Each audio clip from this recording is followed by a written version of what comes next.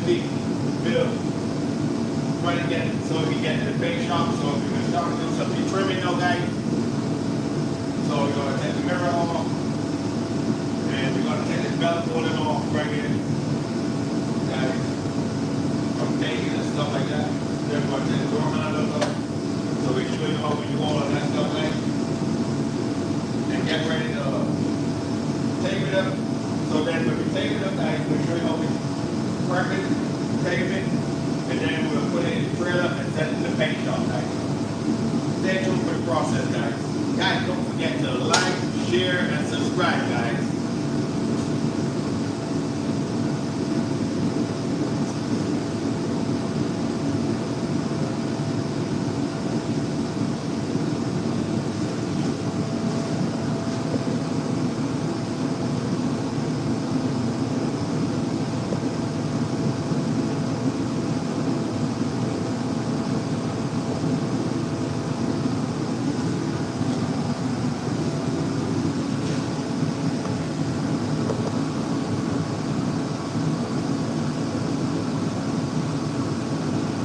So guys, we're going to start to detrim this door.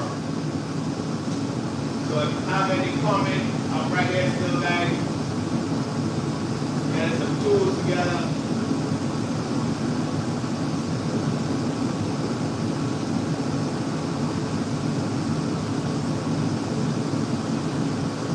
So guys, we're just waiting on some more people to come alive.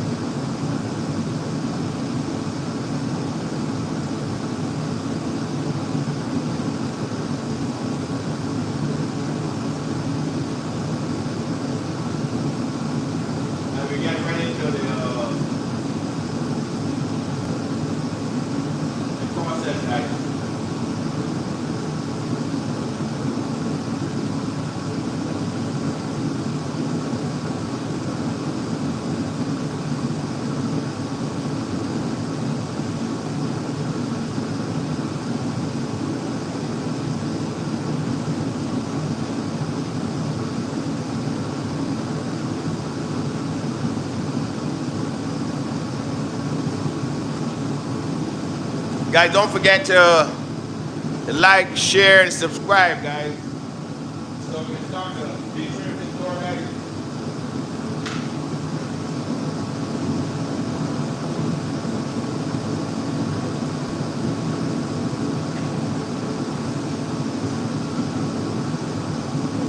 So first we want to take this, get the mirror off.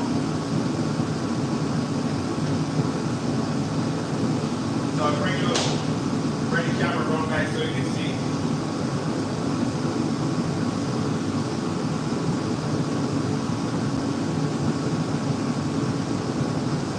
We're going to take the door panels off. So we're going to move the camera so you can see the process of removing the door panels.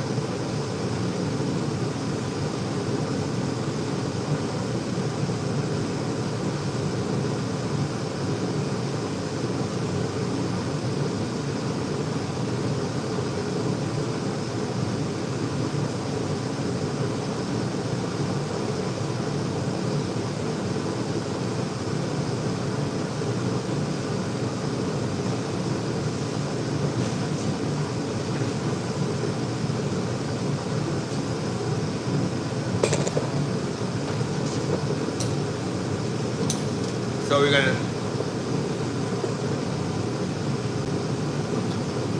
show the process, guys, of how we remove that door panel.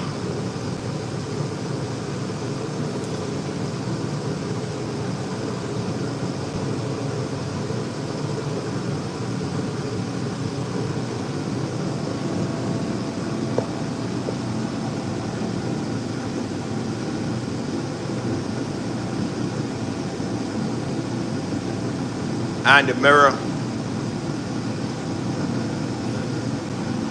Jaden, hi, how you doing?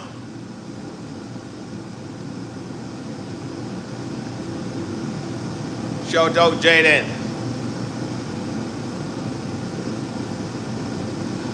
What's up? I'm good, man. I'm good.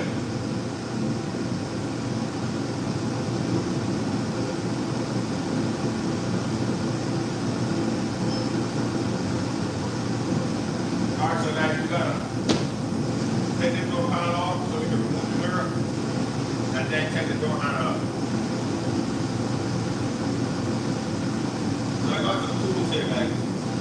So you see I use like a little thing, all the thing, you know, a harbor brake tool. That is yeah, what's wrong with harbor brake.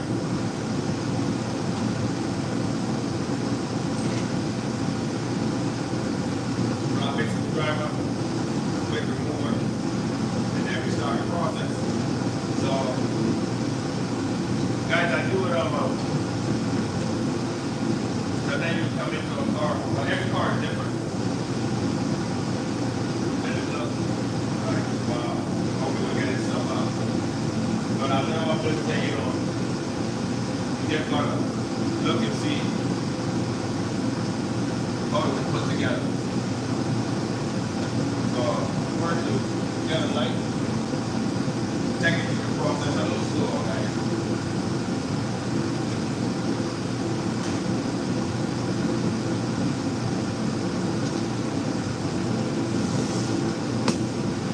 So guys, I'm treating the situation like I don't know.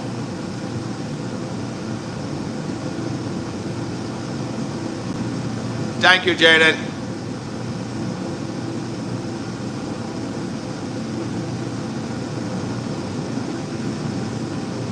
Appreciate it.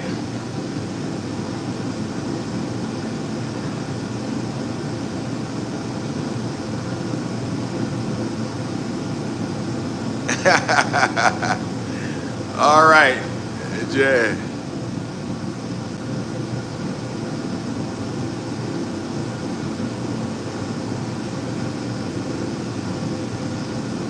Jay Hos, how you doing?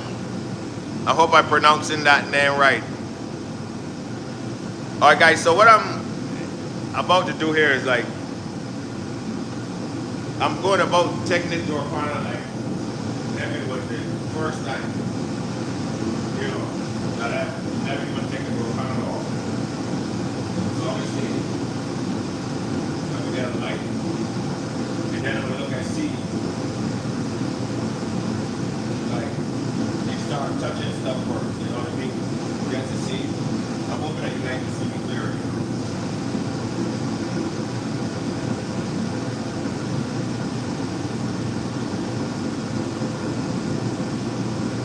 Thank you, Jaden.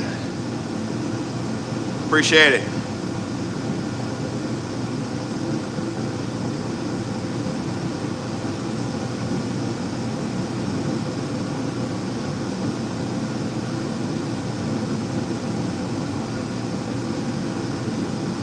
Guys, shout out Jaden. Thank you so much. The short some love, the erebuilds. All donations of welcome, I appreciate it. Thank you. So I'm looking at this right here, guys, and I'm saying, you know, how we gonna approach to get this door panel off, you know what I mean? So everything is all snug and tight. So you look in, then you see this, you look at the panel. Normally what I would do, I would feel for some kind of, as I said, every car is different. Some panels got screws under here. So you know we got like a rubber ground right here. So we got to try it. And you just got to be very careful, guys, about you taking stuff off. So you don't want to break anything. So you get like a little flip remover. You move this stuff back just so you can see what's going on in the back. Now you see, well, it's just a rubber that pretty much going into that. So, you know, we just got to try to get it out there. And sometimes you guys, when you try to get them out, some of the rubbers, they're quite rough. they'll break off. And that's expected, you know.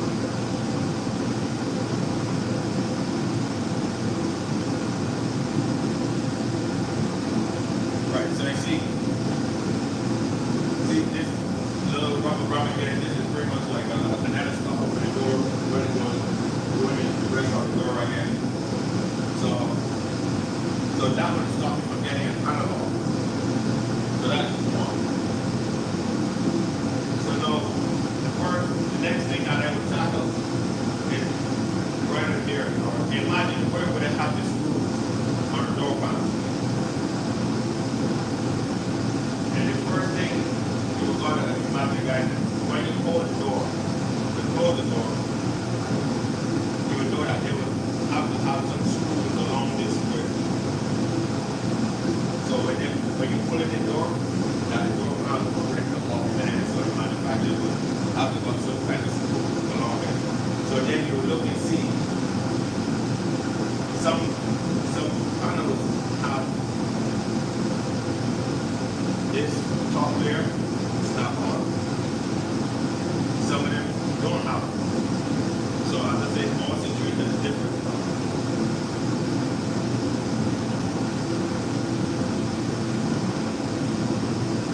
So it might be a case where you have a bracket onto the door itself, then you have a screw on this way to hold it when you pull it in. That would be the reinforcement for the door panel. So normally what we do is start poking at other things, you know what I mean? See if we put like a little plastic seal in it, throw in the handle, over here, you know what I mean? So you get like these little clips, you can get these here from Amazon or Harbor Freight or Amazon, you know. And this will help you get in behind. And it is the pictures are pretty much from seals and stuff like that they have on the door panel, so you can get at the school. So as you can see, when we get to pick this up with a little bit right here. We don't want to use a screwdriver. You have this screwdriver in the event of you want to just get it behind the door panel and stuff like that, but I often use this little thing here so they don't do too much damage to the panel, you know what I mean? But the economic Ferrari door panel, so you don't want to damage it, so you try to get it behind it.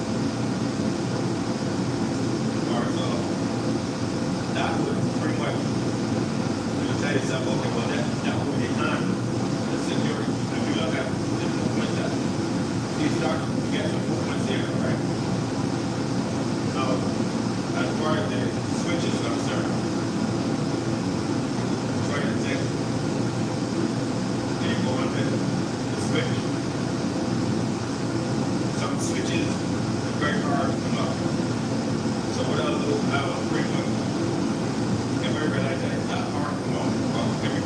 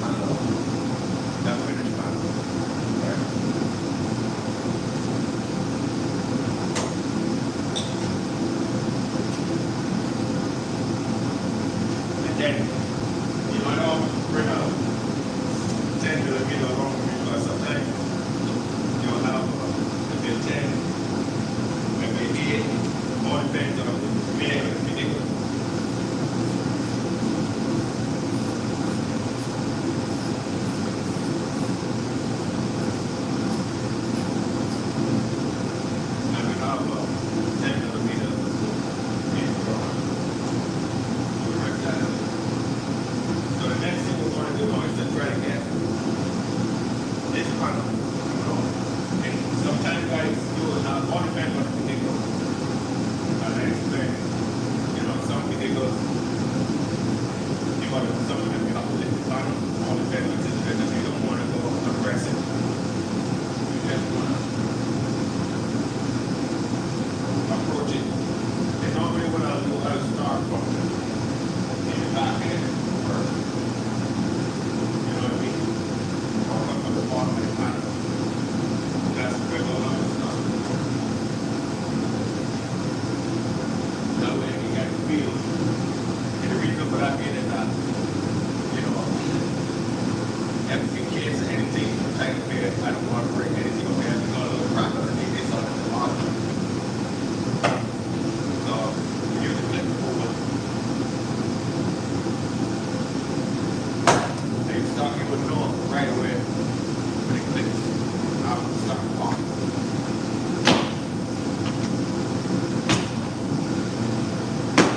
And then see it come this way.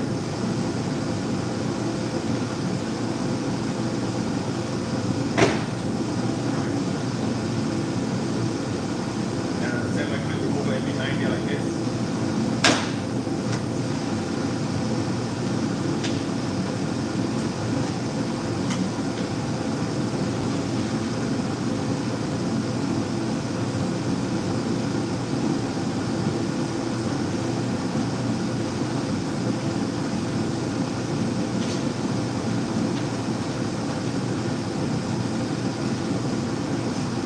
Sometimes they have a flip on some of these cars, they go around.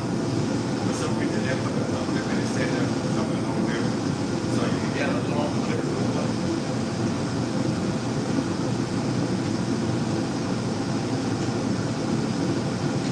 And as you see, we have the door light. The door light right here. You got a bar that's going on this valve.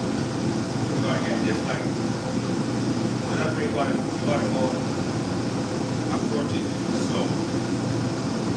But everything is different, you know.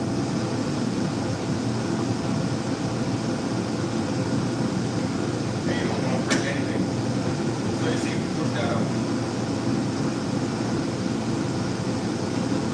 So you can easily put your hand in the back if you feel like, you know, the door panel is not coming. Always take a leg and up on the back. So you can see it's got one more in the back, so you don't break anything. So just the one you like. And when you go back and forth, you put the wire back to where plug that in, it's not it. Right?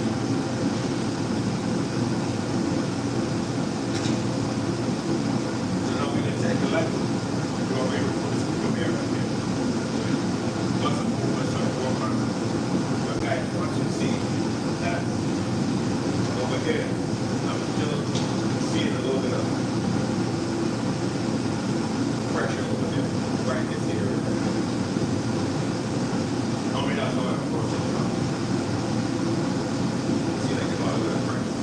So what I'll do is get a longer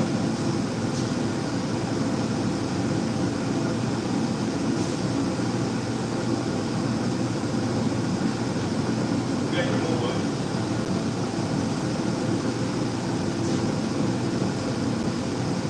Or if you don't have a long flip remover, you can have this long flip remover right here, but if you don't have that,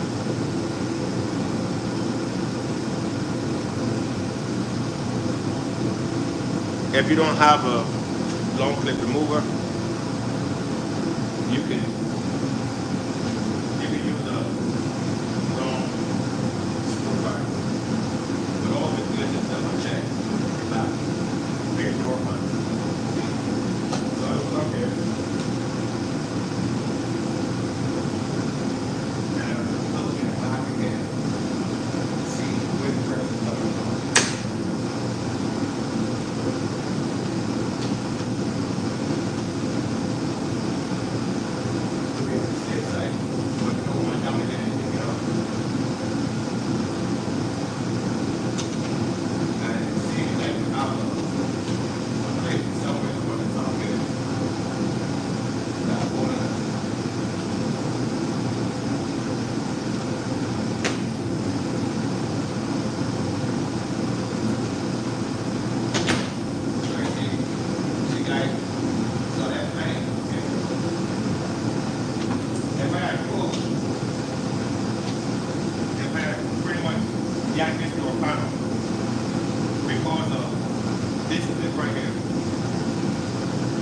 see, normally it's shaking like this, and then, see, I pretty much, in this general area, we have some pressure.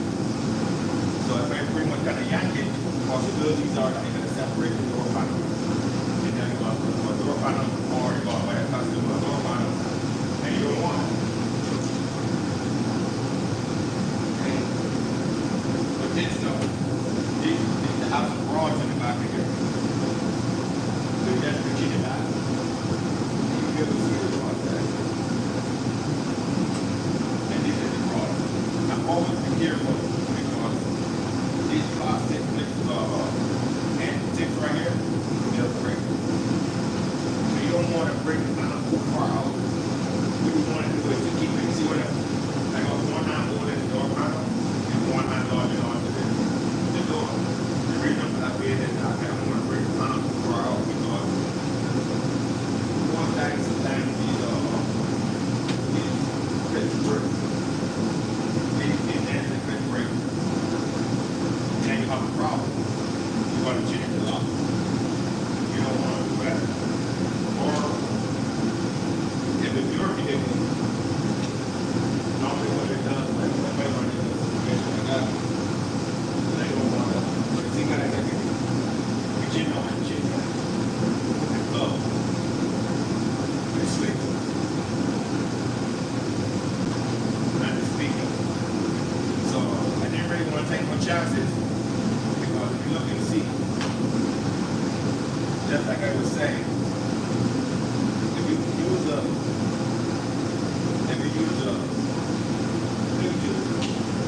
hard, a little bit, you come on in front. See that until we started to do like this, so we see no movements on this, you got to stop.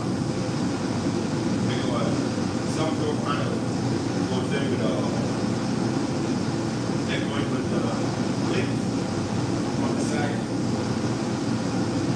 right?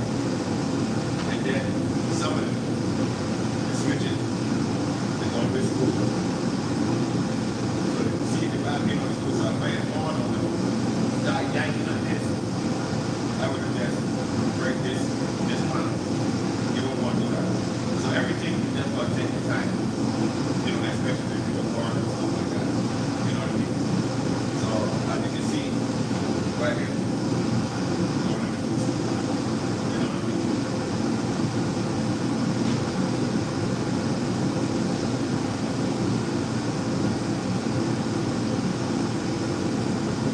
So now, you can get up there, pretty much the mirror. And you want to take the door panel there, door panel. I just speaker right here, the biggest speaker, this is like and this is like 12 inch. That's 12 inch. So what they're going to do is use that out like a 6-inch mini door. And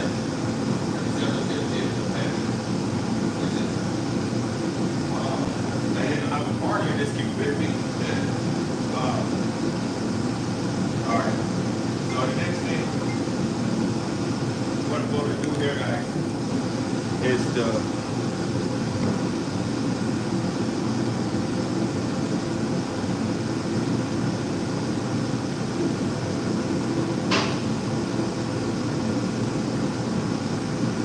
no, my microphone battery. You can't hear my mic?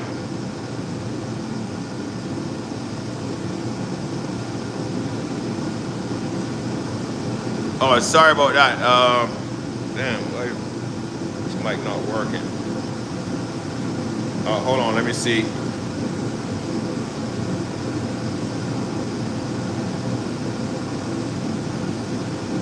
Can you hear me now?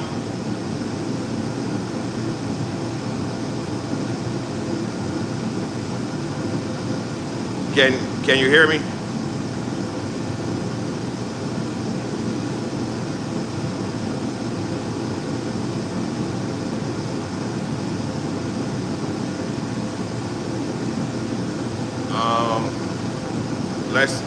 All right, give me a minute. Let me try to see.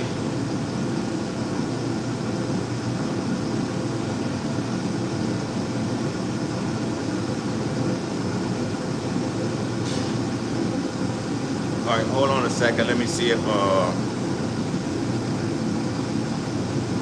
I can fix this mic or add another mic to it, guys. Hold on a second.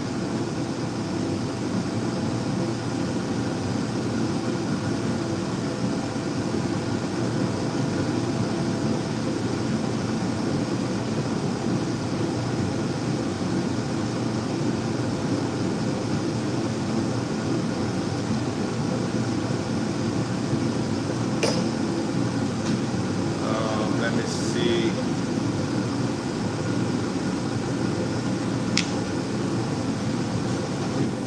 You can't hear me?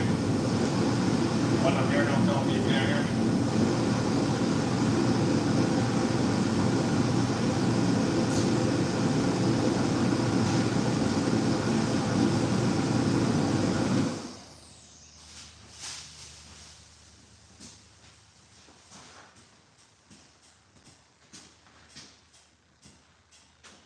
Let me see if you can hear me better. Okay, let me work on the audio. Hold on a second. Give me a minute, guys. I'm gonna try to get my audio. You hear it better? I don't know what's going on with the audio.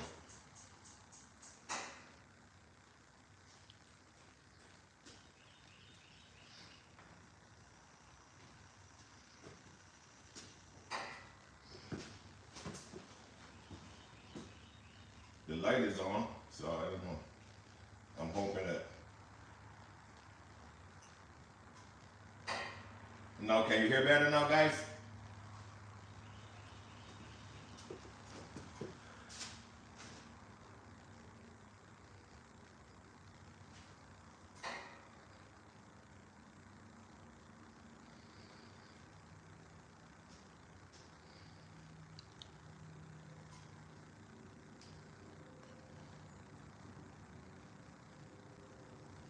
Okay, let me work on getting that mic up and running. Hold on a second.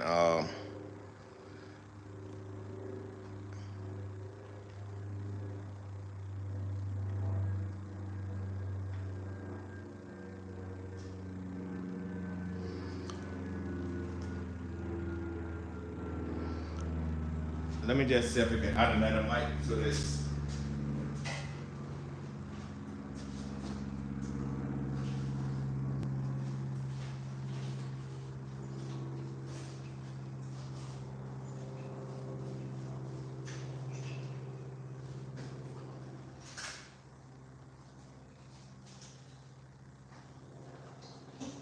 Give me a minute, guys.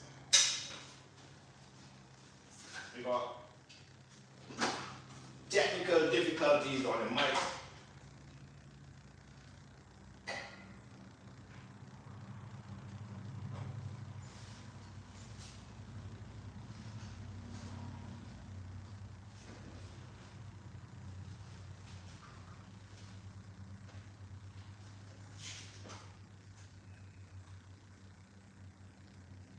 Let's see if we can get another mic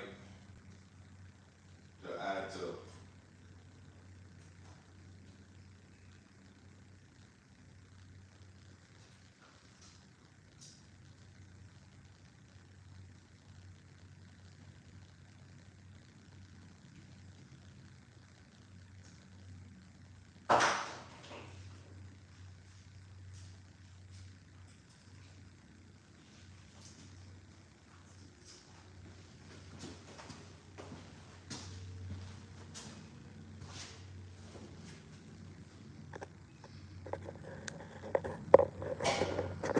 Yeah, I'm trying to see if I can get another mic up and running, guys. Give me a minute.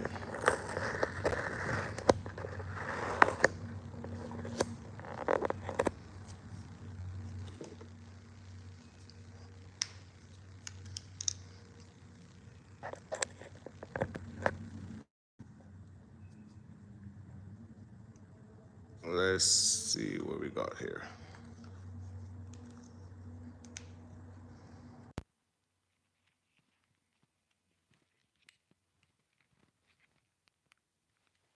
Can you hear me better?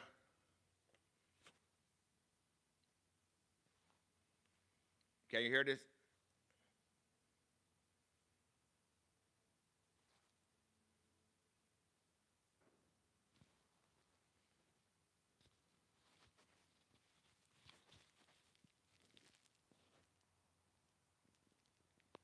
Capri.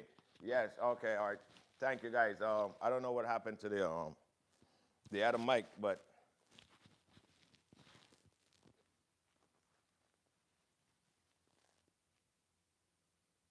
I don't know what happened to the other mic, but we just got to work with it. Today, I gonna have some mics on me. The only thing that I'm Mr. Mikey. We got like 2 mics, so we just keep them on right here, guys. So we had to introduce the other mic. Hope for the best. All right, let's get back to what we. So, guys, now we got to take the mirror off.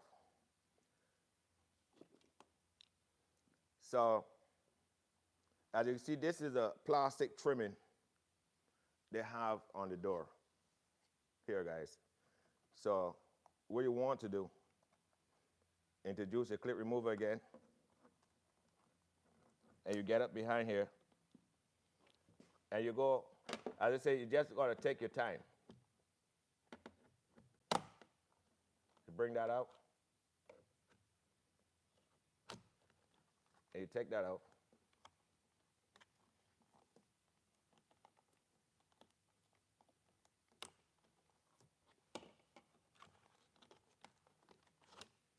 So let's take this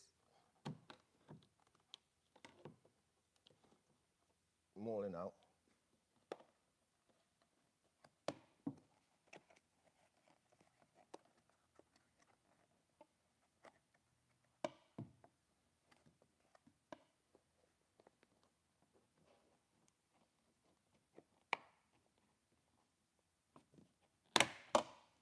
Right, so you just want to take your time, as I explained, guys.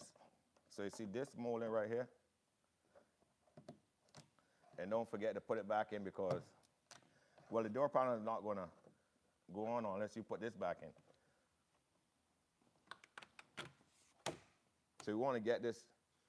The reason why I had to take this out is because, as you see, this trim, it drops way down the side. You're like pretty much like a ½ inch down behind here. So this would block you from coming out. So I had to move this out of the way. So now we move this trim.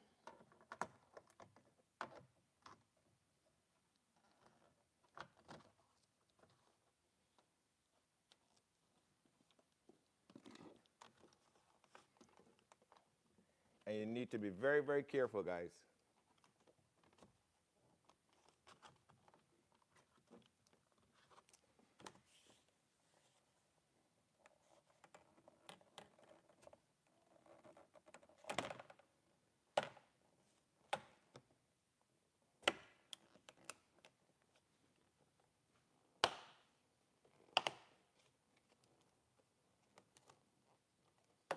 So they got, like they had some 2-sided tape on here to hold it.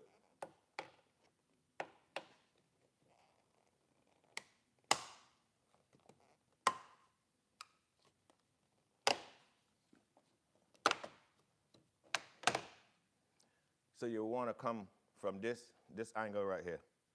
Take it up from here, and then bring it this way. Some of you guys would say, well, why you didn't bring the window down? Yeah, that's an option. You could have bring the window down, but it would also snap back on here with the window up too. You see what I'm saying? Yeah, if I was to put it back on, it'll just snap right back in here, right? Because what it sits up behind the rubber right here. So you see we have the little tweeter. So you just unplug that. And that's how you take that trim panel off. And most of the new cars that come, they have these trim panels on there. So you just, it's like a finished panel.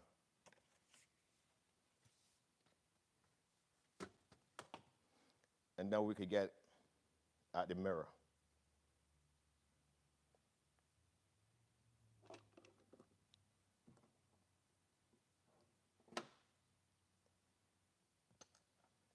unplug that, and then we use a 10 millimeter.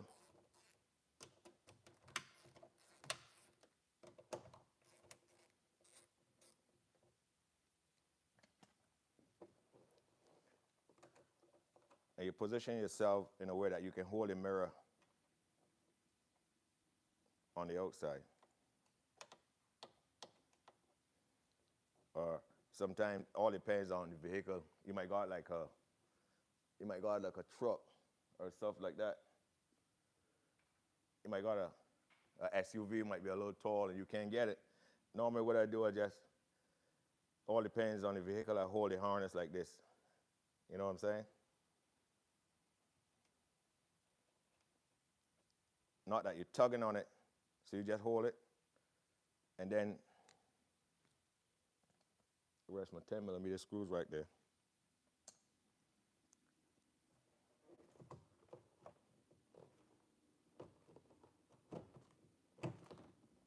And we just bring that out.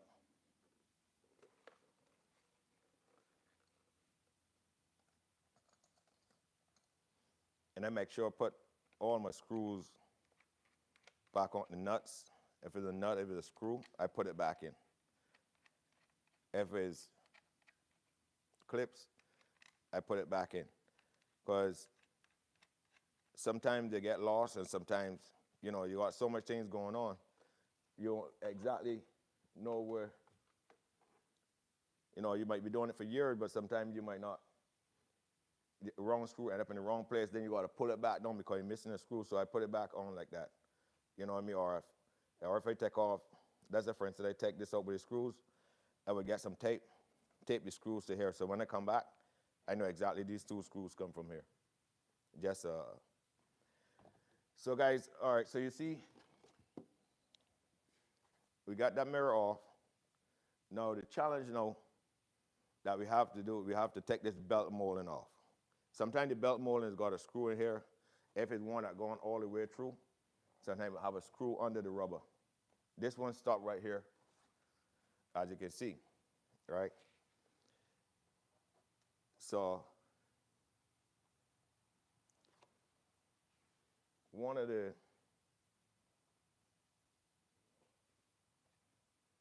let me just get the, I want to introduce the battery now, see if I can bring the window down, because that's going to help me to get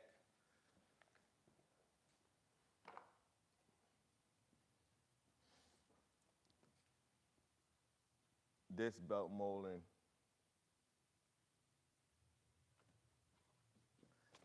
off. So we bring, and sometimes what I do, guys, is like, if I'm going to use the door switch to operate the window, I'll take it out of here.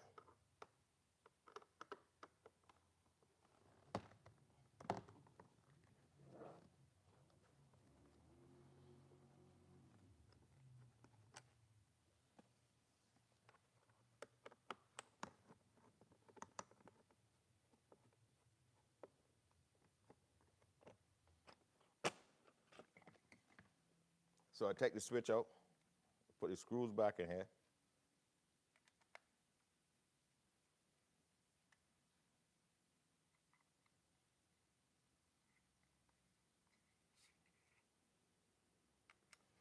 Guys, don't forget to hit that subscribe button, guys. Give the video a thumbs up. Appreciate it.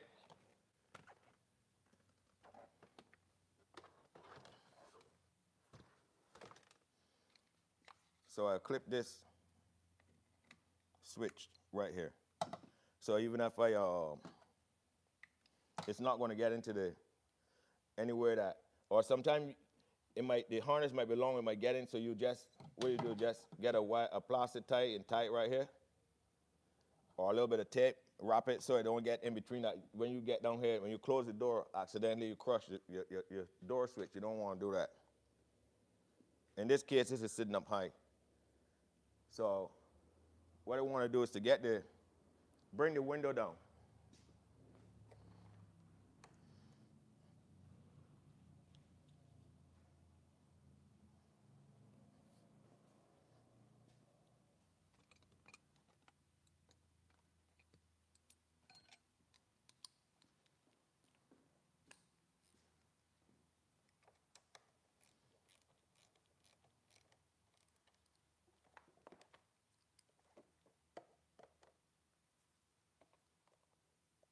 Guys, these jump box right here, you got a car, these boxes here is so handy, man.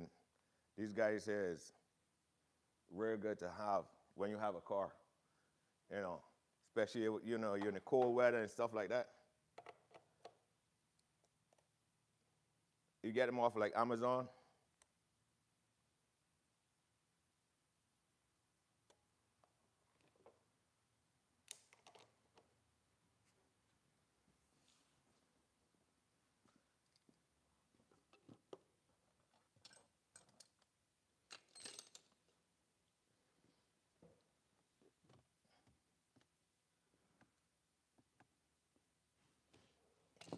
We want to reach in here to turn the ignition on.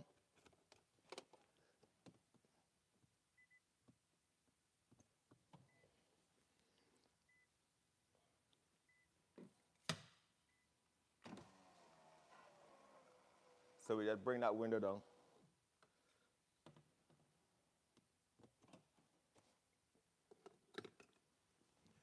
And the reason for bringing that window down, guys, is that, let me just disconnect this battery.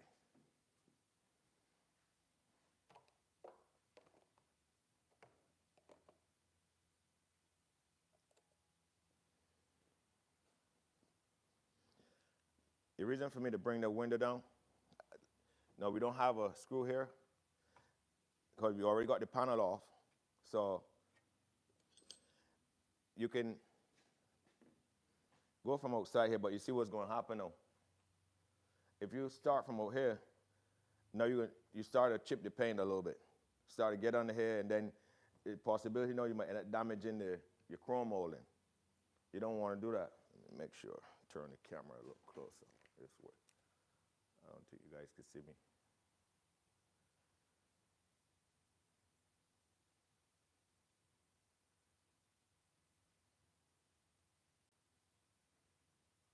Right, so see if you come here now, you start to lift this, the chances are that you could damage your chrome molding, right? So normally what I will do, I come in here and I start from in here. Because I want to flick the molding back this way. Because normally what it is when it snap down, it got some, it's like on the door panel, on the door, the metal of itself, it has like some small little lean overs for the metal, and that's where it go clips in. So if I start from back here,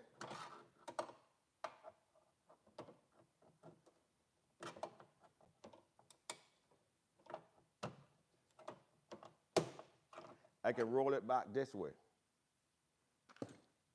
right?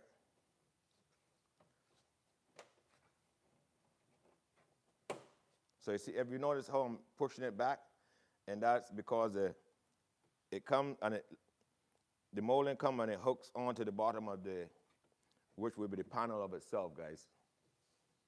So pushing it back this way. And when you get here now, you just get a flat bit screwdriver. You get the famous pick right on the edge right here. So what's going on here, it have a clip that goes down into the panel of itself. So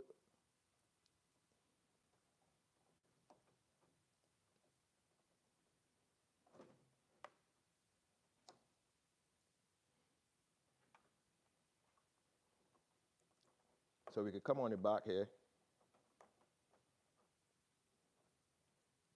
and we can see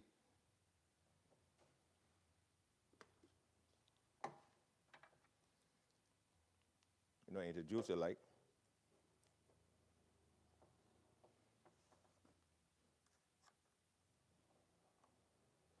Guys, it's just technical, that's all it is. And because what you try not to do is to break this clip. If you notice that sometimes you look at a car, you see the edge of the molding popping up in the air. So that's because this clip right here is what really holds the back of this molding right here in place. Sometimes they will have a screw in here, but this one don't have a screw, have a clip. So we get that belt molding off. That's how we take that off. Now what we want to do now, we want to bring the window back up.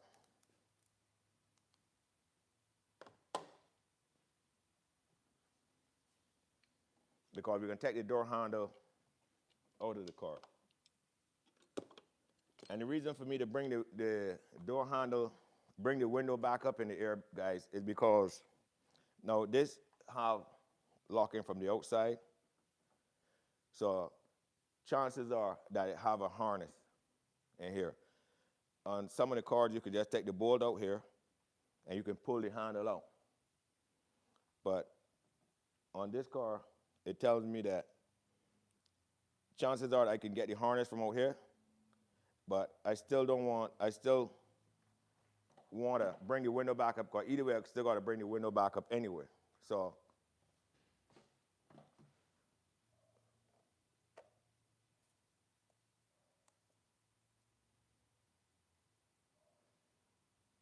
and guys, this process works on almost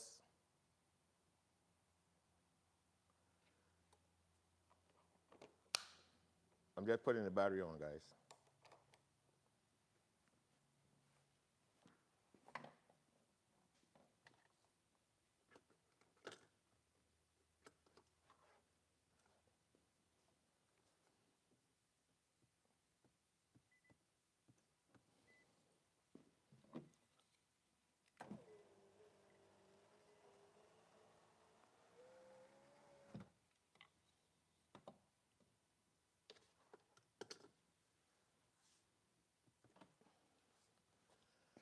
Right.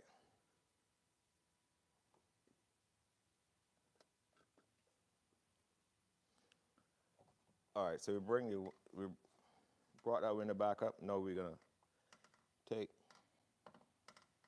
this little plastic cap out. Right here.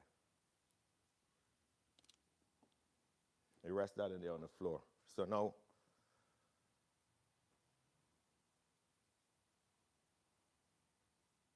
Emmanuel, how you doing? Chris, how's everybody doing?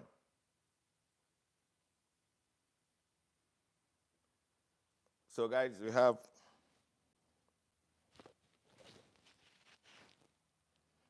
we have, no, we got there is we'll call a Torx over here. It's not a Phillips.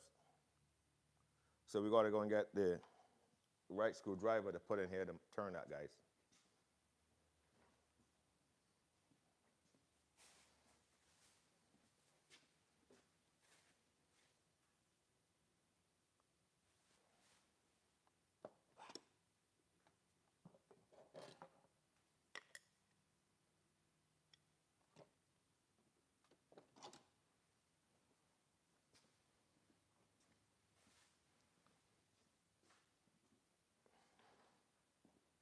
So we brought 3 sizes right here to see which one would fit.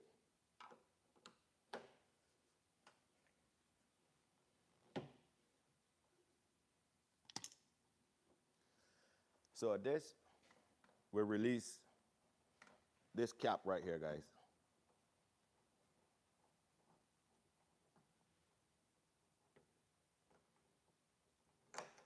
So that release that cap right here.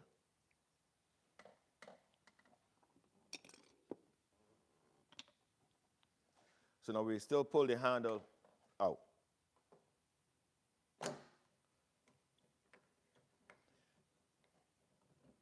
So as you can see, guys, it's not coming because it have a harness on there. So now we have to remove this plate right here to get to that. Let me show you what I'm doing.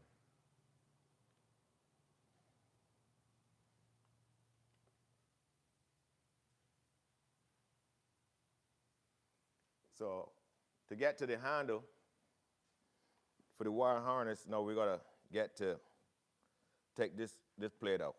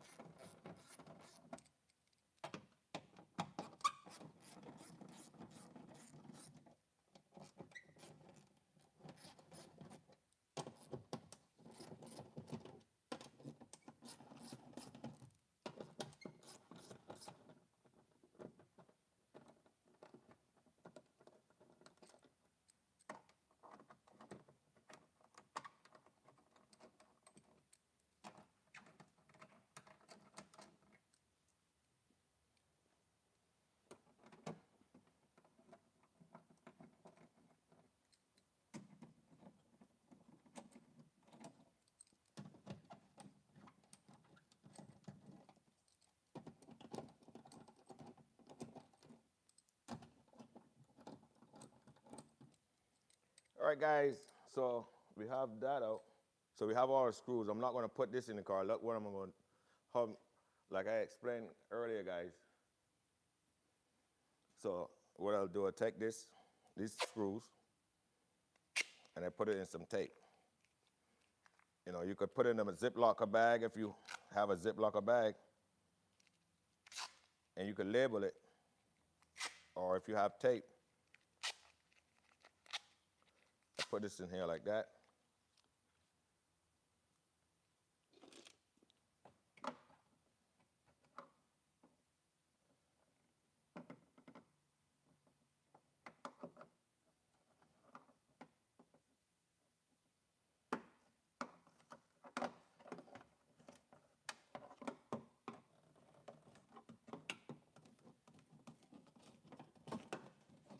So you see, you have like a seal on it, guys.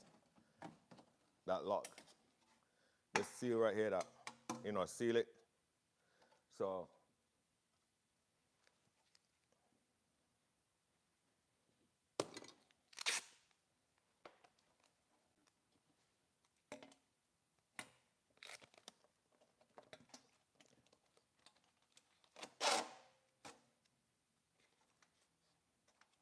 I put this on here like this.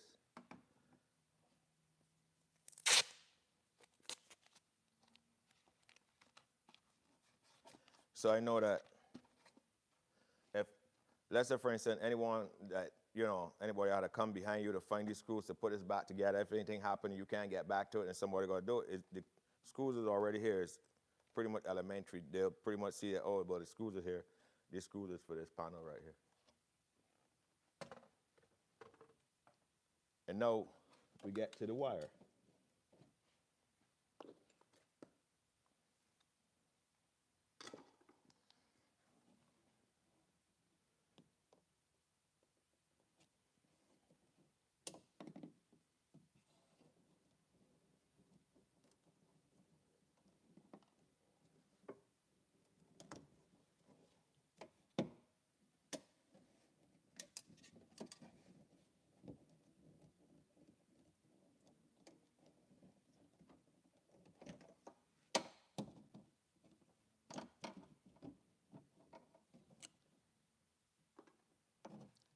So guys, you'll be able to see the wire in here now.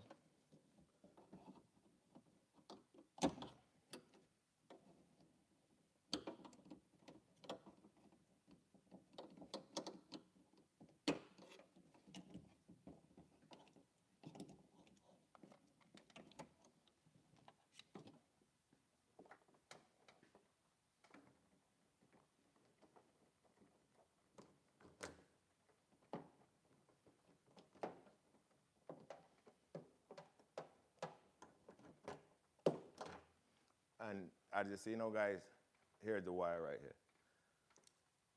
So this is what led me to know that pretty much this is pretty much the whole anti-theft system, lock, unlock, stuff like that, you know, that you got to get out, right?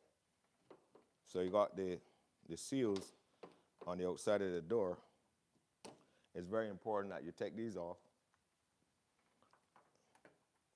because it's easy to get lost. So I would put this on here so we don't lose these gaskets, seals, however you want to, or you would call it.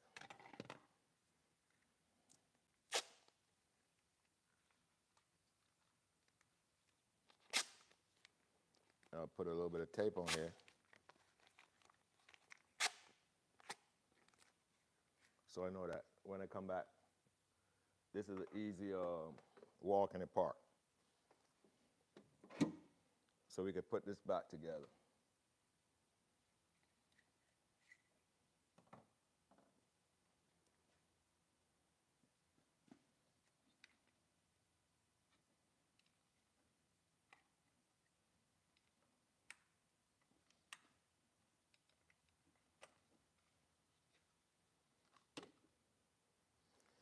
All right, guys, so as you see, we have this door detrimmed. We already detrimmed that door there, guys.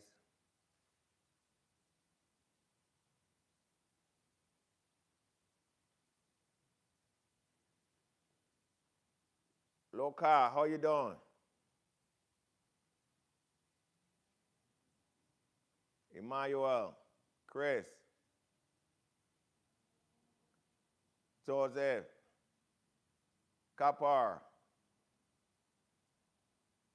All right, so guys, you see we have this door here detrimmed. So now we move on to the rear door, guys. And if we want to open the door, you see with the handle is out of there. The handle is out. We can still reach in here and open the door. Because right here where the lock, the handle pull on, you can still open the door from here.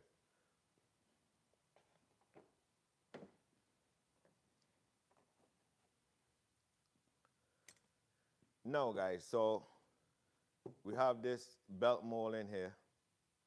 We're gonna have to bring the door down, and we have to fight with this to get this out of here, because we're not gonna, on this rear door, we'll be able to take this handle out. Let me just bring the camera so you can see. Back it up a little. On the rear door, no, we're going on the rear door, guys.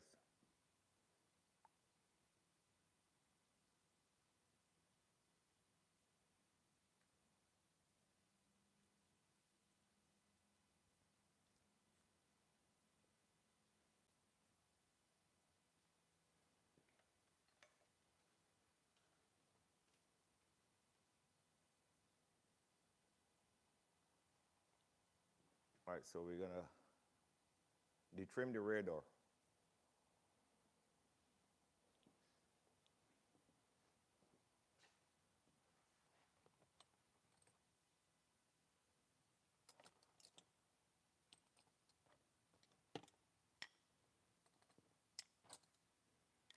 So we still have the, right here. Let's back the camera up a little bit.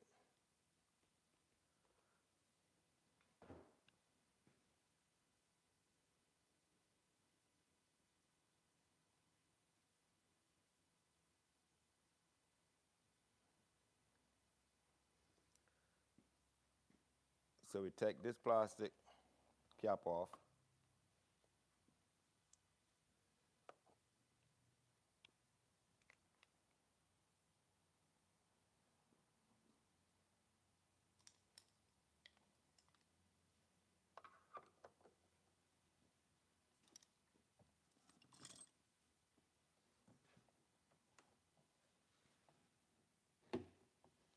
And guys, you want to make sure that when you taking these screws out, that you hold your screwdriver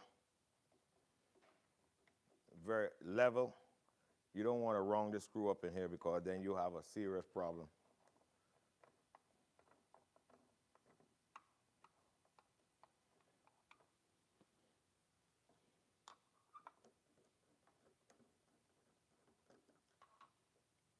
So take that cap out.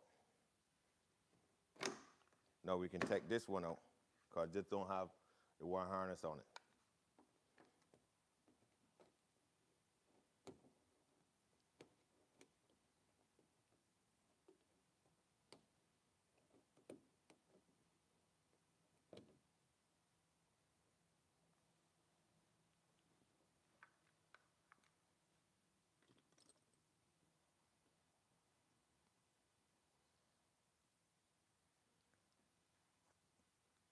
So we want to put some tape these together.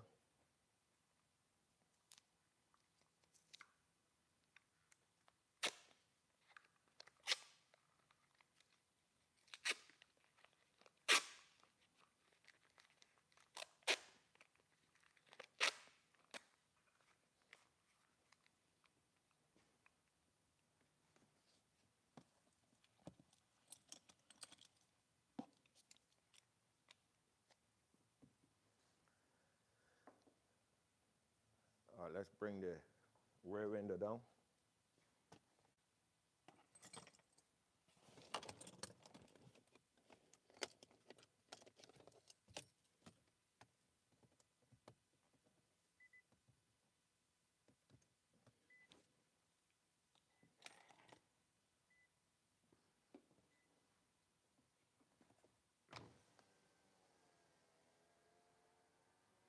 Guys, look at that interior.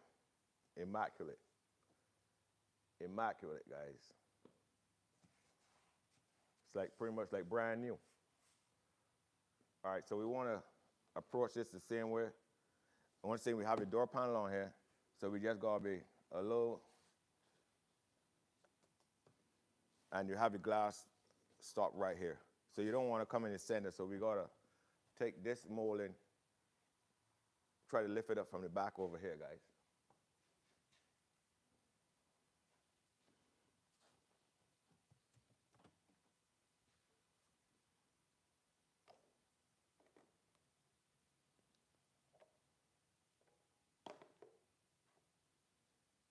Save the jump box.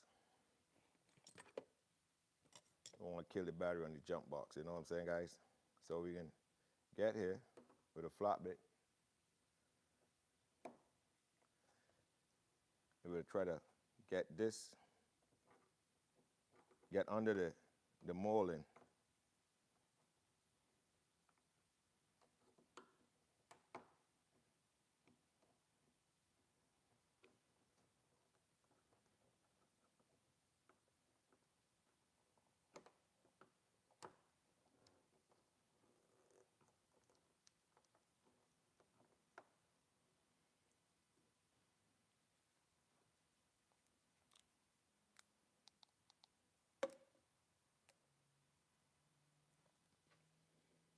So we want to see where that clip.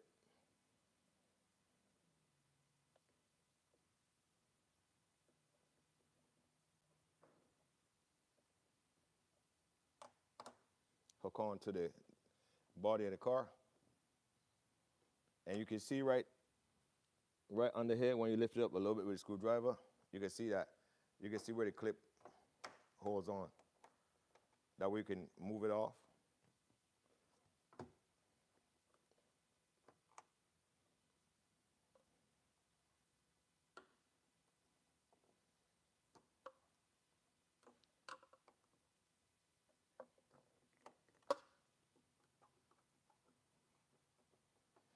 And you have like some,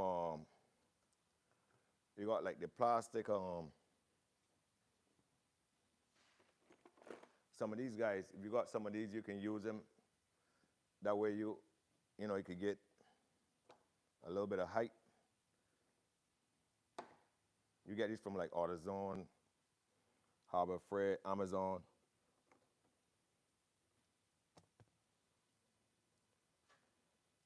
The reason for that being is that, you know, if you don't have to you're not painting and you feel like you will scratch the paint, you could use this under here. This like this hard plastic. And then you flick it back like this. So as long as you get the front started and you get the front out,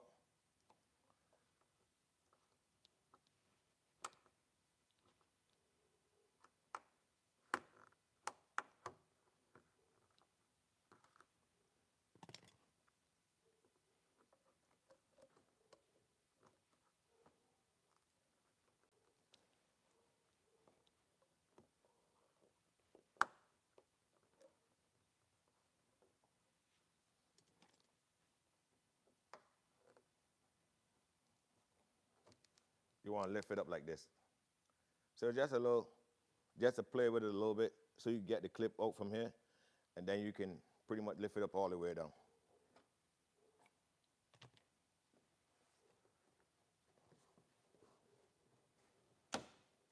And that's how you would get that molding off, guys.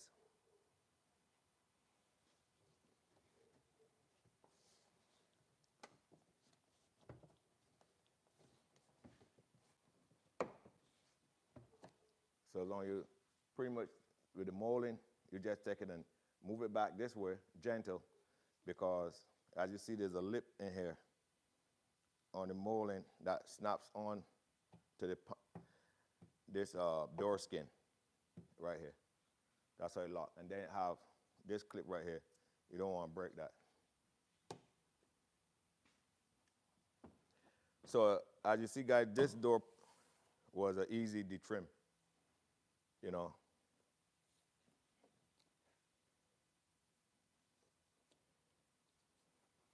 I put some, get the guy to put some tape on here, because the thing about that, if I take this door seal out, I let he tape this up close. Well, actually, I'm gonna tape it up, and right, so tape that seal off, because if I take that seal out right now, for me to put that back in there, if I don't buy a new one, then you put two-sided tape on here, it's not gonna hold. And then you start see the seal flopping. I don't want that. So let me put the window back up.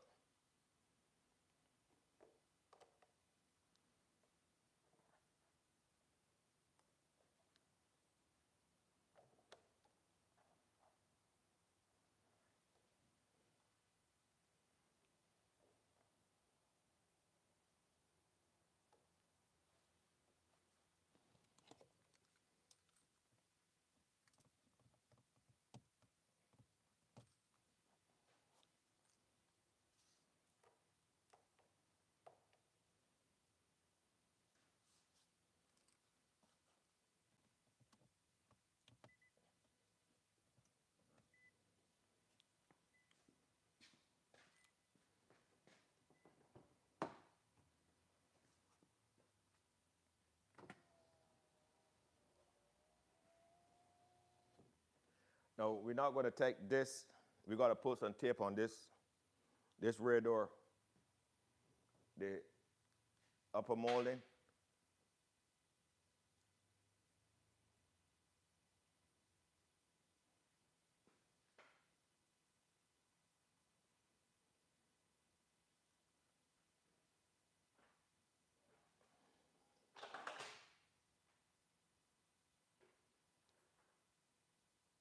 Velasco, how you doing? Annie, Hassan, how you doing? We're working on a Q50 here, trimming it, getting it ready to paint it, guys. Send it to the paint shop.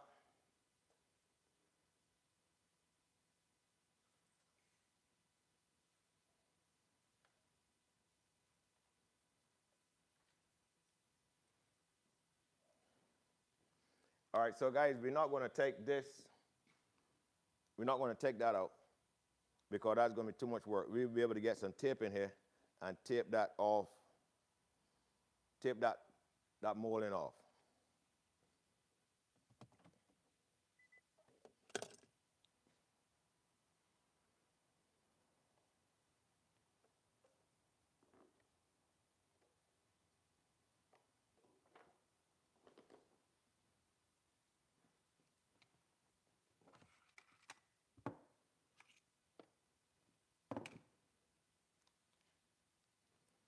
So one thing that we want to do before we even start the sanding process, this chrome molding, you want to run some tape on it because you might start and then you might hit that molding.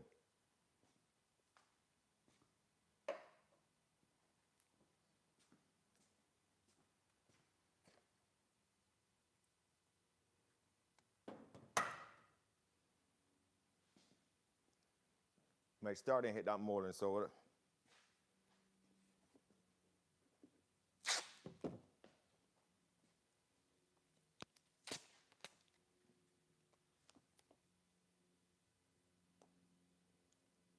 you just put that on there.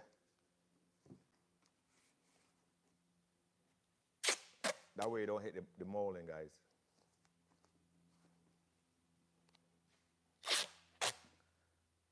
Over here.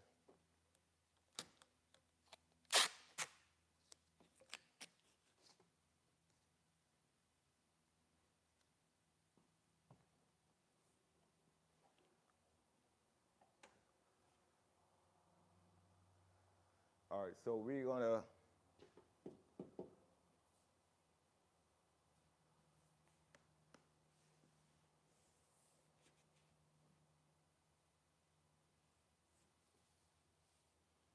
let me bring it back to the front, guys. So we get to the process of prepping the primer.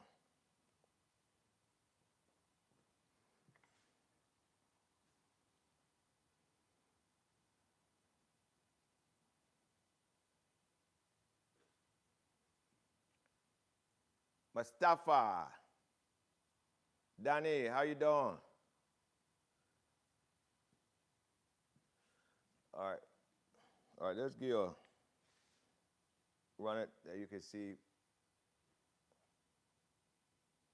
along this way what I'm doing.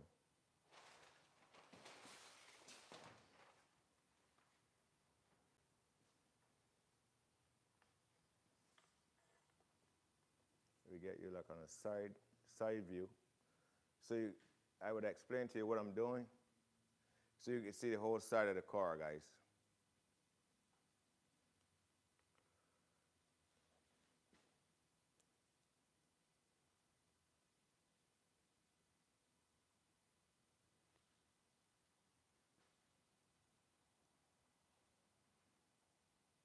So we can start with the fender first. So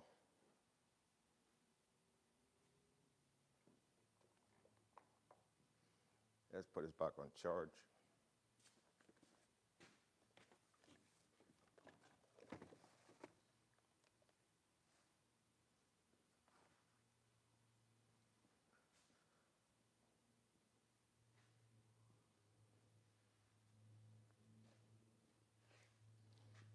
So we run a little tape along this area that we're not going to paint, that don't get hit with the deer.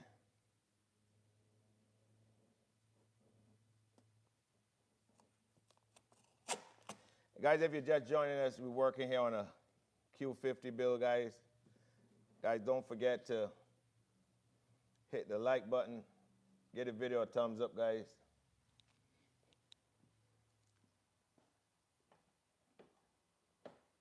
And if you haven't subscribed us yet, guys, please subscribe to erebuilds.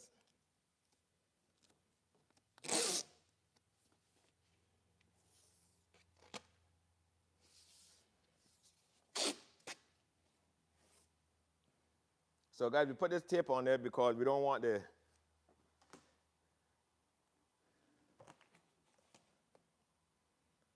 DA that we're going to use to hit the unpainted or the areas that we're not going to paint. We don't want it to get damaged, you know what I mean?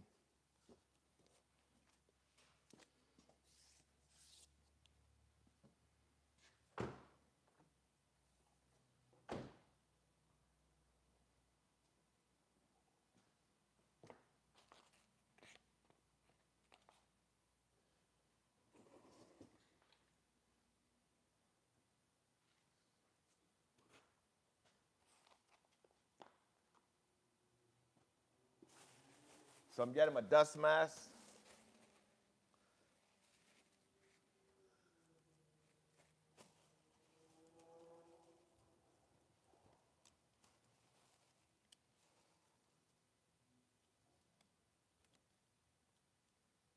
Give me a minute, guys.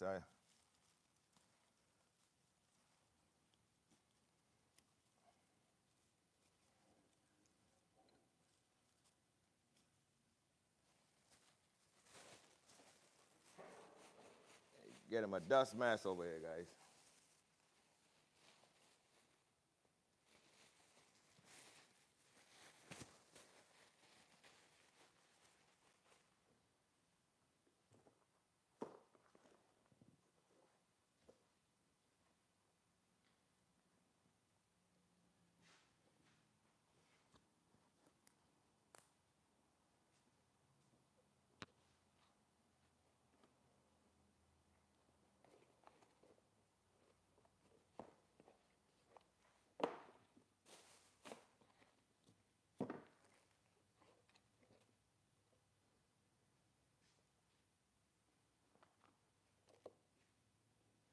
So the next thing we're gonna do here is to get the block, and we're gonna start a block. Start to block this primer here with some 320 on the block.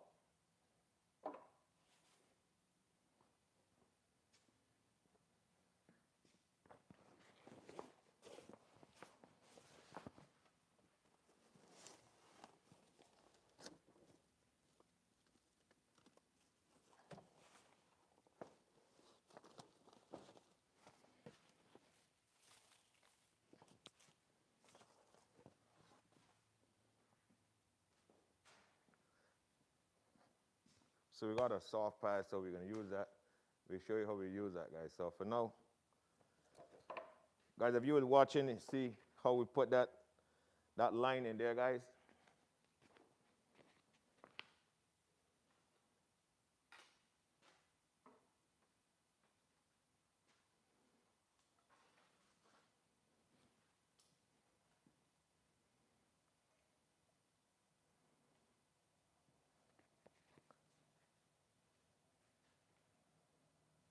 This is a Q50, Infinity Q50.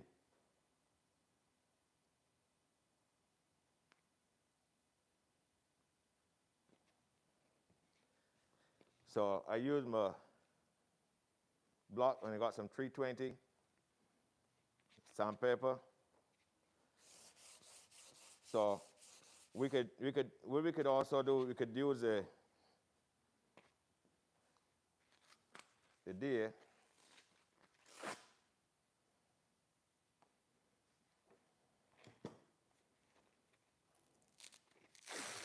But I was just showing you that you could use you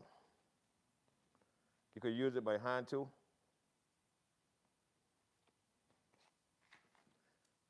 Or you can run the deer, but you got to be careful with your line. So I add a soft pad to on the machine, or deer, or what you would call it. Or palm sander.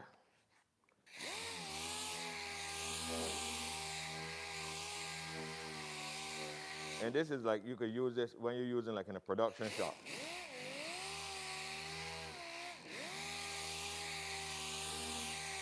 But you want to move faster.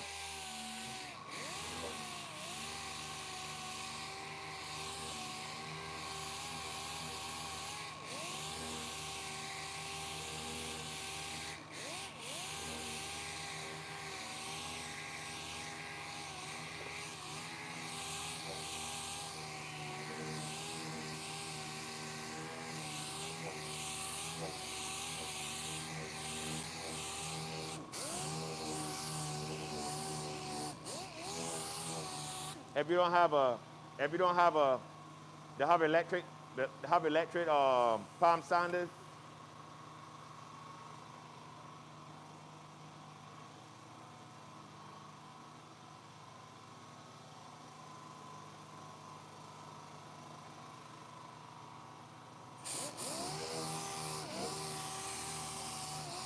Always be careful with your line, guys.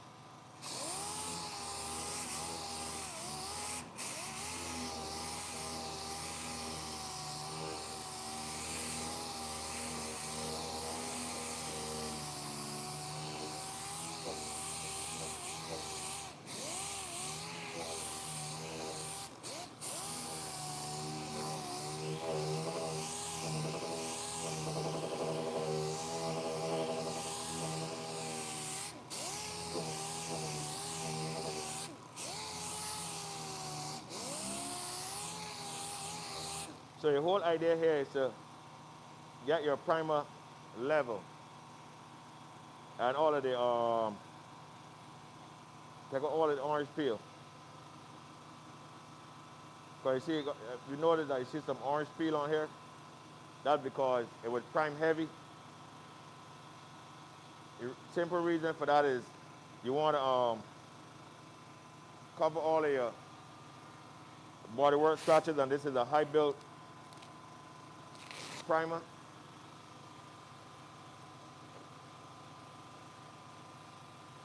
So you can use the DA to sand it out, or you can use your hand to block it out.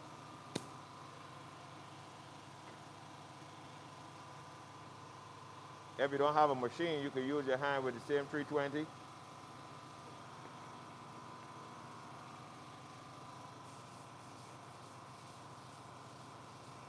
It takes a little more time.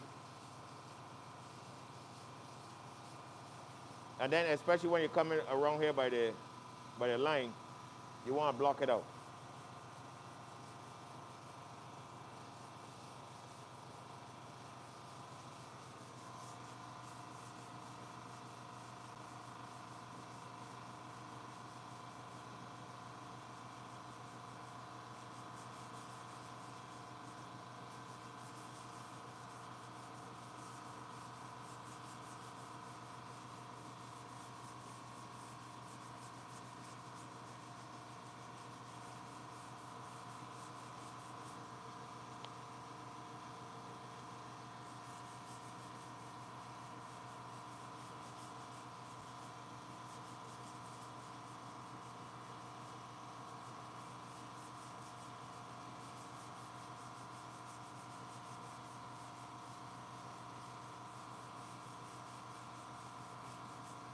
So guys, you see how we block that out?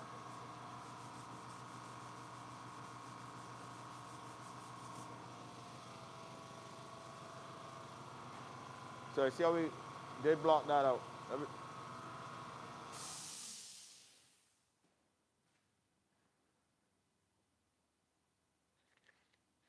Craig, what's up? How you doing?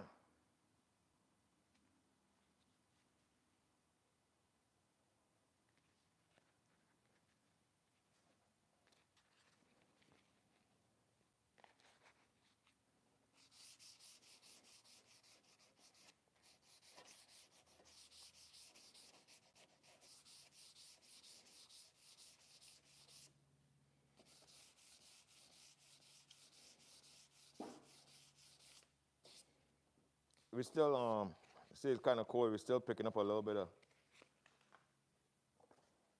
primer on the block. That means like it's not 100%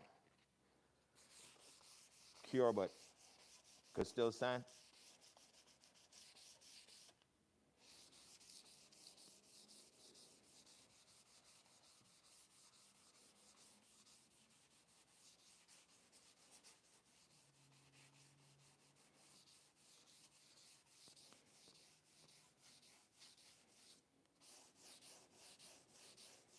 So guys, you see how all that orange peel right there?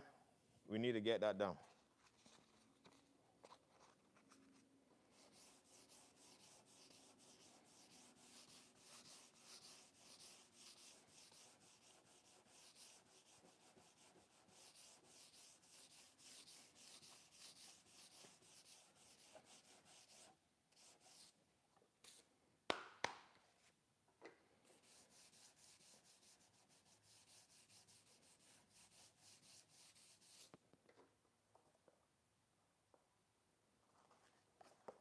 And you know, this gold sandpaper is not the best.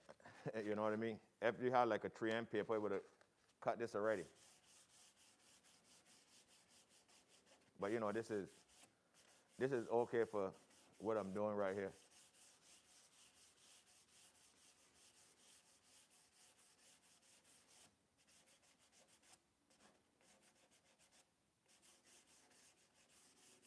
Or if you're doing, you know, your little project car home and stuff like that, this would be good. Gold sandpaper. All depends on, you know, because the paper is pretty much going dead fast, you know what I mean?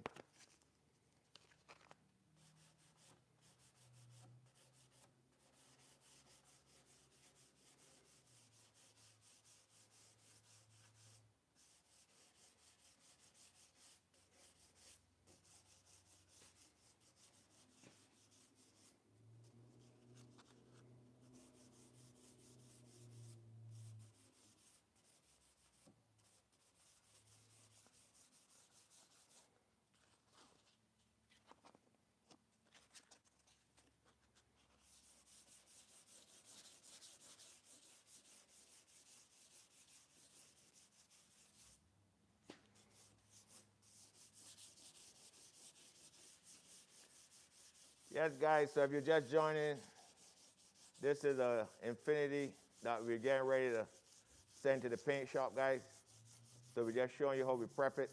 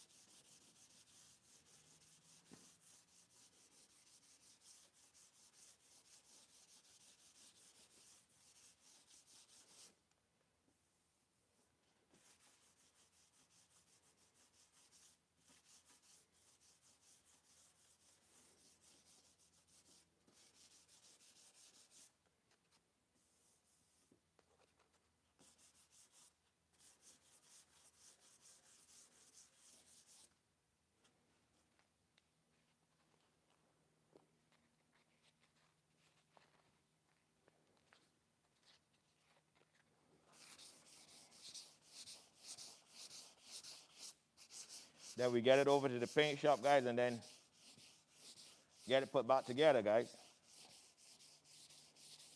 And that's where the fun part.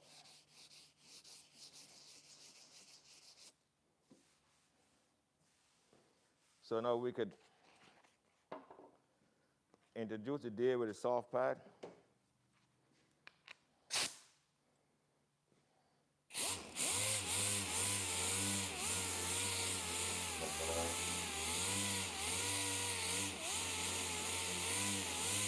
But what I'm doing, I'm breaking the edges, guys.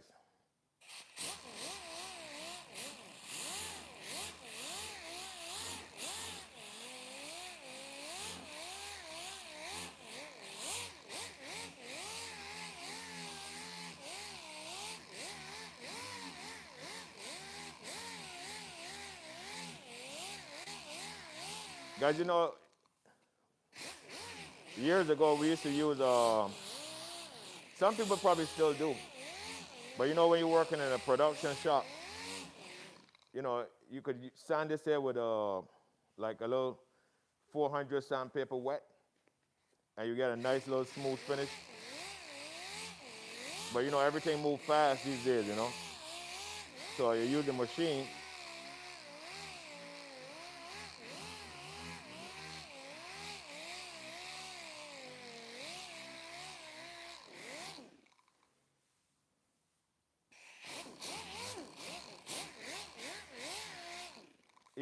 Even with the air tools and stuff, I'm from the old school, so I still not.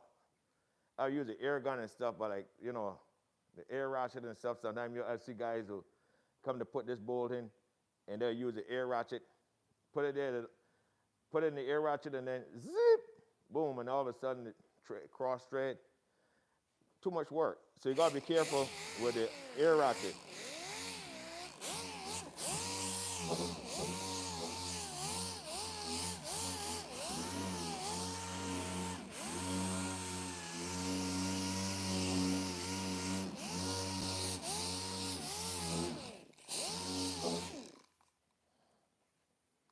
So guys, this paper is not even holding up.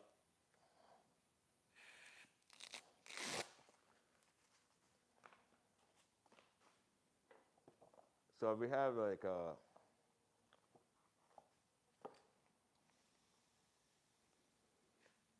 nice 3M paper,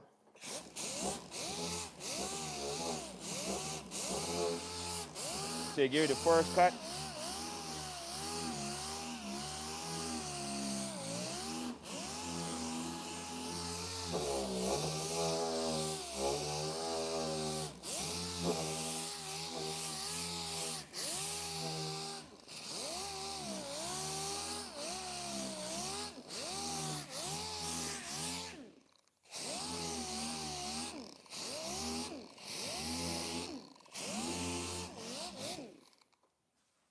So you see how we block that out, guys?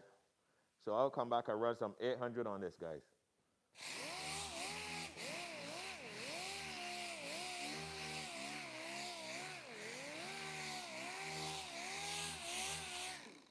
Or you could come back and you put like, you know, if you really want to get, if you want to get real technical, you could come back and run it some 400 wet on it. But as I say, you know, in the production shop, they don't want to see you come and using the water on that. But if you're doing your own work and you want a nice finish,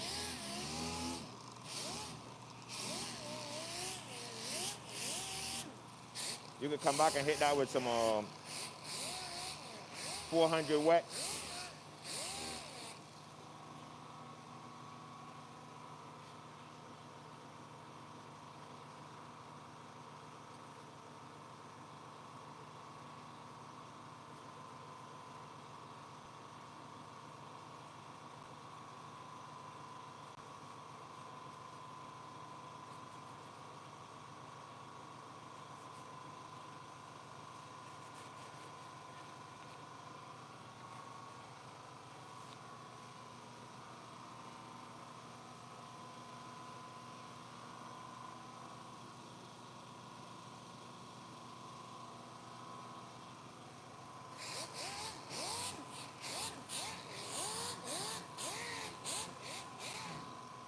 All right, guys, so you see we got that front part of the fender pretty much sanded out.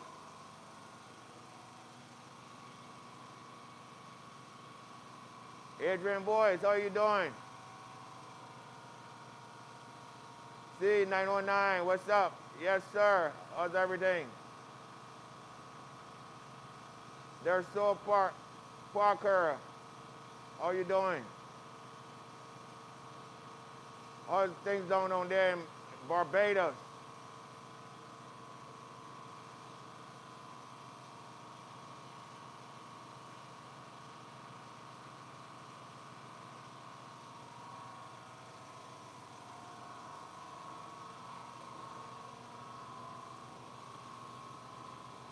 All right, so guys, so we can start the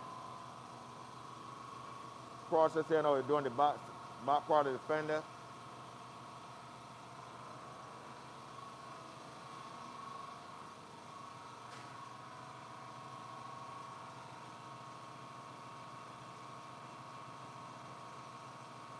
McHole, Lotamil, VR38, Ultima Coupe in the house. How you doing?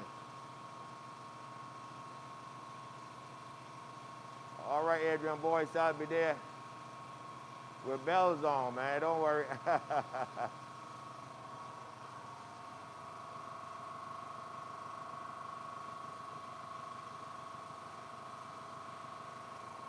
Guys, they're waiting on my return to Barbados to do some work in Barbados, guys. Guys, we're gonna be bringing you guys live from Barbados. Working on some cars down in Barbados, doing some heavy frame work. Because in Barbados, these guys, Let me take my mask off so you can hear me a lot better. Barbados, these guys don't give you light stuff to fix. They give you stuff with massive hits. We call them train wrecks, you know what I mean? So we're gonna be coming live from Barbados in 2025. We'll reveal the date shortly. But we will be there in Barbados live in living color, working on, we're not gonna be working on the Q50. We're working on some Nissans and all different kind of cars. You got some little cars on there in Barbados, some little Suzukis. But we'll do at least 1 or 2 jobs from Barbados, guys. So we take a short trip to Barbados just to do some blogs on the island. So yes, we will be there. You know, as the older generation would say, like would say, God spare life, health prevail. We'll be in Barbados blogging. You know, we have some equipment down there. We put that equipment back to work. So, some heavy framework.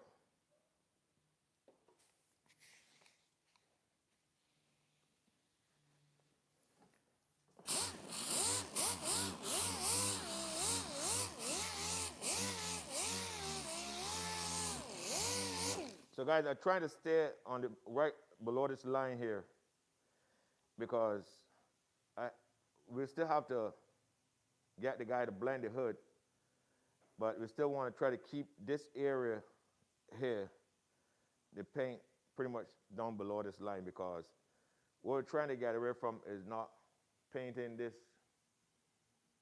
upper rail right here. So if we keep the paint down below this, pretty much this line here, we won't have to paint this. But if we come up here, then we gotta end up painting it, because then you will see 2 different colors. You don't want that. So we try to keep it down below this line, guys.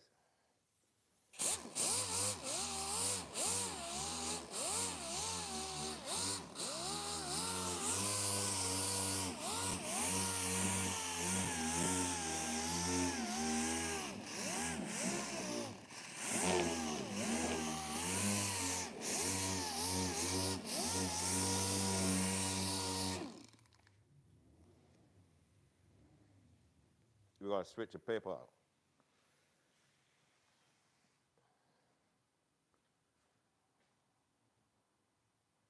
Nazar, how you doing?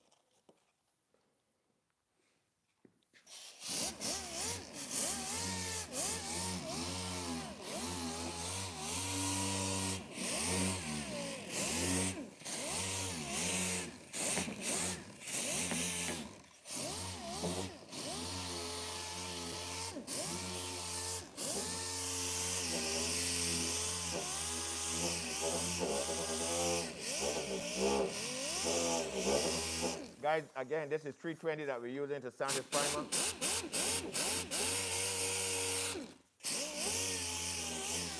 And we have a soft pad on here so that we don't dig, it don't cut right into the lead lines in the primer.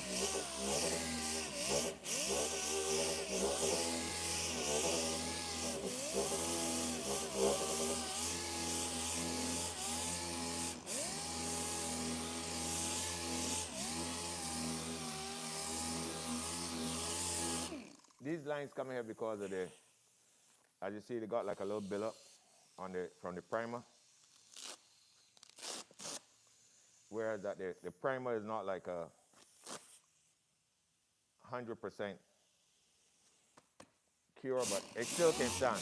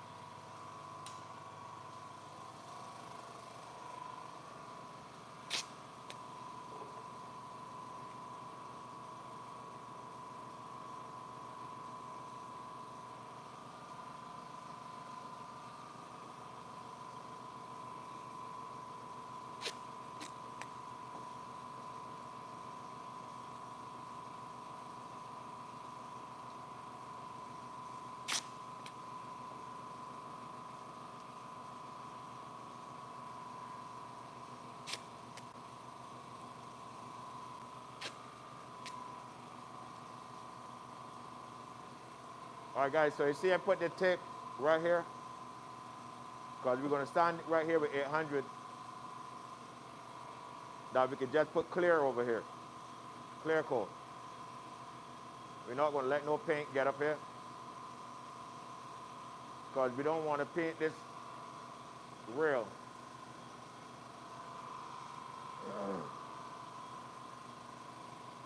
Because if we come up here, we got to take it all the way over. If not, yes, we could blend up here, and then burn it in. But I don't want to do that. So I just don't want to paint. If not, for me, I'm not 100% a fan of burning. I like to take it all the way over.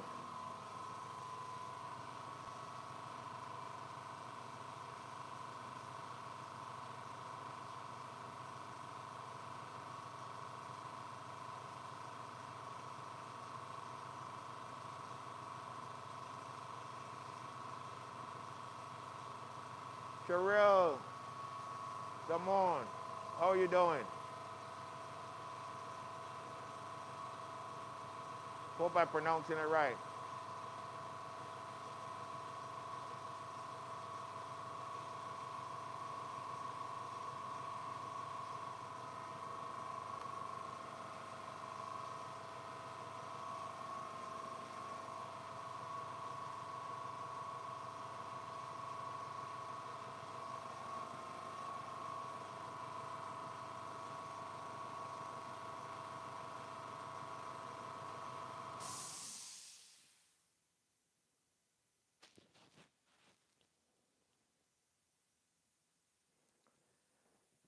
All right, guys, so we're gonna run up here with some 800 sandpaper.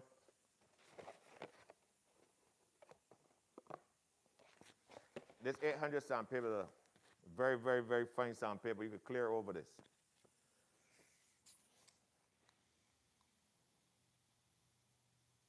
So we use a soft pad with an 800.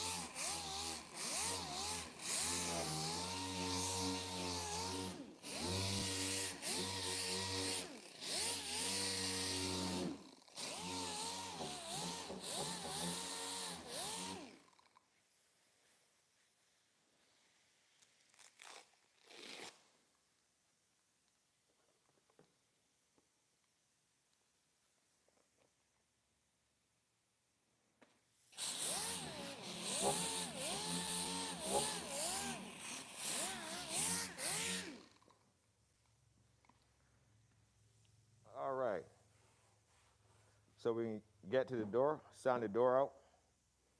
And if we want, guys, we want to get technical, we could run some 600 on here with water. That way we got a nice, smooth surface to layer our paint down. Or we could just go ahead, but in a production shop, as I explained, in a production shop, they're not waiting on you to put no water on that. But erebuilds, with erebuilds, yes, we can put water on it, just to show you the process, you know what I mean? But we're not going to use water right now. We can continue with the dry sanding.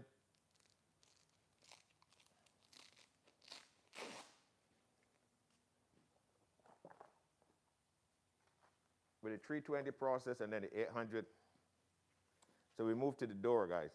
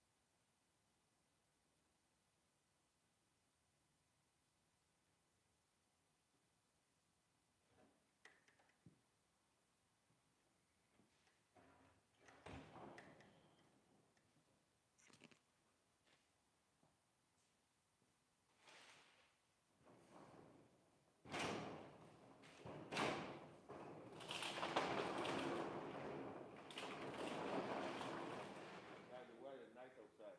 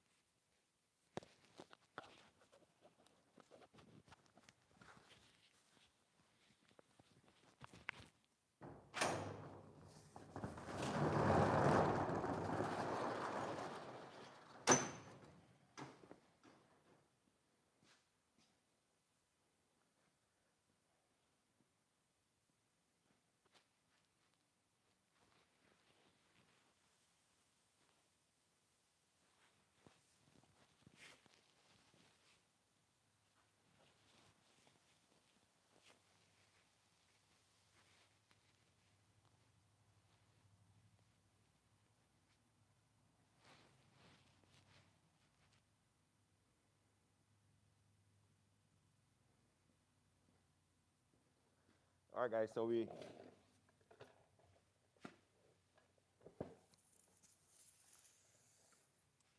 now we're going to start to sand this.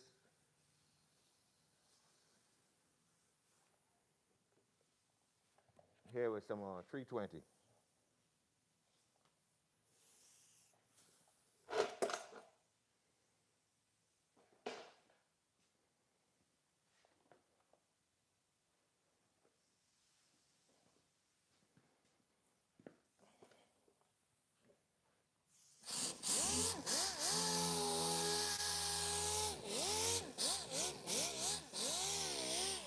And then again, you see what I'm trying to do, guys, to keep it below the line?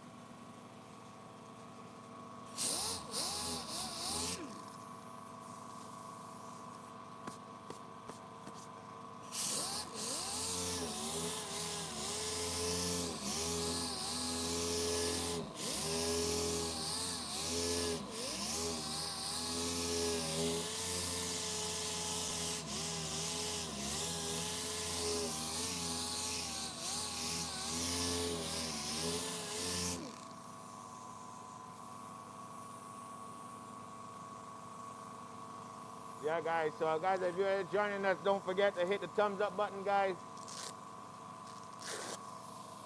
And subscribe, guys.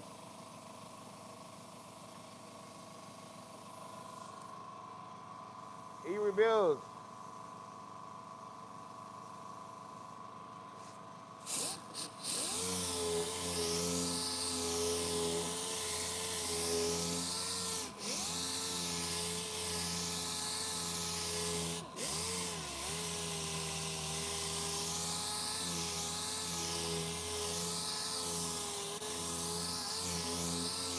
So we're using a 320 here, guys.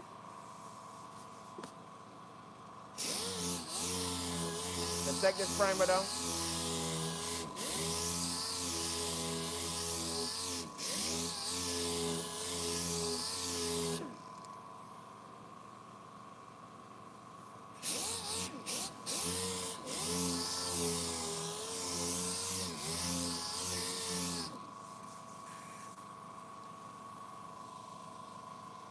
There's one of those high build primers, guys.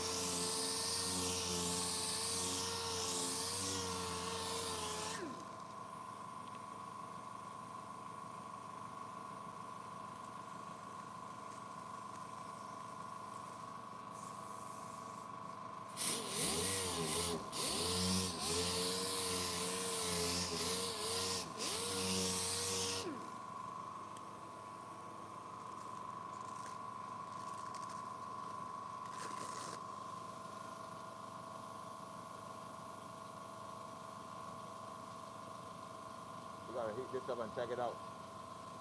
We don't want paint over that. They put like a plastic to protect the key scratches in the door.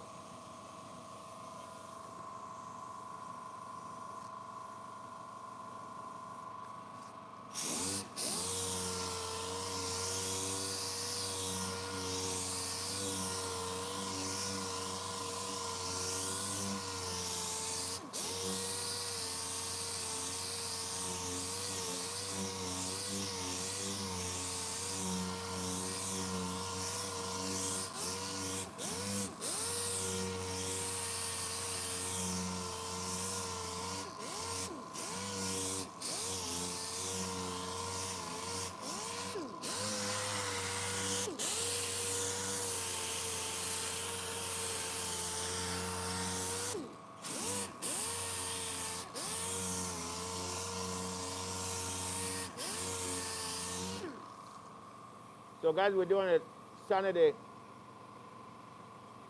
That's primer.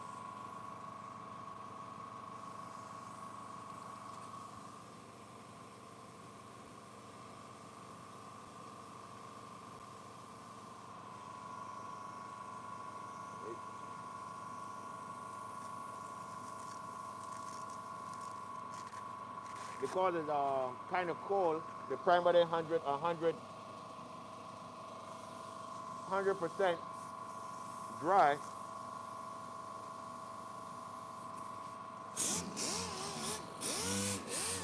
So that's why it's taking so long, guys.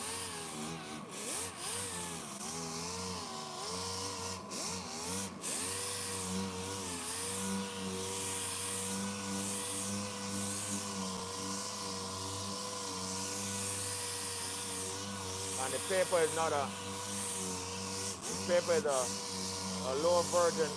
If it had like a 3M paper, it would have cut a lot better and faster.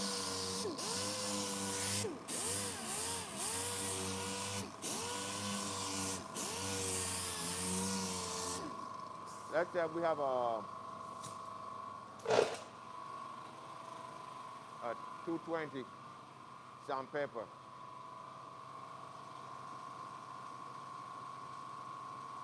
Sarge, what's going on? How you doing?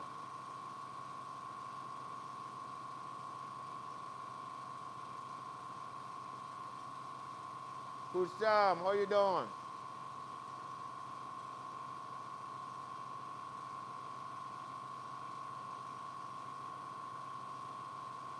Tana, hi. How is everything going?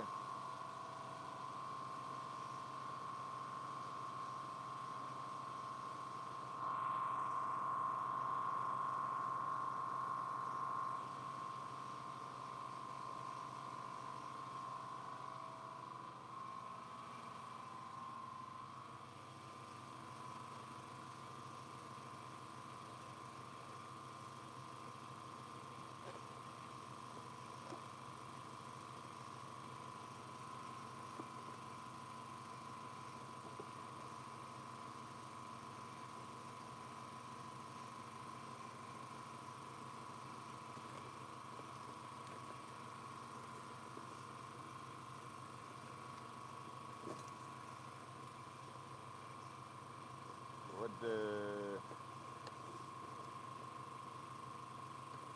Hey, I thought I had like a treat.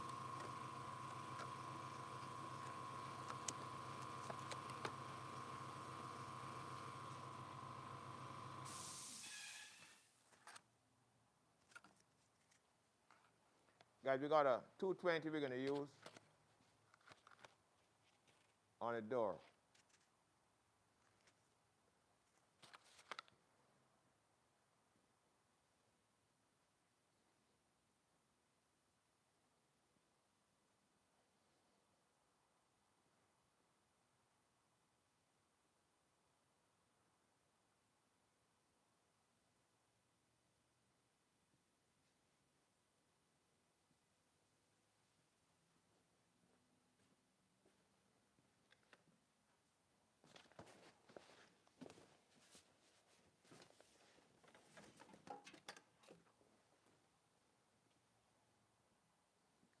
Guys, we got electric sander, a different type of paper. We can use a little 220, so we can take it on a little faster, and then we will just use the 320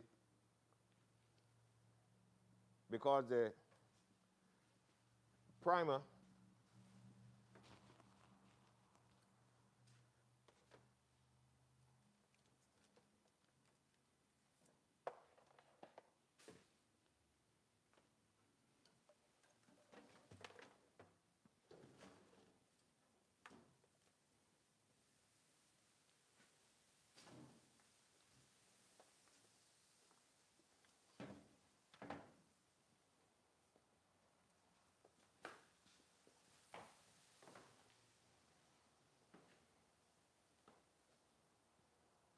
I think we might gotta close the other side of the door because we want to blow this cover off, this car.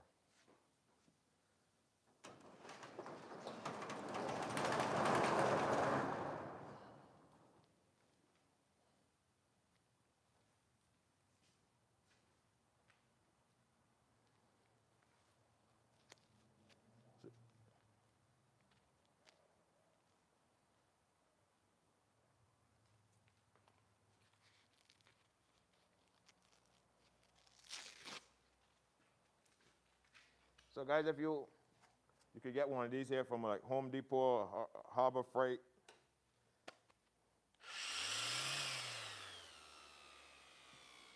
And they could do the sanding too. You see, you could use both, either the electric or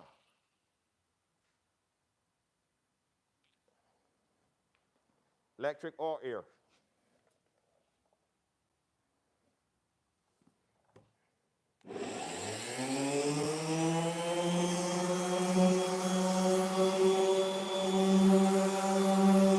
It just make a little more noise.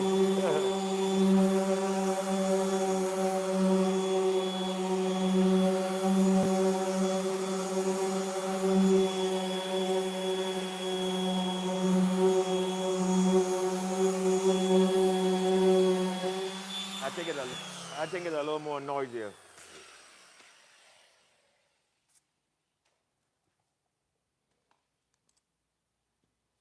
But you can use electric too, guys. So we just show you that you can use either or.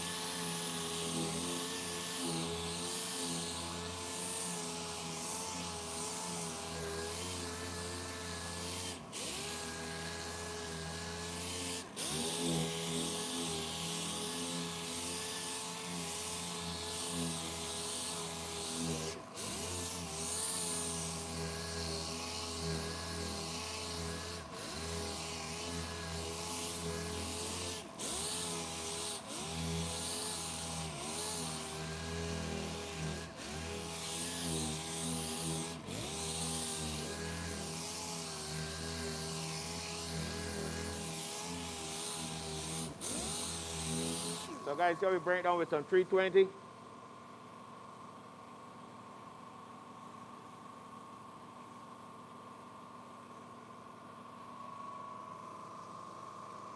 So oh, the paint here that's not that don't have any primer, we're gonna stand out with 800.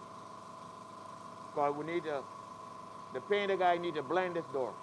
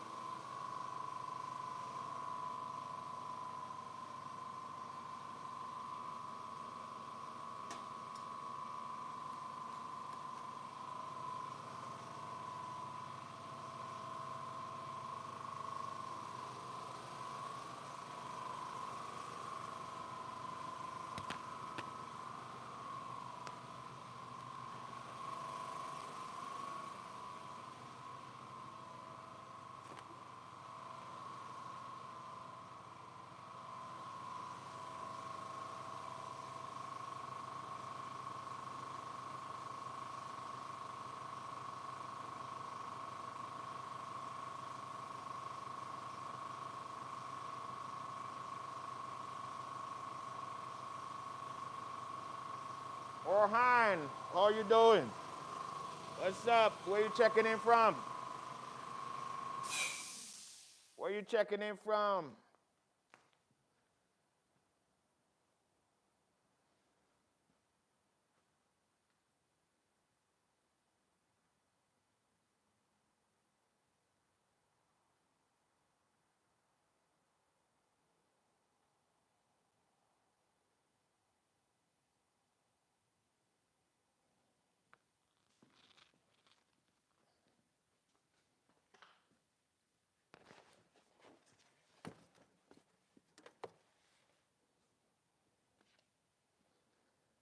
All right, guys, so as you see, we finished hit that primer. So from here, this paint right here, we're gonna knock this down with some 800. So as I said, this 800 sandpaper is real fine and you can clear over this 800 sandpaper, guys. So we're gonna take that down with 800. And if we want, we could come back, you could come back with, like how we sand this with some 320, then 800. If you want, so your paint can lay down nice on it, come back and hit it with a nice 600 with water. But as I said, in a production shop, that's not gonna fly.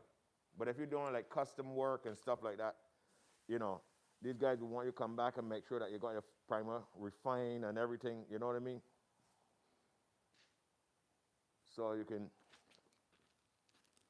can also do that too. So we got 800.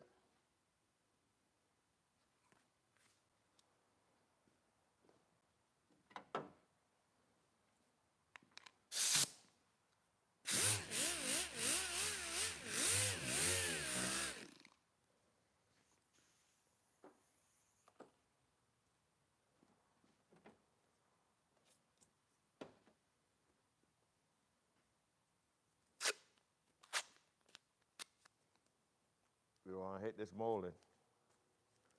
Put a little tape on there so we don't hit that molding.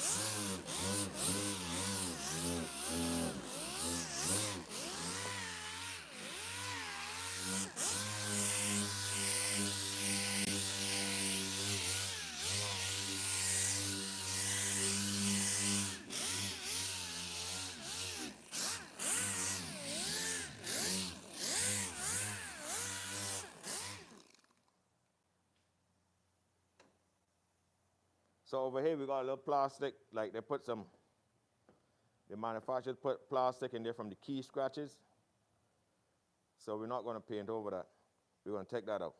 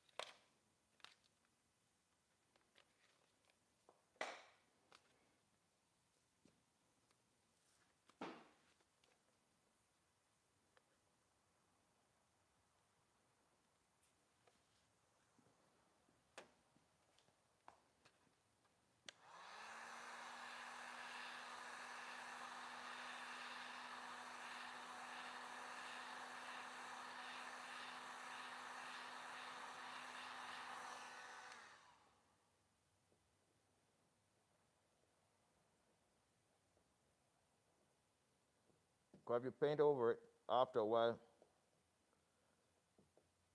you'll see it start to crack.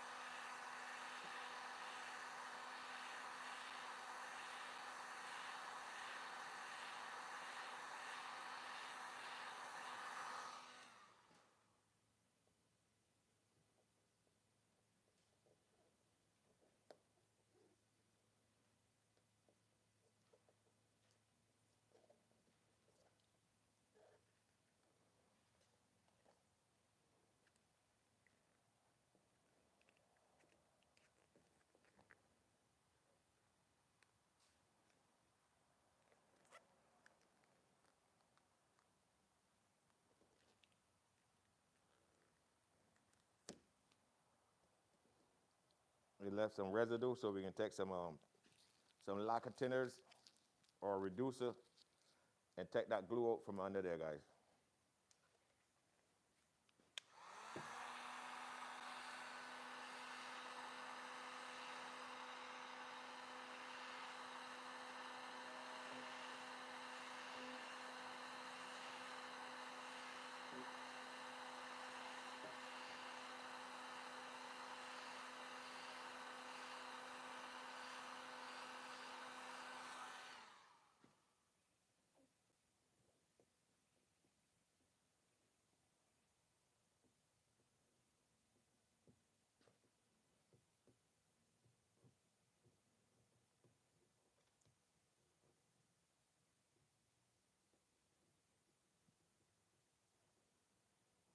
We heat that one too hot.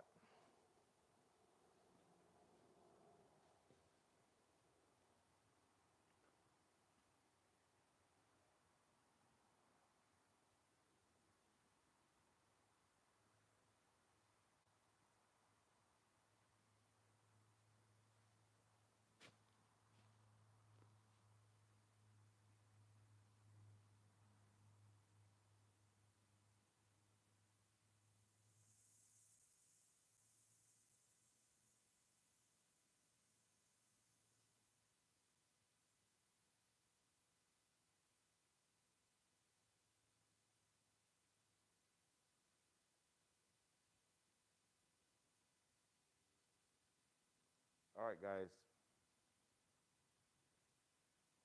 So we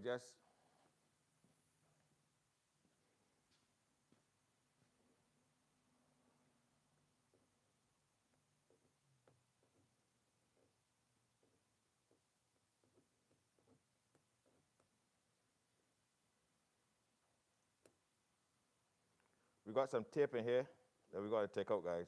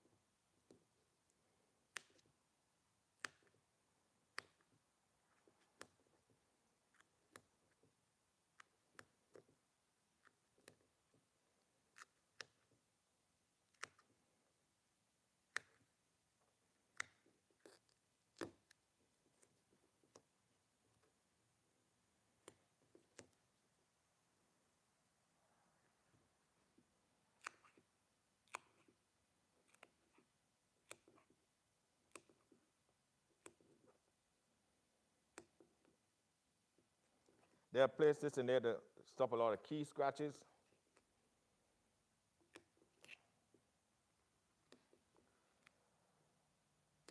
But you know, when the paint shop get this, guys, you don't want them to paint over it.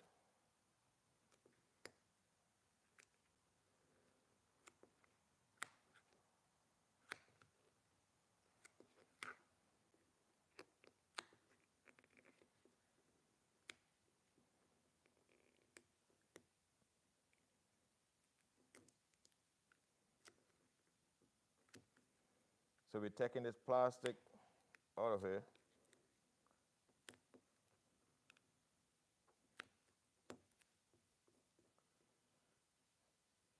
So you need some like a prep saw or something like that to take that extra glue from in there, guys.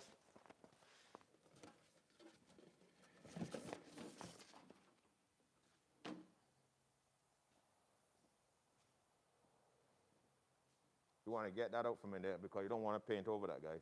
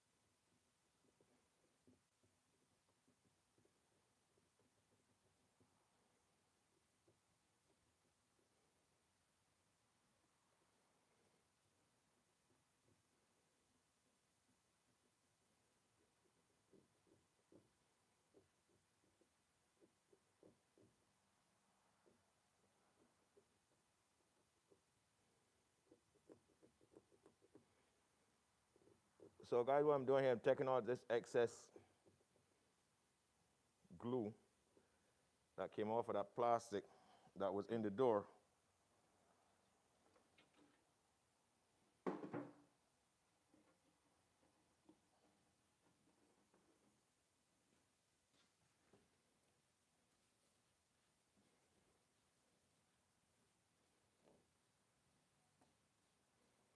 Seems like we're going to get something stronger to get this out, to get this glue out. Something like lacquer thinner or something like that.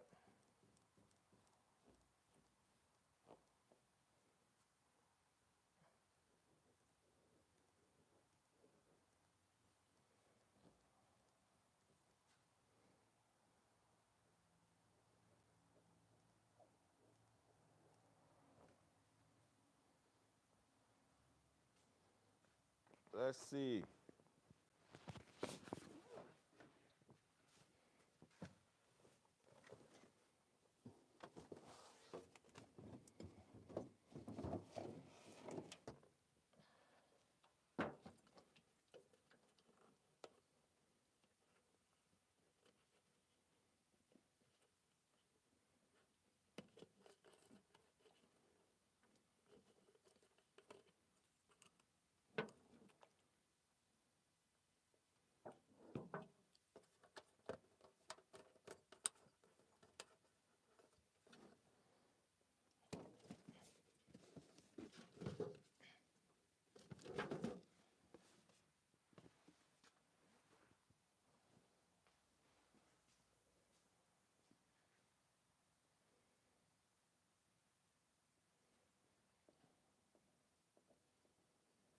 Get some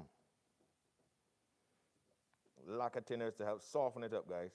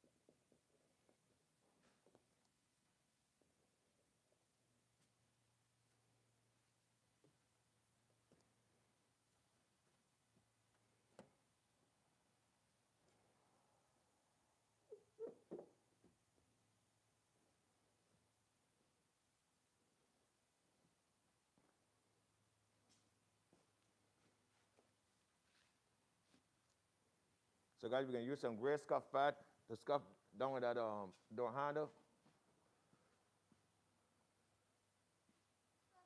All right, what's up, Kiara? Yeah, just open it. Kiara, go over there and open the door for him. Open the storage door so he can put out his straight in there. Okay. What kind? Upstairs. Oh.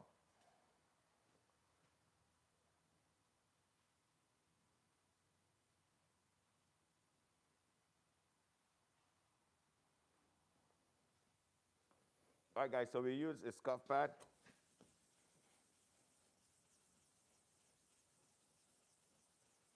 To scuff out inside the door handle area.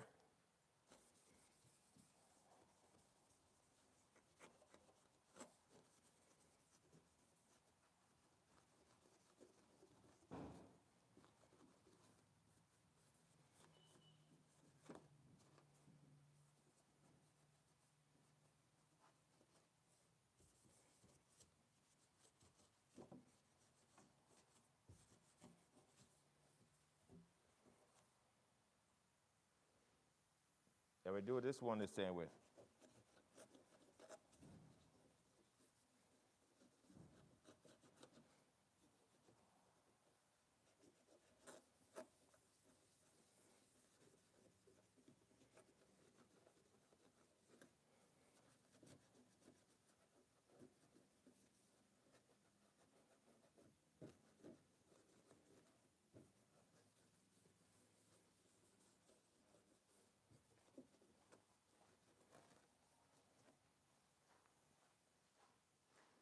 So now we will hit this with some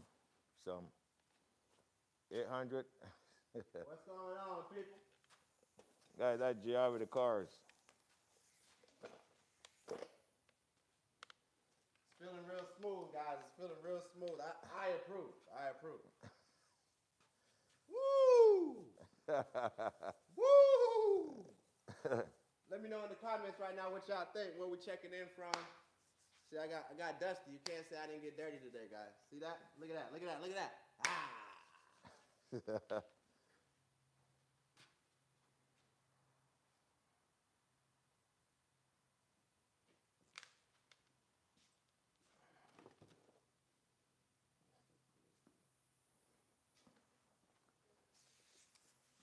So guys, this is so 800.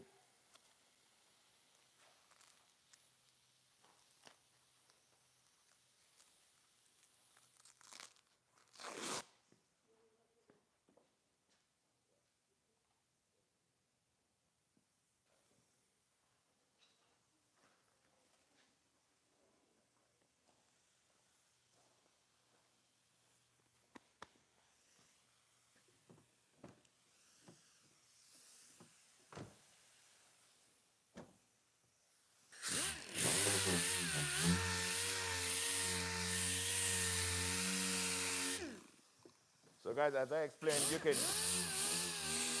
no, this door got to be a blind, guys.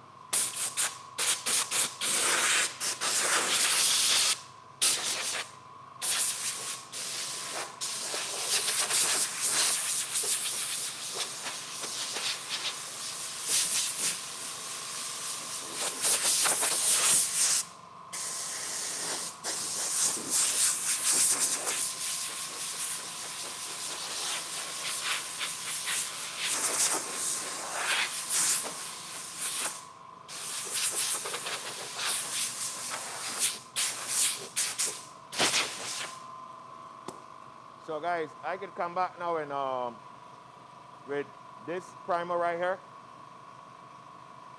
and on the primer I can use some 400 wet on that primer.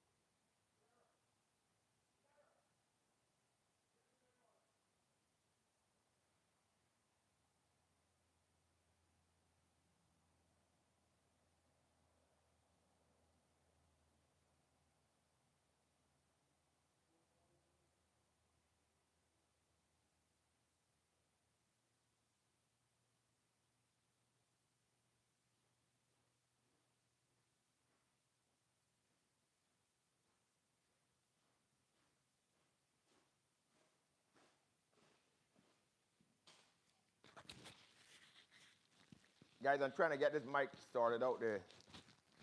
Give me a minute, guys. So we get the right mic on.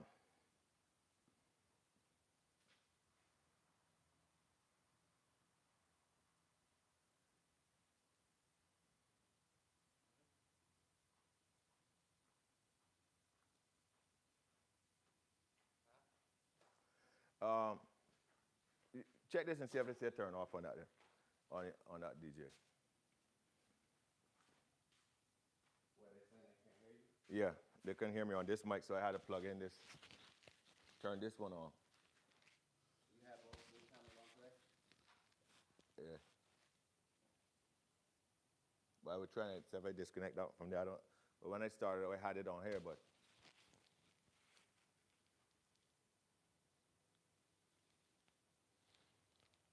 What lines? Huh? It's not connected? It's not connected over here. If you move this, it's gonna end it. I don't know. They say the mic is on. It's connected, right? Yeah. Yeah. Okay. It's, yeah.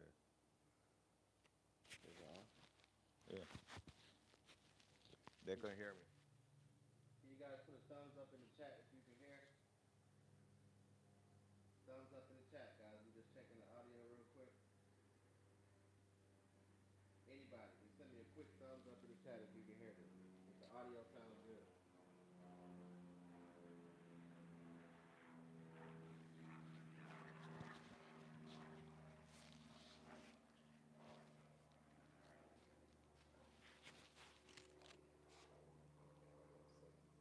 Huh?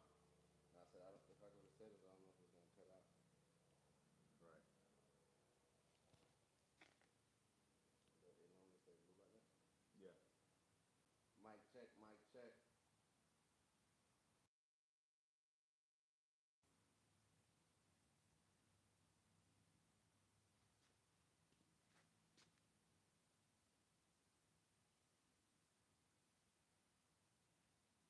I just I'll go with it like this. See, I would try it so I could plug back in here. This come off, Huh?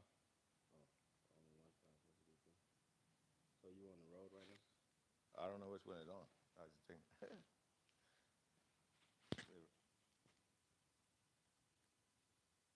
Yeah, your mic, your rug didn't work. Might want to take the mic, your rug out so I can plug the power back in.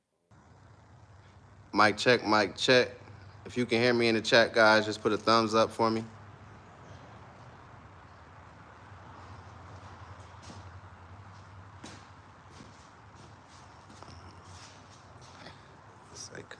Let me turn it off and turn it back on. How about that?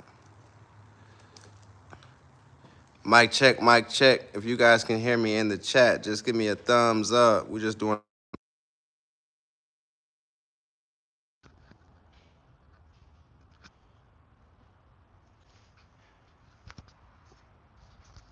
Probably working. Yeah, because it just showed the Bluetooth side. All right, cool. Well, I'll tell you what. Right. Yeah, guys. So you were saying about the door that you could still see line in the door. They can hear it. Thumbs up. You could see lines in the door, guys. No, well, we talking like some like the squirrels and stuff like that. That swirl marks from like the DA you talking about?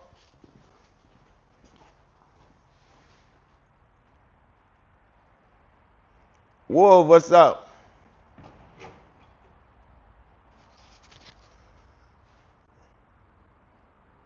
Now, what I'm trying to show you, know, guys, is that in a case like normally you can on in production shop they hit it with 320, bring it down, and get it ready for paint. But like for me, what I normally does is I bring it down and then I hit it with a little 400, pass a little 400 wet on here, get the surface nice and get all the small little scratches, because what happens is that, I mean, you don't really see the scratches on the 320 side when you paint, but you know, sometimes you will see a little bit of scratch. You got to stop, put a little bit of putty, and then go again. But to avoid all of that, what I normally do, guys, you know, because I'm just showing guys that at home how they could do it themselves. You know, I'm not doing production work. This is not a production shop. It's just a little spot in the backyard, and you're just trying to show how you can work on your vehicle yourself. You know what I mean?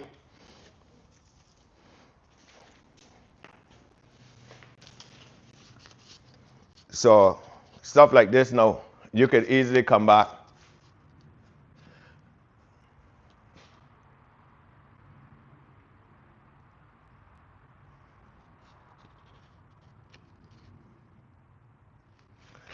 Well, you're speaking about right around here. Like you got over here, you could see like but that would come out. That's like little marks and stuff. But that won't stop you from painting. Like if you was to paint on here, you know, that you wouldn't see that. You wouldn't see all those deer marks come through at all. No. But like if you figure that you use the deer and you figure you would get like the deer marks coming back through and stuff like that, you could easily get a 400. As I said, everything is about taking time. You take your time. If you want a nice finish, you take your time. And you would get some 400 wet.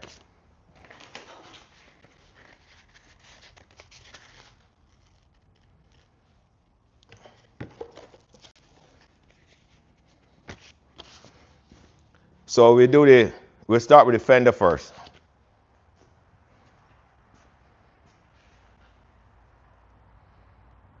I'll bring you to the fender first.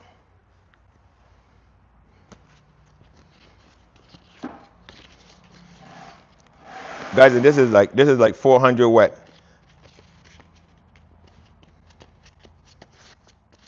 Guys, and as I say again, This is the old time way of doing it. Production shop, they're not gonna let you come in and working in their shop, and you gotta come in as a painter, and they want you gotta sign and stuff like that. Unless you're doing like a lot of good custom work with part, you want everything refined. You know what I'm saying? You know, they'll allow you to use some water and stuff because that's a slower process. You know what I mean? But like this, you could come here with some 400 wet, just a little bit of water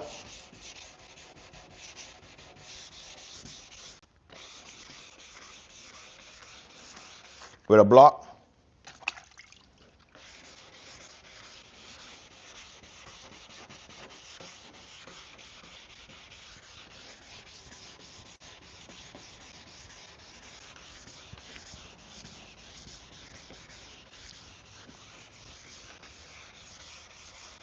So all of those scratches that you were talking about, use a little squeezy to pull the water off so you can see. Guys, this is the way you used to do it like 30 years ago.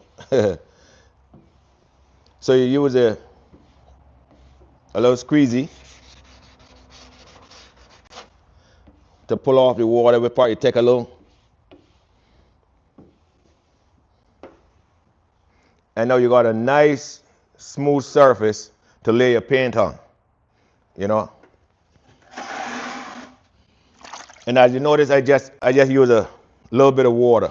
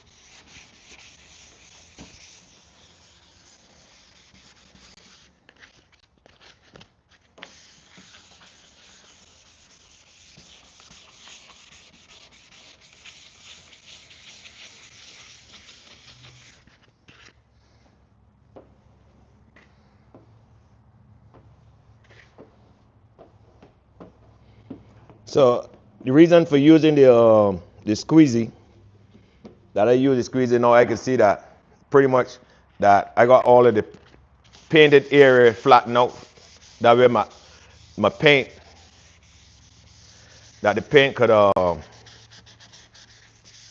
bond properly.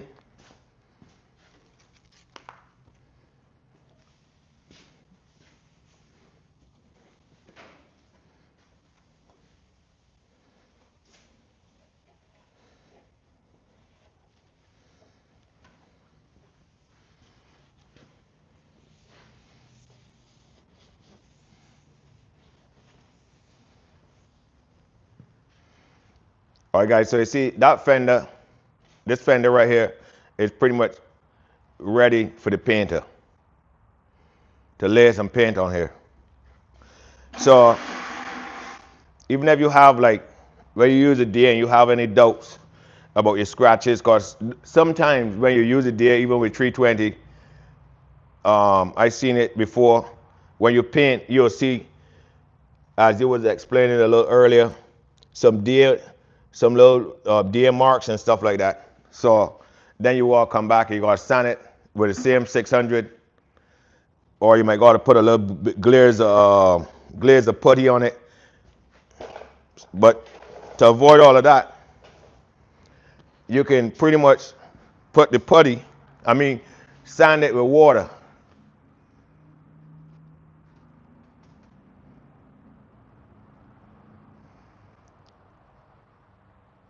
Take Jeffries, how you doing? Yes.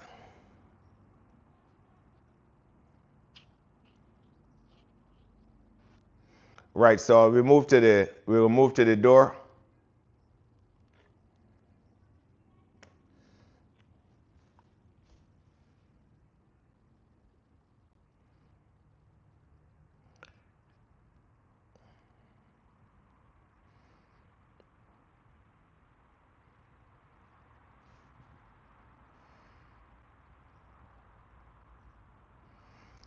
All right, Derek, watch this now. So we move to the door now, right?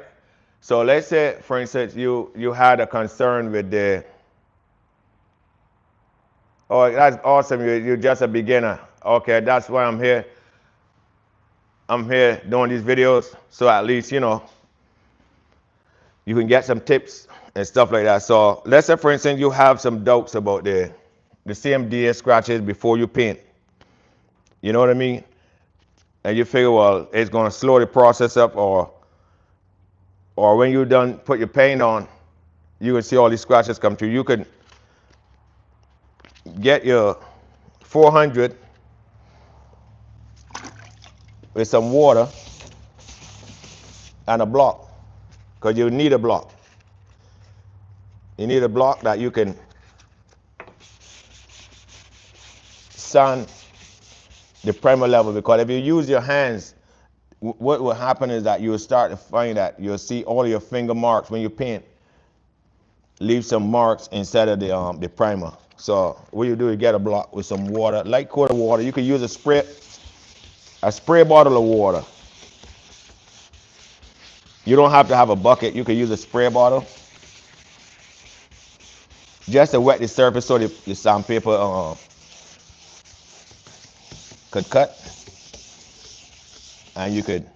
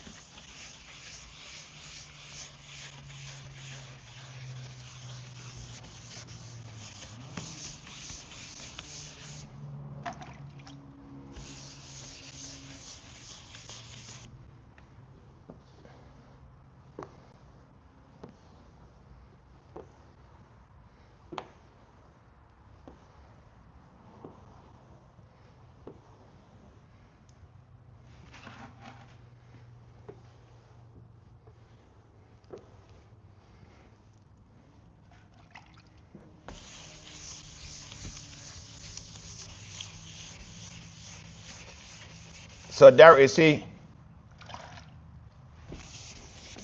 how you can come back now and block it.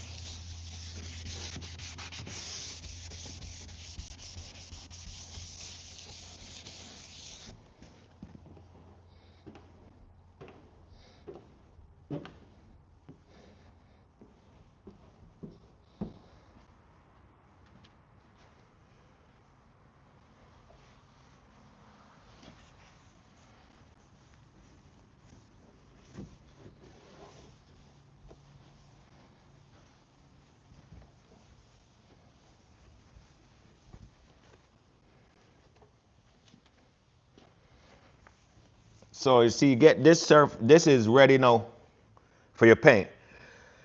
So Derek, if you had any concern as far as the scratches is concerned, no, the 400 sandpaper with a little bit of water. As you see, I ain't using a whole lot of water.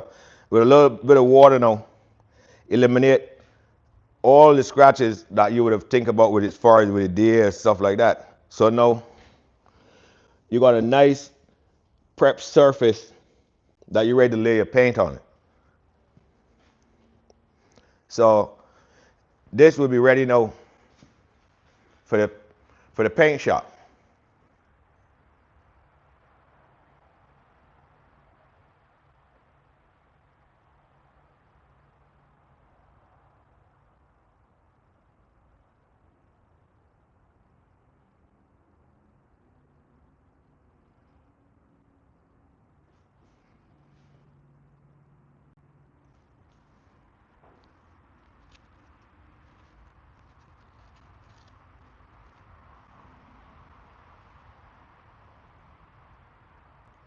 Yes. So that's like, you know, you just detrim it, you know what I mean? Well, you only use you would only use no name. You would only use guy coat. At a stage like this, no, you wouldn't use guy coat. You would use guy coat when you're doing starting to prep your surface, like on your body filler, on your, you know, your putty, which would be like your glaze putty. If you got any issues as far as low spots and stuff like that, then you could come in and hit it with your guy coat, and then you can block it, and you can see the guy coat is ready to show you what part you're falling short as far as low spots and high spots. Or if you doing a line, if you got a line, like for instance, like you want to make this line back, like how you did this line on the fender, you hit it with guy coat if you're not sure, right? And then it could show you pretty much, you get a good cut, how you could shape your lines. So that's what you would use the guy coat for. But in a stage like this, no, you don't use guy coat. You are past the stage of guy coat, in my opinion, you know. So this is just to tape it up now. So we got the other side on the fender. We remove the camera over there, but we're just gonna hit that with some 800. So we'll tape this up, because when we're ready now, we just take it off, put it in the trailer, and take it to the paint store, to the painter. So we'll tape it up. So the reason why we'll do all this stuff right here, that way we don't have to pay the paint shop to do all this stuff. All they can do is just come in, we just drive it out the trailer, and they're just gonna shoot it, paint it, put it back in the trailer, and then we come back and fit it up, guys. Put it back on the stands and fit it up. So we have that fender over there that we gotta hit, because what we're gonna do, we have the hood, because if you notice that we have to paint you have to get the paint the fender, you gotta get a stand to put that hood on. You painted the fender, and if you notice that, because when they paint, the paint gonna come right to the edge of the fender. So now, if you leave it, don't do the hood, now you can see two different colors. You know what I'm saying? If you see cars with two-tone, because maybe the customer or you, the owner of the car, don't want to go into the hood. But in this case like this now, I want to get the hood blended in to the fenders, and then obviously the bumper got to get painted. So if you don't paint the hood, now you got one color on this, a color on the bumper, blending into that, and then the hood, pretty much you can see it's obvious that the hood can be a different color. You know, because you don't never get back the same variants, the same color, pretty much very, very rare that you would able to get this color match close. You would have to use, like, or let's say you have, as I said, at a, you know, even if you go to the, like, Spray Glow or any of these guys, they're not gonna match no color. You know what I'm saying? But if you tell them to blend it, they'll blend it. You know, obviously they'll paint the panels. But if you're in a production shop, now you will gotta use like you gotta come and use the camera, or the camera, or use a chip that you can get the color as close as possible. And even then, you know, it's not, some colors you can get spot on, but like these grays and silvers, you know, and gold, those colors are very hard to pretty much, I would call it like buck match, you know what I mean? Like pretty much, you know, without blending it, you know what I mean? Some reds, you'll have problem coming in and pretty much just painting the fender and not blending into the door or into the bumper or into the hood. Then, you know, some whites, the same thing. So the long and short of the story is that the best way to do it is to blend. So we're gonna bring that hood, we can get a stand and put that hood on. We're gonna hit that with some 800, hit the hood with some 800, and we can sit that hood on there. I gotta wait till JR with the cars come back to give me a hand to sit on there so we can transport it. When we're transporting this, we'll have the hood on here already. You know. So the last thing we're gonna sand is the bumper, because we have a lot of sanding on that bumper to do. So we have right here we're gonna take the light out on that other side. The light.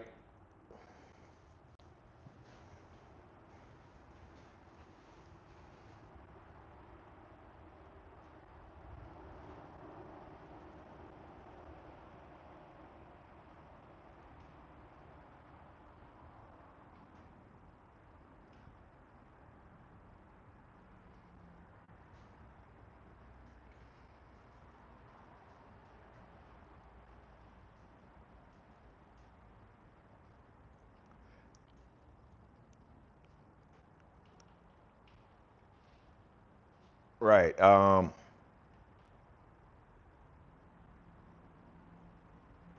Yes, it do have a lot of variance inside of there, and then to get it to match, to get the color to match, you know what I mean, is hard. Unless you use if you use the camera, that if you got a mixing system, then you have a camera, you could come and put it on there, take like 3 pictures of the old paint, and then you upload it into the mixing system, and then you know the closest one now you will go with that. And even then there's no guarantee that, you know, the metallics pretty much, and especially if it's a metallic color, you know, the metallics gonna lay down the same way. And the metallics, if you got all the paints on the size flakes and the metallic, you know, that again you got to use a chip, because they got some metallics, got some bigger flakes, some have some finer flakes. So if you don't use a chip to get the actual right metallics, then when you paint it, you will see a difference. So to alleviate all of that with time and everything, just to blend it, it's only going to take you at least about, let's say maybe another 20 minutes. But if you're going to paint it and if it's your car or it's a customer car or something like that, and you paint it and then obviously when it's done and you don't on tape it, they're not happy, you got to go back over it. It's going to take you more time to go back over it when you could have just do it the right way. You know, they might not want to pay for to blend the hood, but they're going to save you time, and they're going to save you a bunch of headache. You know what I mean? And think of it like this.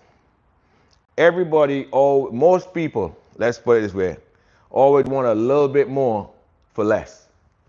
So that's a smart way of looking at it. Most people want a little bit more for less. And if they're getting a little bit more for less, who gonna want to refuse that?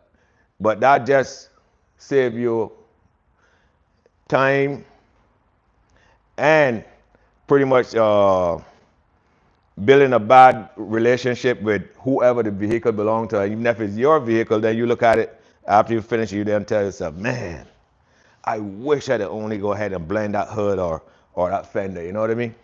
All right, so guys, we'll be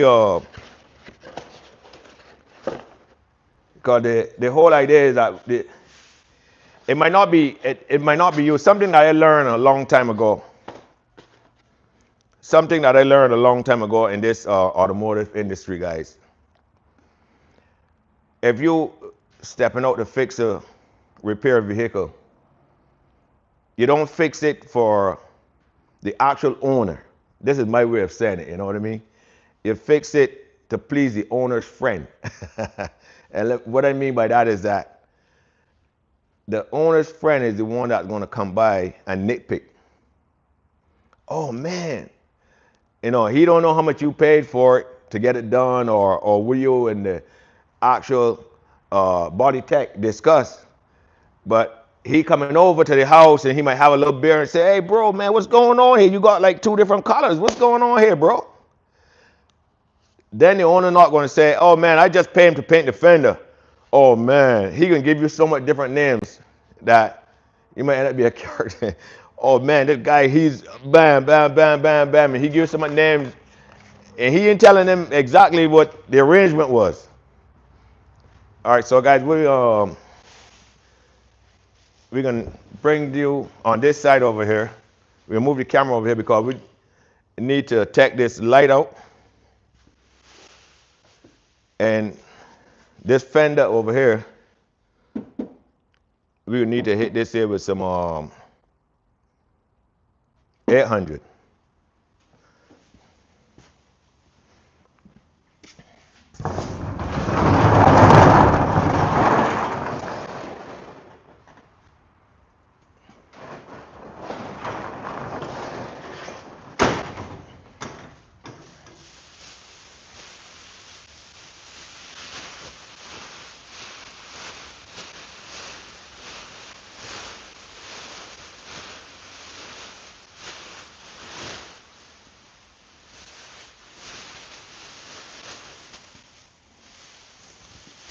We're gonna take that car, rest it outside the door.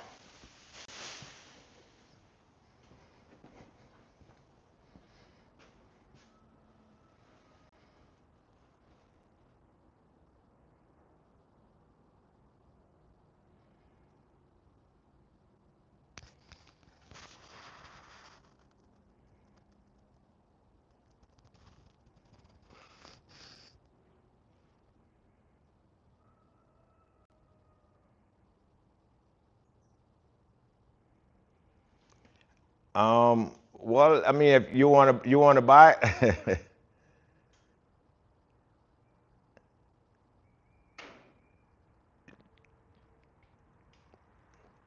JEQL 2000. Well, the thing about that, the whole idea is that we wanna, while I'm here, the reason why I'm here, let me see what it is, JEQL 2000, is to pretty much, share my knowledge about the automotive, what knowledge that I have in the automotive field, you know what I mean, on the live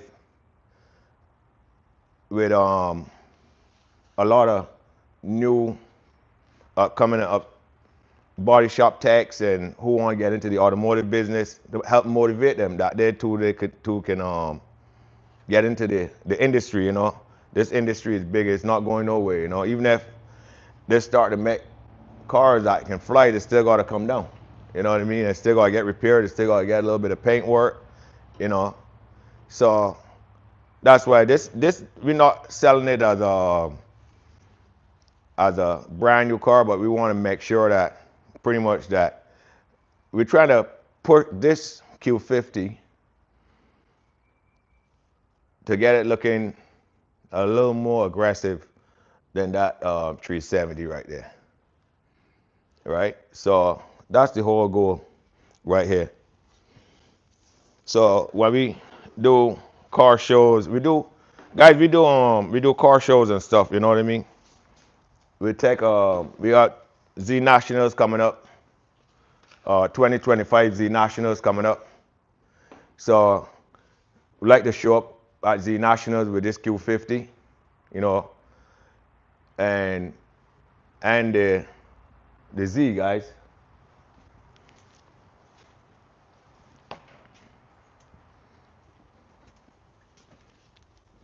We did Z Nationals last year, 2024. It was good. It was awesome. Have you guys ever have you guys ever heard about Z1 Motorsports, guys? They got a show.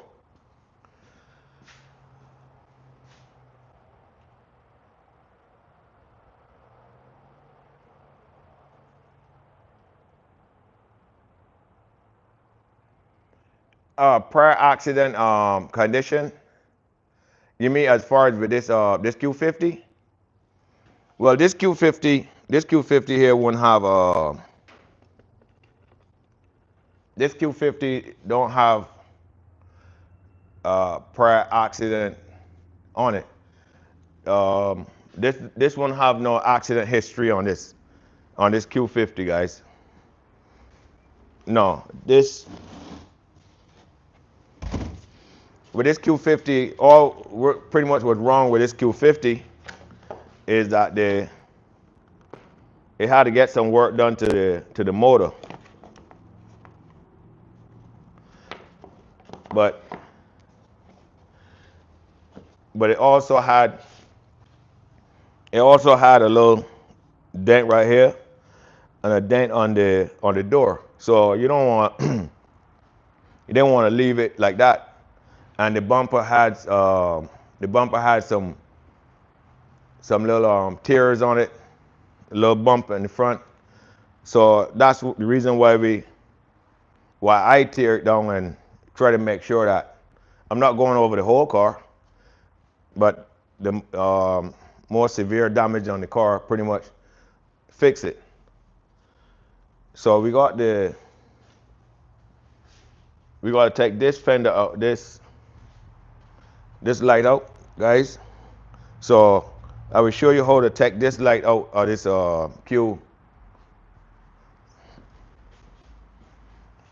Q50, guys. I'm gonna just bring the camera over here. First, I gotta take that Nissan out. Maybe I could still. I don't want the dust to get on it.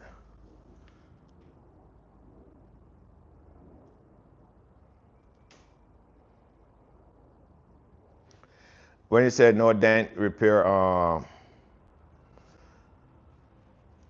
well, you want this if you was to do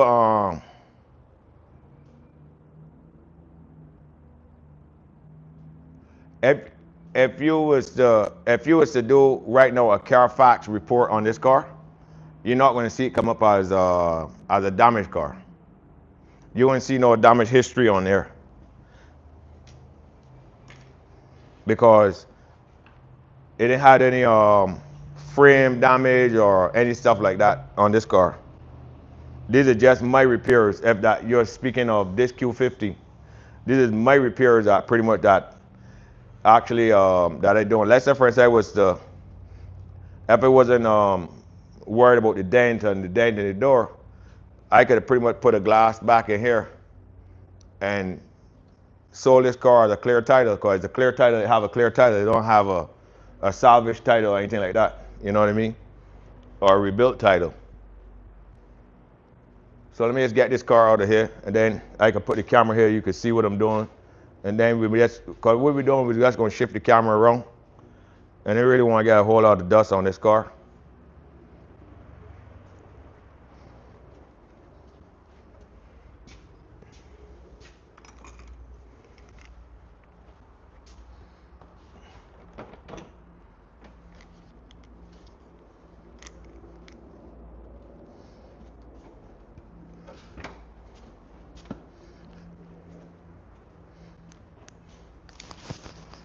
Let me rest my mic here because every time I get in that car, the exhaust is kind of distort the mic.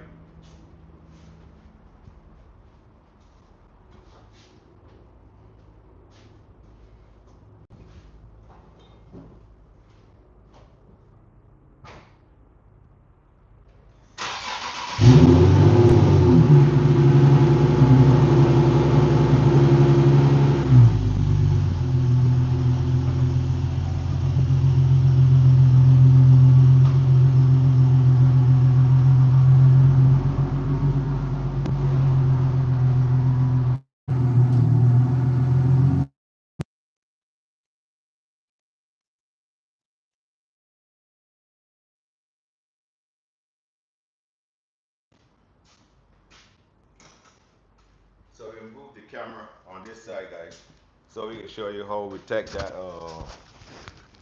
that light out. Cause as you see, guys, see, I'm the one that picking this car down because just to show you how you can take and do an RNA. You can RNA parts on your Q50 if you have a Q50.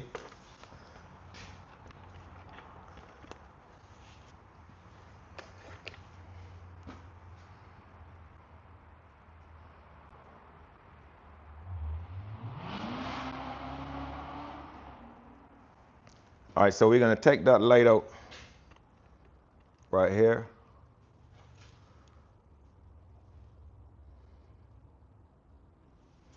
So as you see, guys, what we're doing, we're just moving the camera so it can show you actually what we're doing around the car, you know. So we need to get this sanded down with some 800. So let's take that out.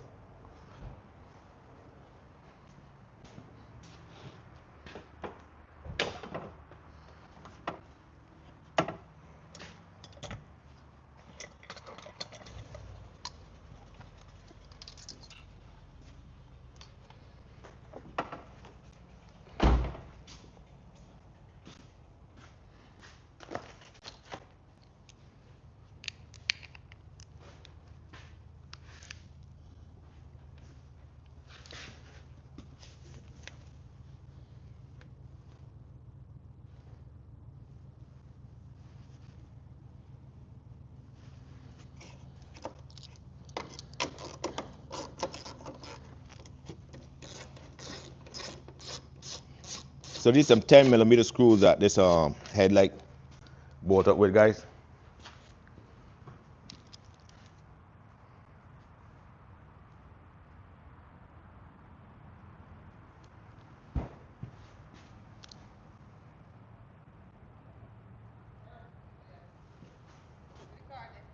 Huh? Any wallet? I brought one.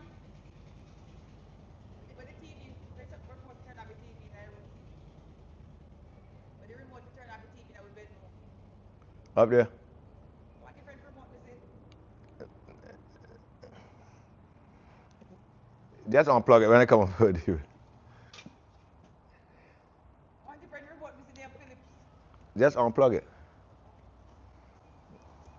Okay.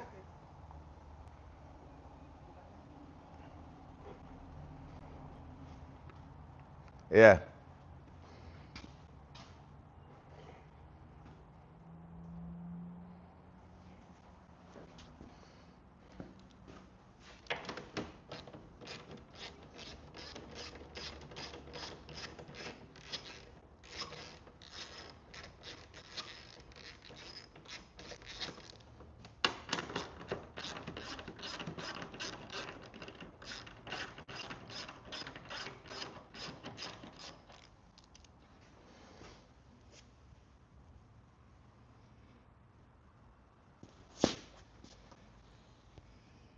They got a screw under the bottom here, guys. All the way under the bottom.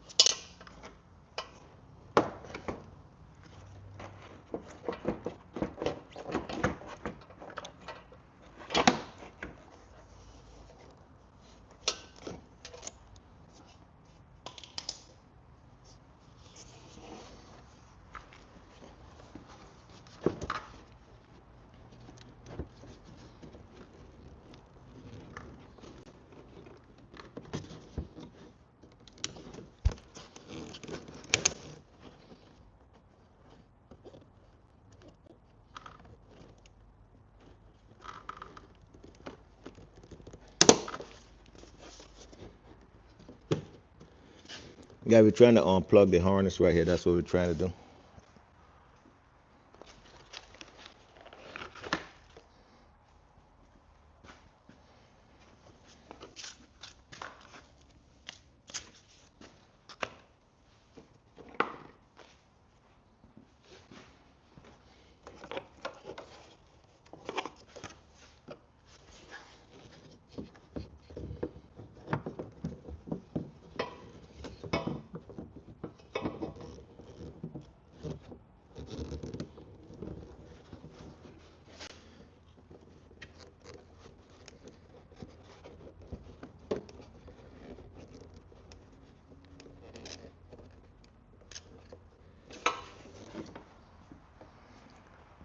The harness is a little bit tight in the back.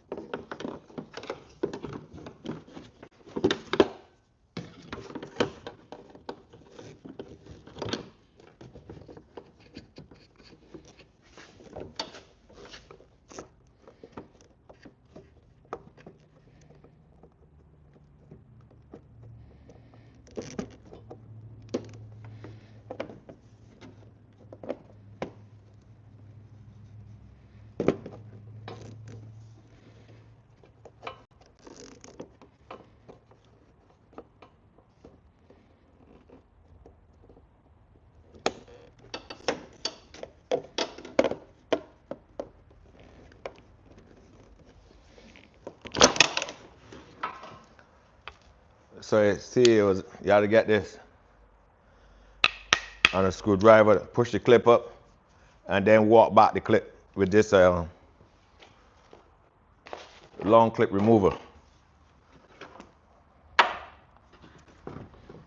Because some of these clips is so hard, you can't push it in with your you can't push it. Look where the clip at, guys. So you had to actually push and the harness is so short that you can't get the light to come back. So actually, the harness was wrapped up around here like this.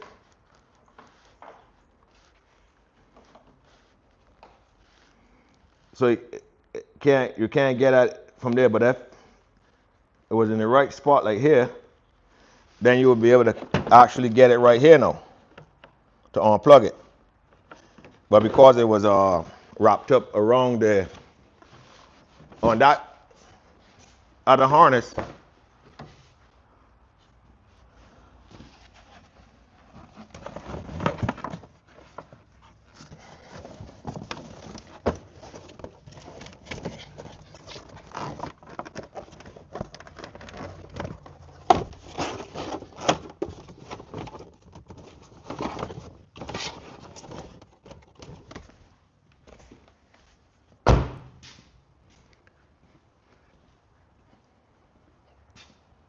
because we don't want to hit that light, guys.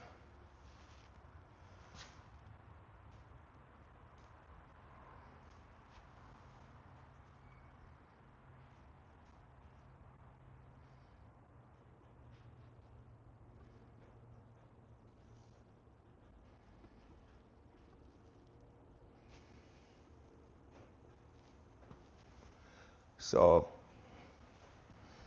you get that light out.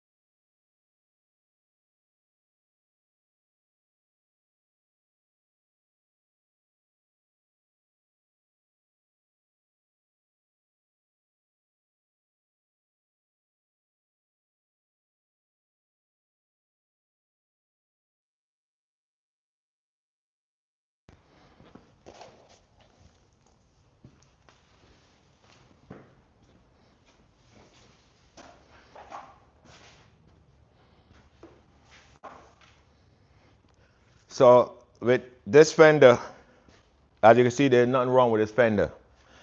So we're just gonna use some 800 on this, just for blending purposes on this fender. So I'm not gonna take this 3.0 turbo sign off. The reason being is that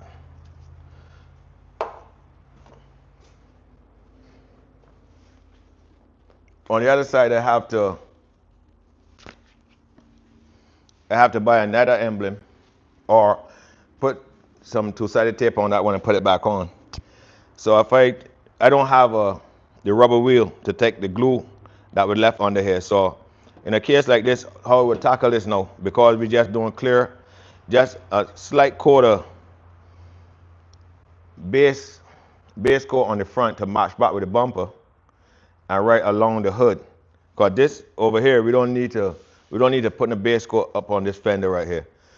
The base coat can pretty much align with just with the bumper and a little bit on the hood, right on this corner. So when you come and look at it, you know, it pretty much just flow right back in. Because then the hood on here is gonna flow right back in with the fender. So all we're doing is just a smaller blend, but we gotta pretty much get all of the parts pretty much prepped. That's the only way you can do it properly, you know what I mean?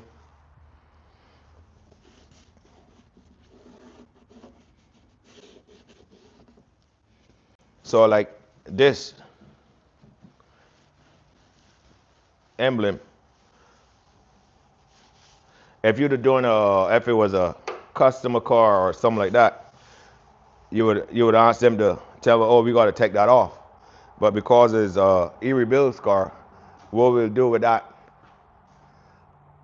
we'll just put a piece of tape like this over it, like this. So that when you shoot in the base don't hit it, right? And then when you're ready, you could just move it off and just clear it.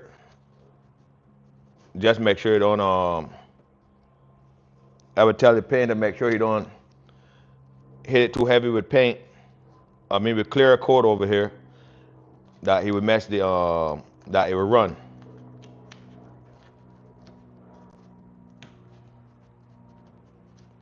Cause if we take this off, use the knife or the heat and take this off, then we gotta go and buy two emblems.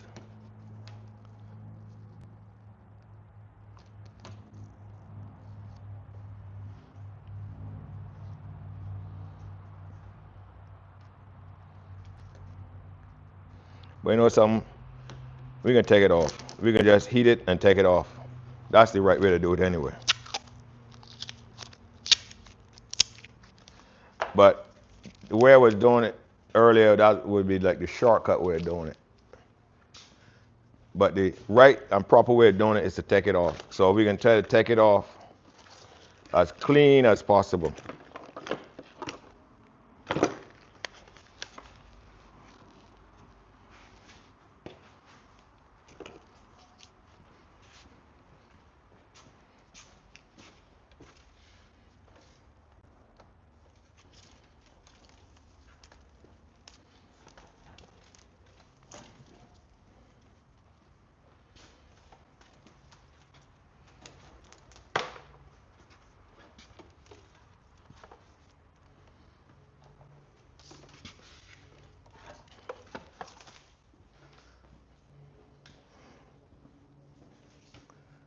All right, guys, so we turn it so you can see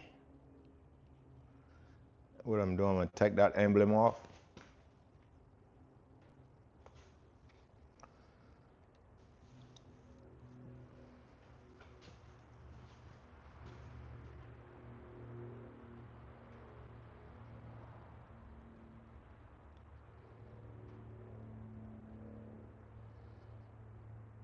Arthur, how you doing? UT, what's up? John, what's up?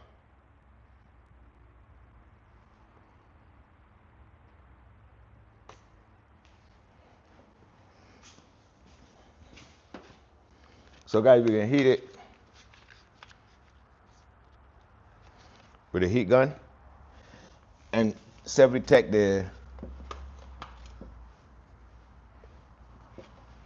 try to lift it up with the glue that can come clean off.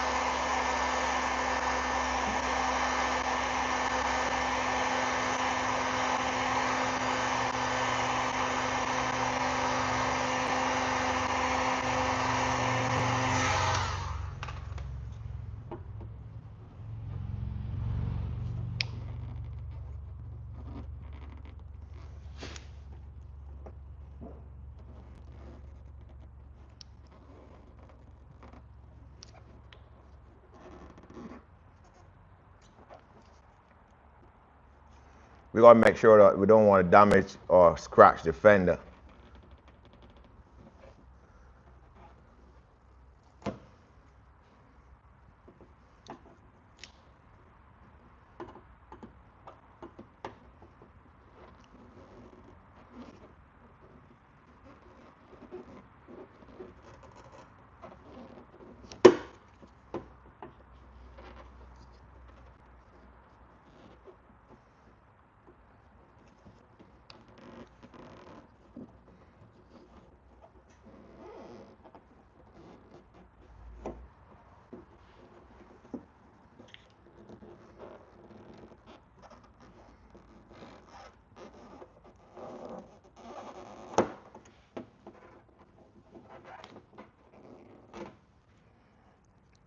We'll just buy 2 emblems from the Infinity dealer, because the reason being is that by the time we just put tape on this, it's not gonna sit back on properly. So we just buy 2 emblems from the Infinity dealer.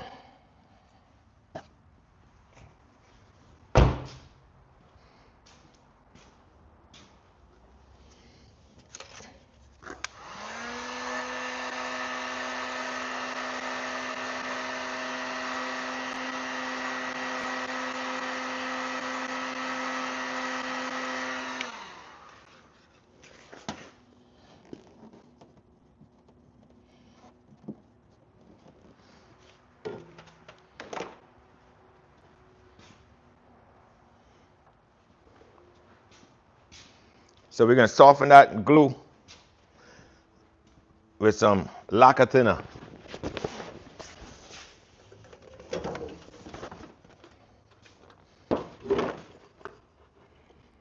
Because we don't want to get that fender, any scratch on that fender at all. Because we don't want to put no paint nowhere close to the door.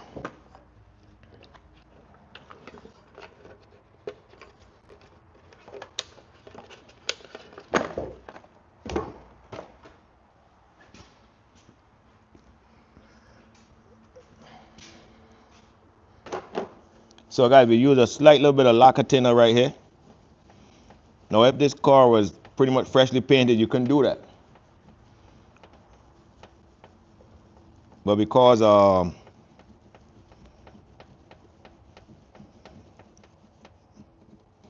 we want to soften the glue up with it, so we can get it off as clean as possible, guys. Because we don't want to use a razor blade or anything like that on here, because we don't want to put no paint. Don't want no paint close to this door.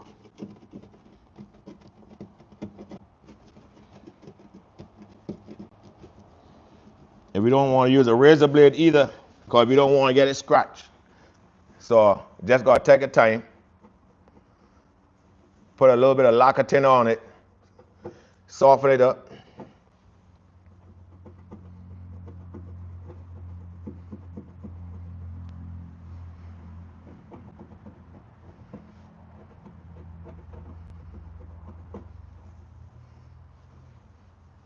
Guys, as I said, if this was freshly painted, you couldn't put this lacquer tint on it because it would have messed the paint up.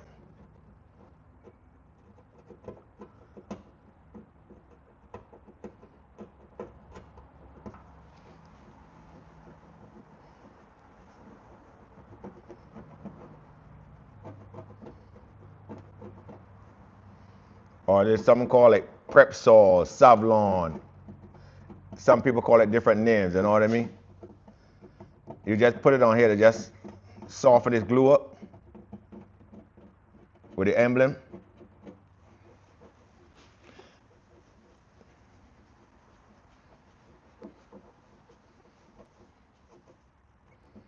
And then you take your time and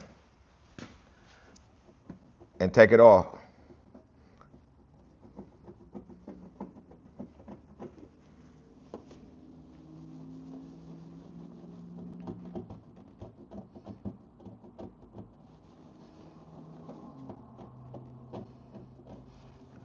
So the whole automotive industry is all about patience, guys. You have a lot of patience.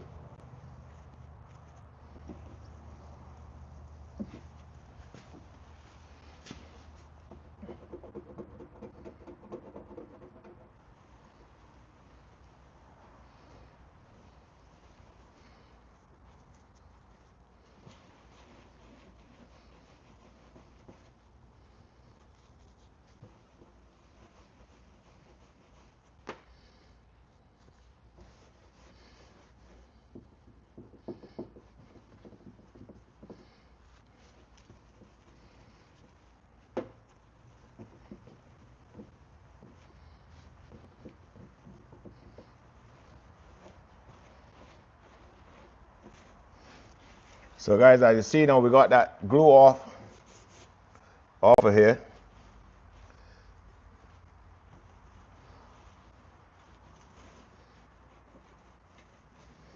So we put 2 new emblems on there, guys.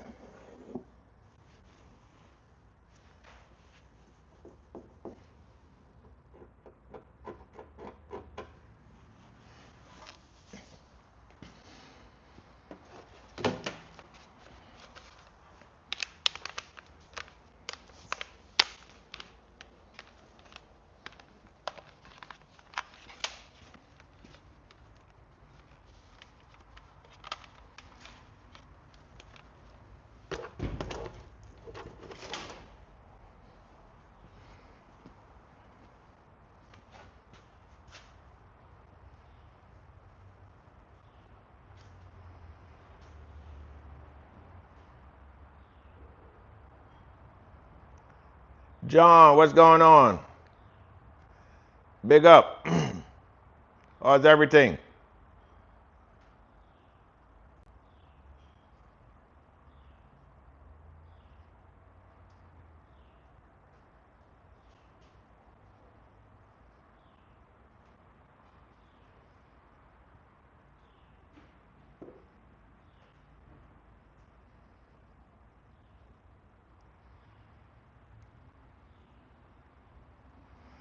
That's what's up. That's what's up, man. Try to do the right thing over here, you know what I mean? So we just try to keep it clean.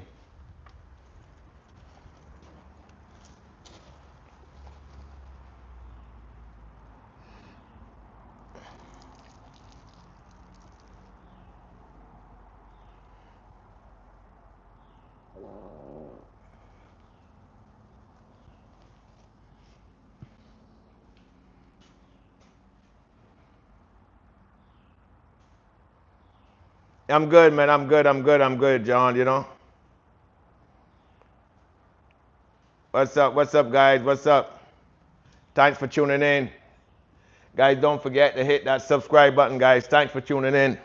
Thanks for always coming back. If you've been here before, if you haven't been here before, we welcome you guys. And thanks for locking in. So we'll put some tape on the door so we don't hit the door with the machine.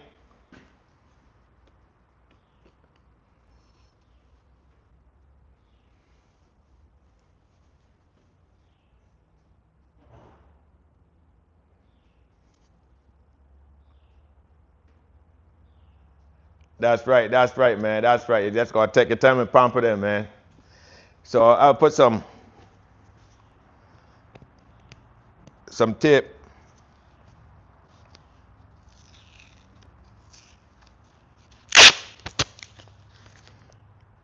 along here because you don't need to hit anything with the machine.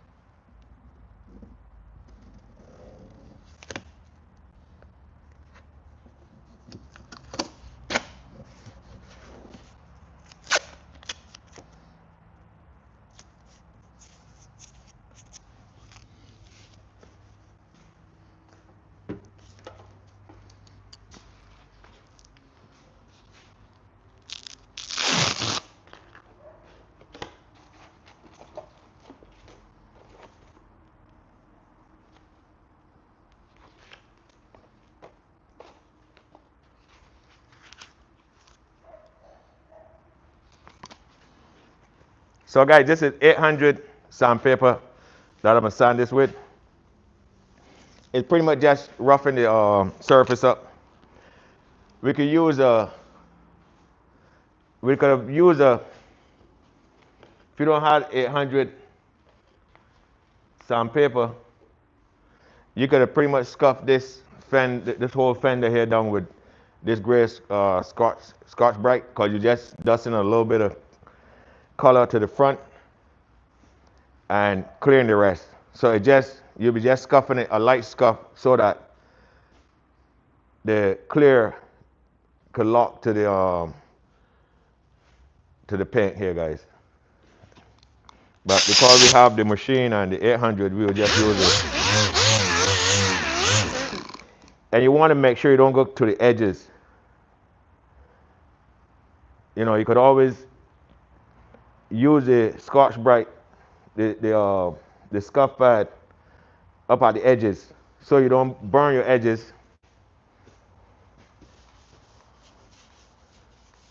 So you stay away from the edges, because if you hit the edges, now you got to come back here with paint, and you don't want to do that.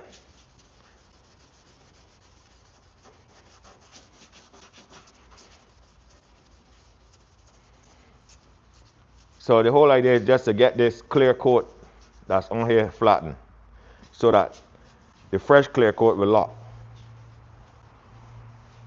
And if you notice how it flattened out here with the scuff, with this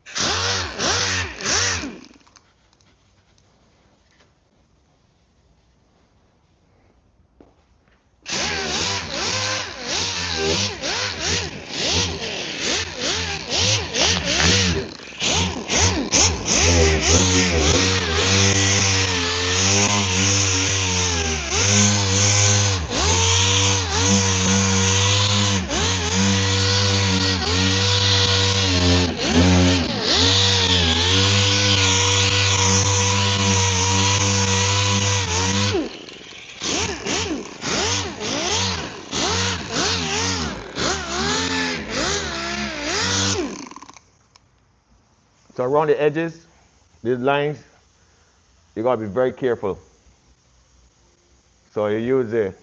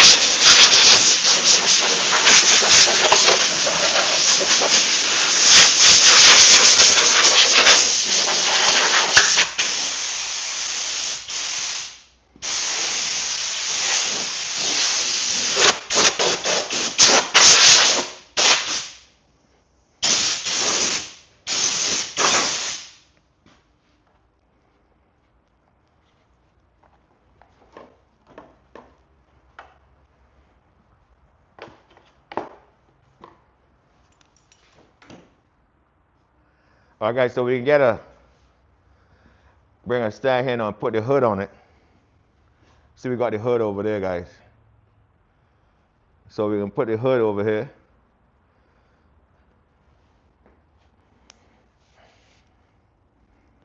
And we're gonna sand that hood. So we gotta look for a stand, put the hood on, and we want.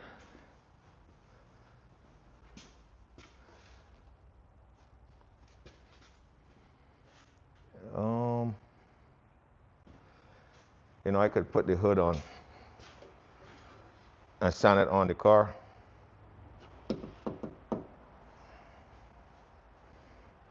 Let's do that. Let me just put the hood on, sand it on the car. Guys, you ever notice that the hinges, I'm gonna rest the hood on and sand it on the car, because in any case, we don't wanna leave that. We don't wanna take that in a trailer like that, you know what I mean?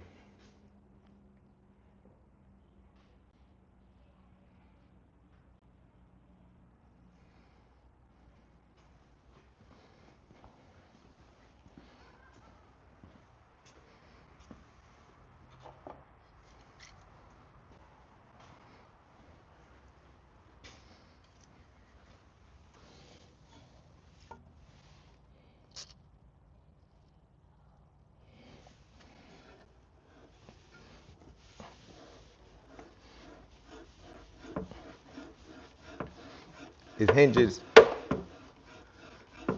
on these cars, man, after a while, especially if they're parked up.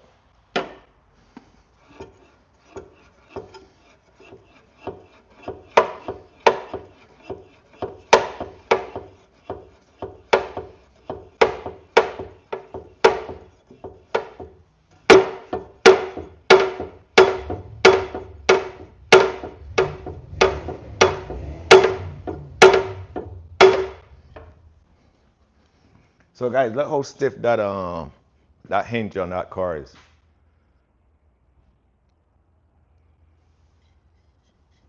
Look at this here, guys. See how stiff this is, guys? Look. So what I would do, guys, is sometimes when you got a stiff hinge like this and you're forcing against it, it pretty much, as you got one of those aluminum hoods, what it tends to do is that when you're pushing it down and you force here, it tends to weaken the hood, especially in like the front of the hood and the back. So if you constantly do that all the time because it's under pressure, and you gotta, and both of them like that. So and you gotta keep constant pull it down all the time. So what I do, guys, is like, this is some nice stuff right here. So I put a little bit.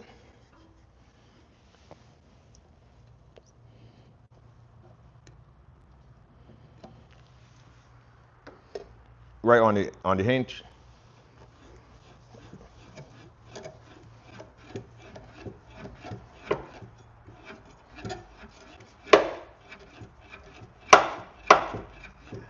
What that does is cut all the rust and all that stuff, guys.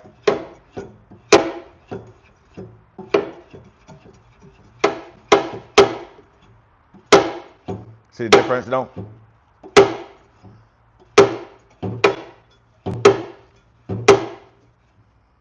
So your hood will close nice and easy. See the difference, guys?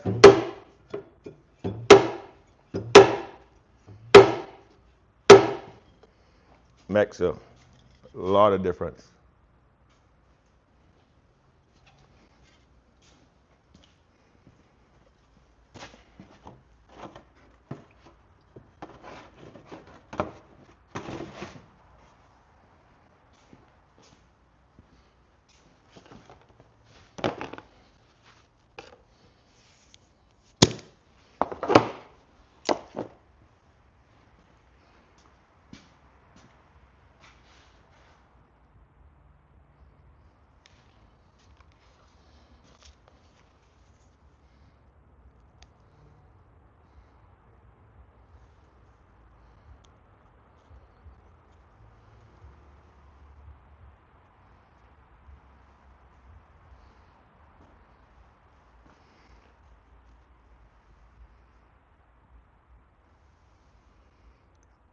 All right, guys, so look how I'm gonna put this hood on.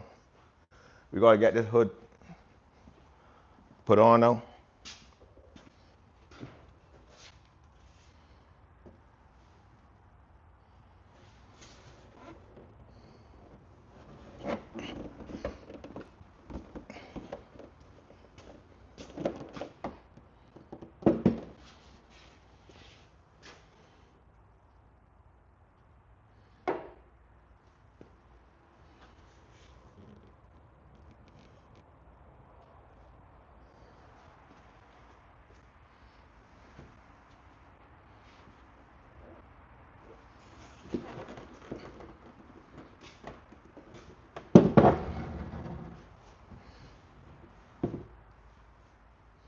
So we gotta install that hood by ourselves.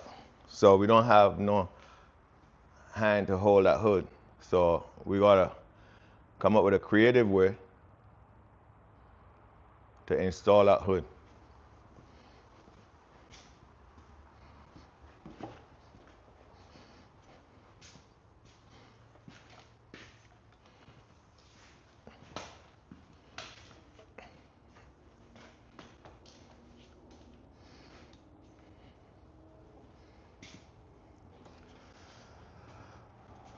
How are we gonna do this?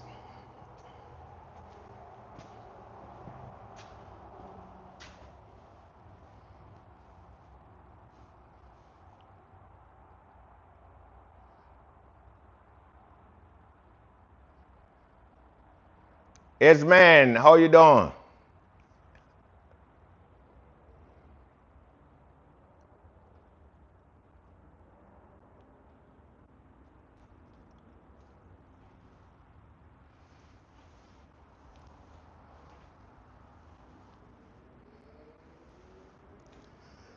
All right, so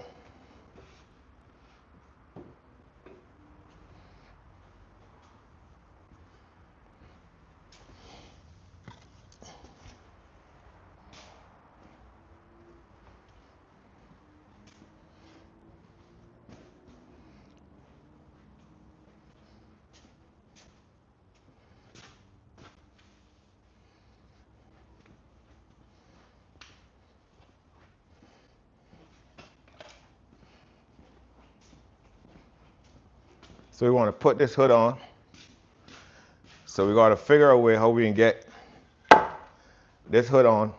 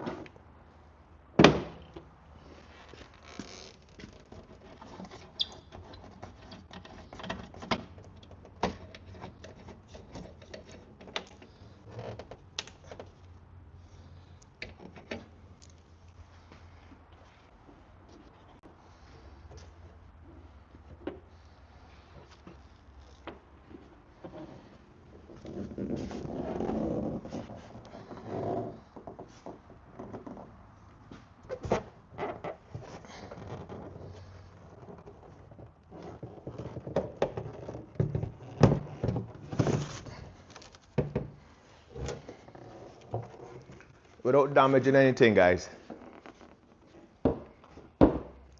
So you see what I did? I put that block of wood up front so I can work the hood back. I mean, that if the glass, this glass is cracked right here, but just in case the glass wasn't cracked, you just want to be careful now so you don't break the glass. And you're putting the hood on by yourself.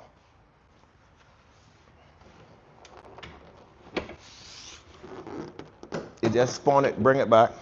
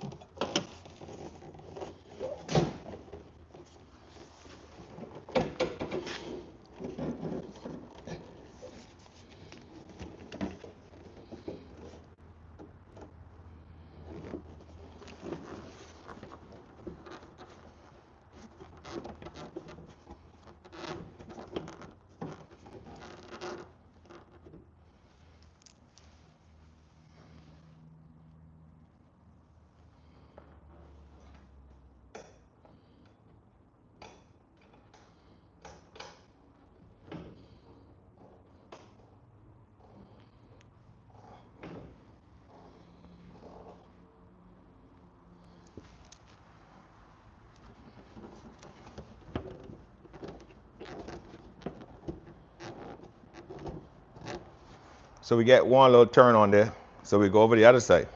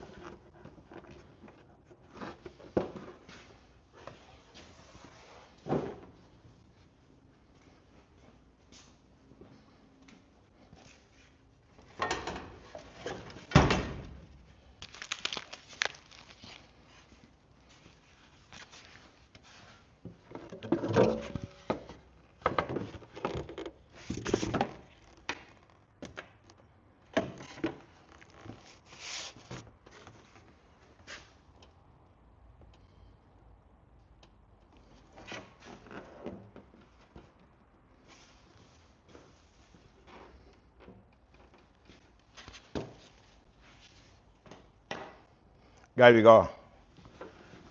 Figure it out.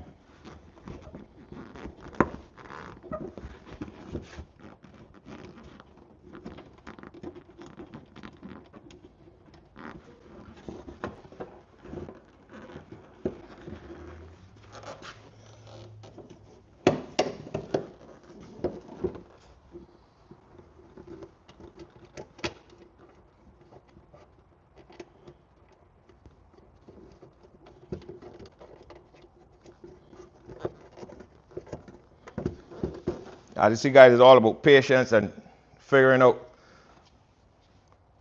how you can get it especially if you're doing it by yourself, you know.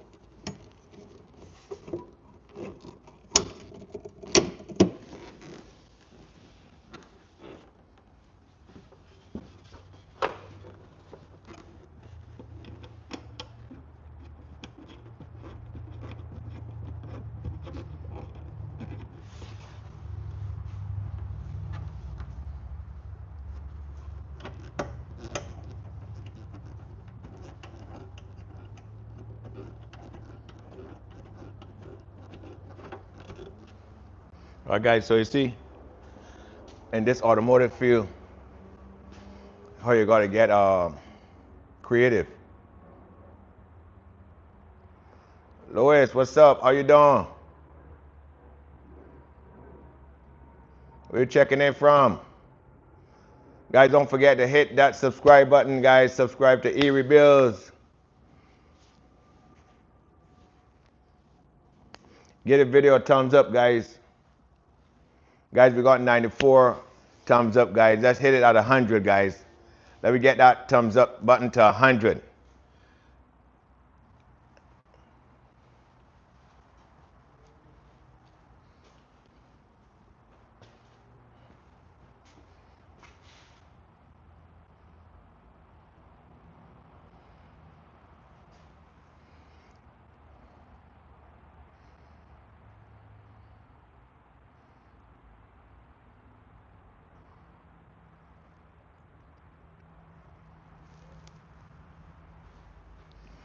So, guys, you see what I did? I rest. To get the hood on by myself, I had to rest this right here so I could get my hand under there to get out the bolts. You know what I'm saying?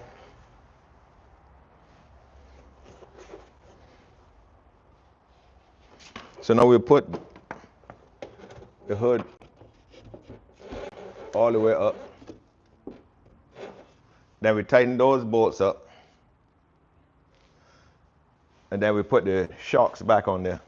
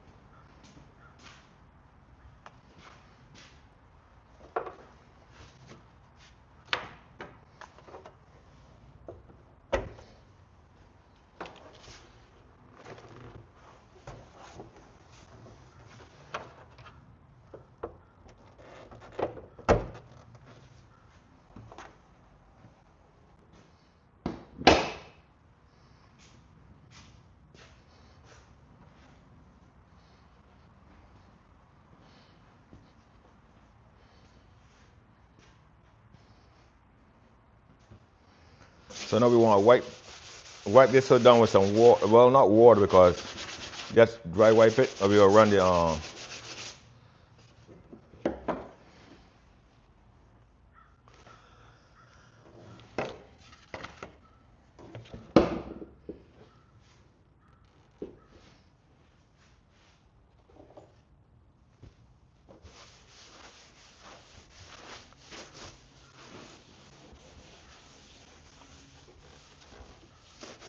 So guys, you see what I was saying as far as the color.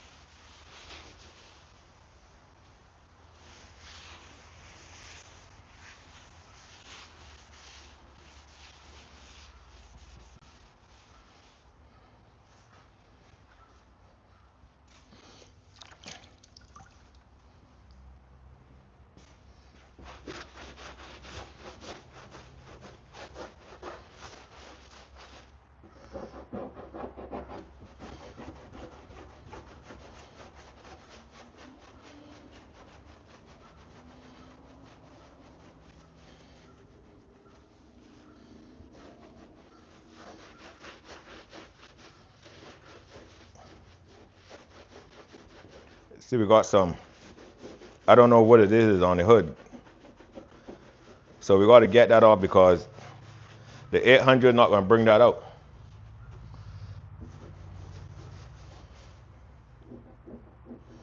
I don't know if it's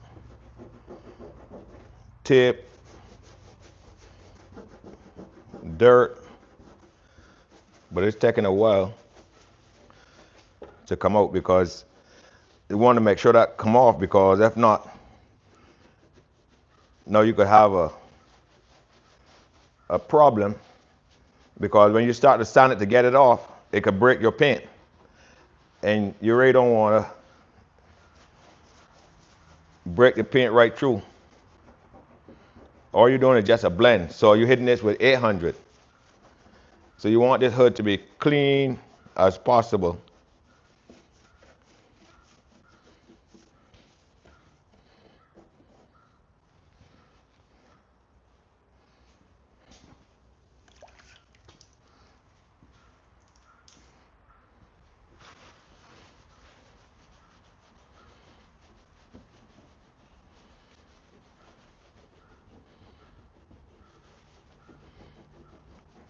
Sometimes you tell yourself the DA would bring it off, but the DA would do more harm than good.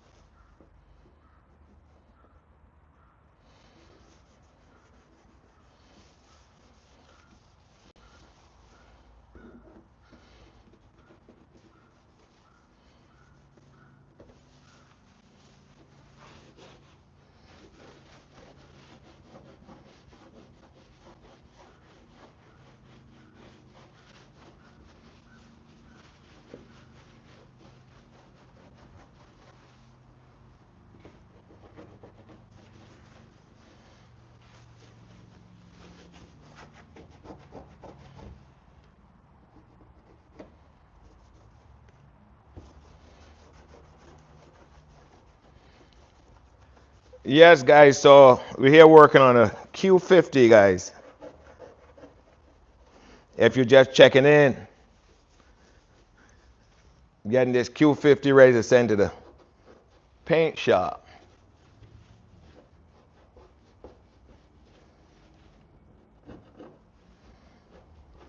Up the street to the paint shop, guys.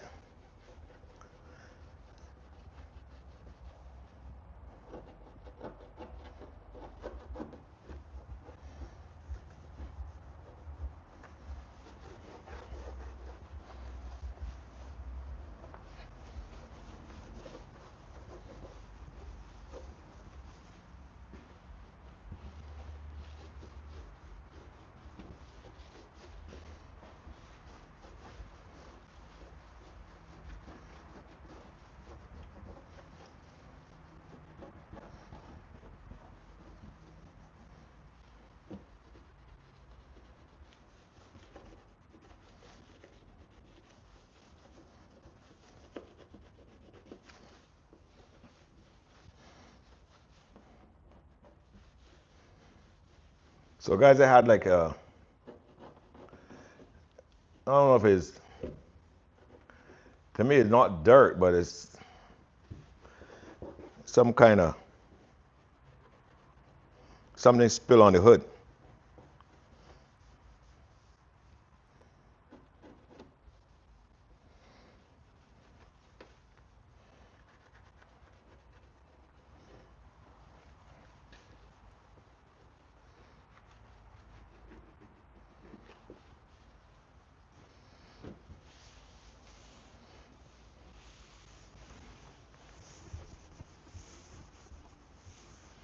We wasn't gonna use the water, but we had to because we had to get those. I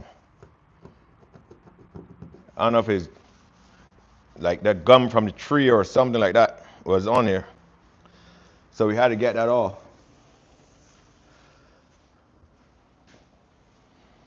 before we could sand it.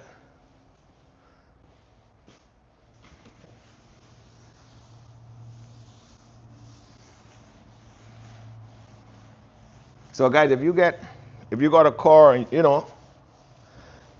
this will show you how you can prep your car, and then when you send it to the paint shop to get paint, all they're doing is just shooting it for you, just laying the paint on. So it'd be cheaper for you. You could do all this work in your garage, in your backyard, however you choose and wherever you choose to do it, you can do it. Save yourself some money. Because they're going to charge you to prep. This is what you call prepping. You know, they're going to charge you to prep, guys.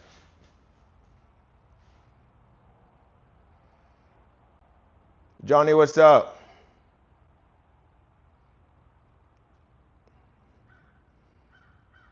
Lumberjack, what's going on?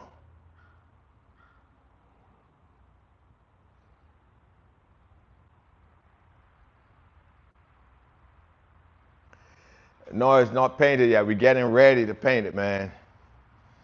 Send it to the paint shop, man. Johnny, what's up?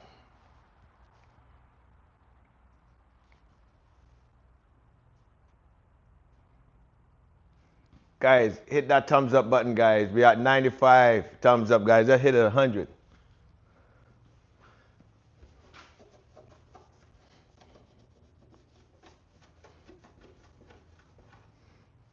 So guys, you see how clean this this hood is? But still, although the hood is clean, we could have buffed this up and everything. The thing about that now is that when you got the bumper that got to be painted, this is what I'm talking about, guys. You're gonna end up with two different tones on the car. You know what I'm saying? So you don't want to do that. Well, I don't want to do that. I don't want a Q50 right around with a Q50, and you have different different colors on it. So to eliminate that, we can introduce some 800 to this hood.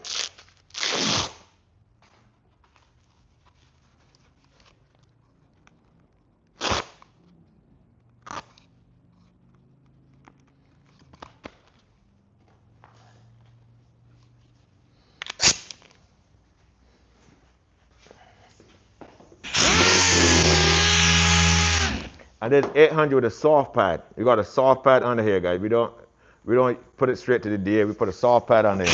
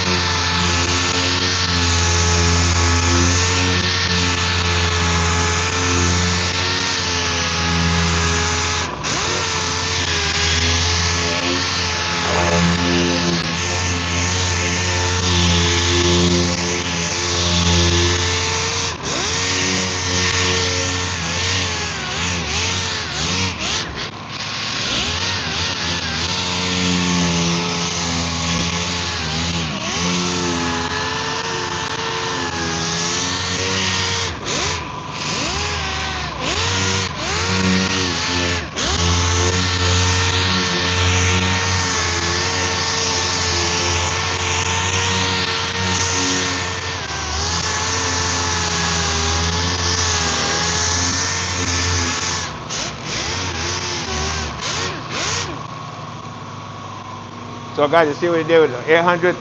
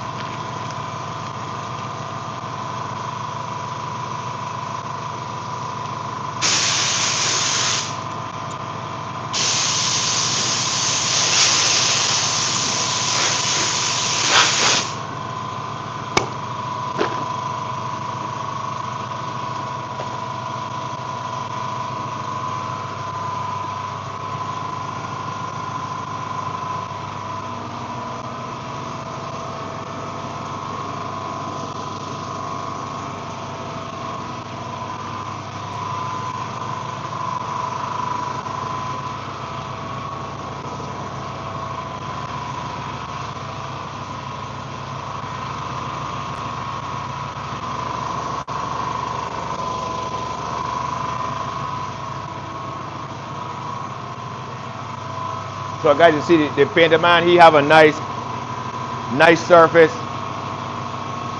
that he can lay that blend, lay that clear down. So he can't tell me nothing. He gotta give me a good job. So the next thing we're gonna do here now, guys, is to get the bumper ready. Right? We're gonna move the camera back on that side over there. Get the bumper ready. And then guys, we'll show you how we tape this car out. How we lay the paper on, tape it up, so that we can jack it down, put it in the trailer, take it to the paint shop, guys. So we can tape it up, everything. So all we gotta do with this here is just jack it down, shoot, put it in the trailer, take it up to the paint shop. So we show you everything, guys, how we tape it up and everything, guys.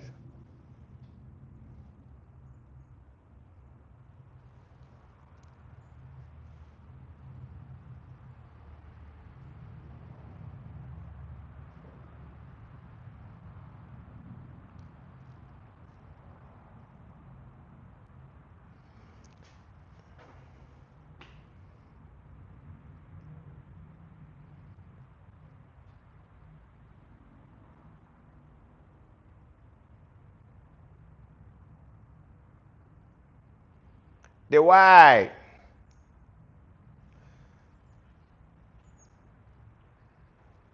Johnny, what's going on? Colombia. What's going on out there in Colombia?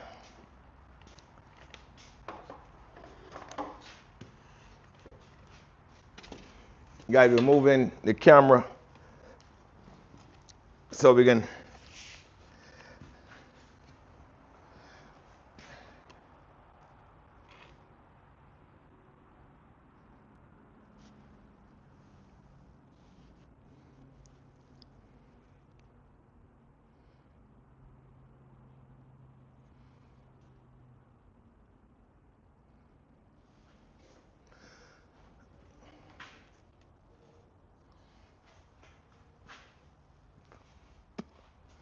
All right, guys, so we got the last bit here to sand.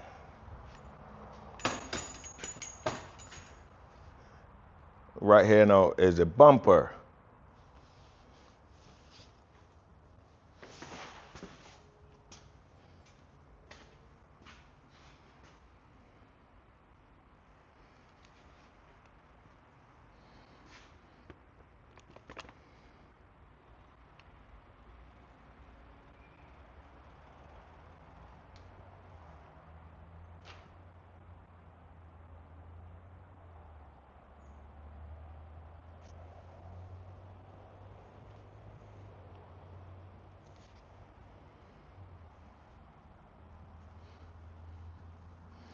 So guys, I'm gonna do this bumper the old-fashioned way. So we can sand this with some water to see if we still have it the old-fashioned way.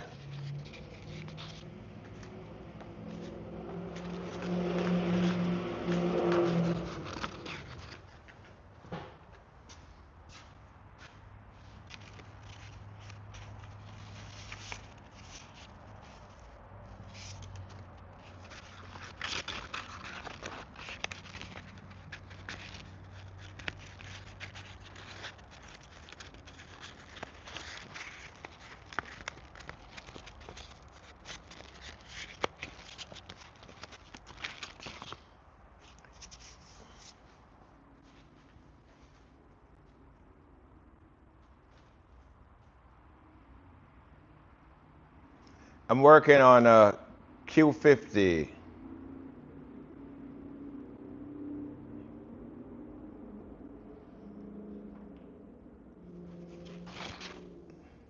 This is an Infinity Q50 twin turbo, guys.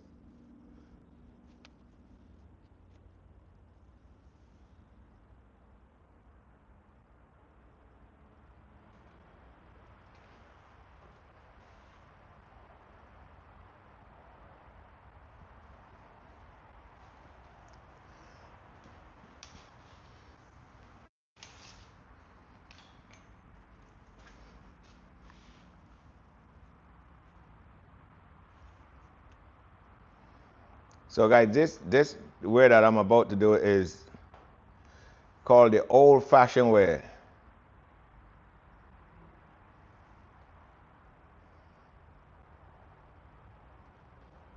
Hey man, what's up?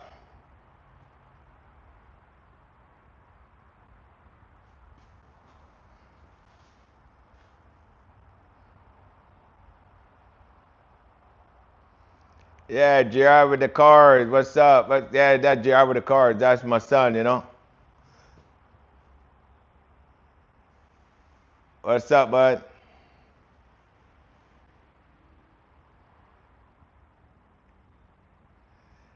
Me no habla español.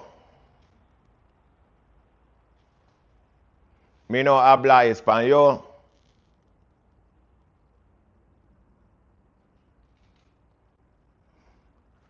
Only inglés.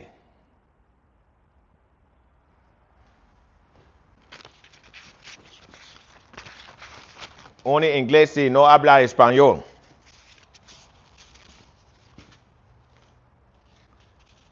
So guys, back to where how I know it, we would have had to put in the time to sand this bumper down with water. So I show you, we could use it there, the machine, which is, as I see, that's production. Now, when you want a nice, cool finish, where the paint can lay down nice and smooth, you know, we use some water, get the surface nice and level. So we can use some water on this, guys.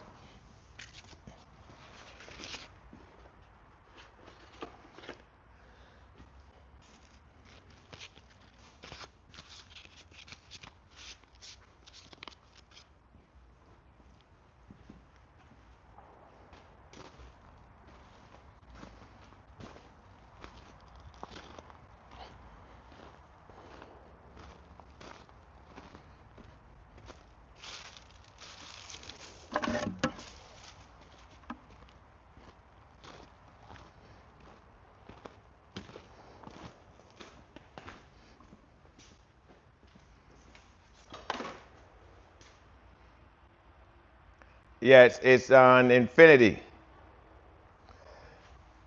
Infinity Q50.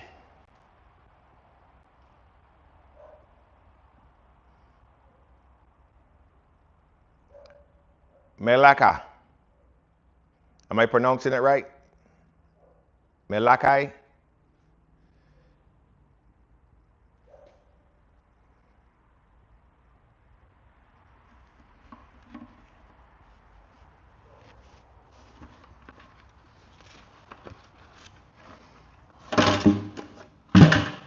So guys, this is the way that we all from the old school know it.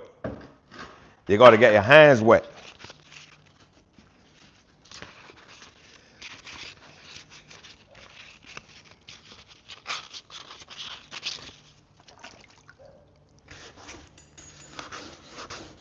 This is the old school way, guys.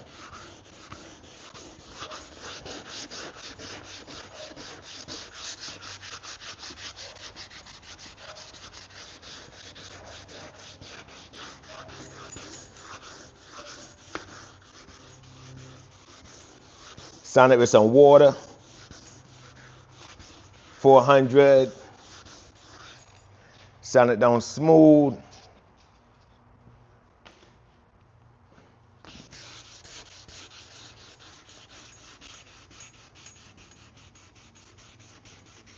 This way is the way, you know, you take your time and there's no rush, no production shop. You take your time and you want to get sanded, prepped. Like if you was to, someone was to bring the Ferrari to you, or a nice old school Chevelle or whatever, and they tell you, man, look, you know something? I don't need no imperfections on my car. I want to make sure that everything Not perfect, because you're not such as perfect, but close to 100. This is where now you would start to, well, where I would have start to take my time and sand with some water.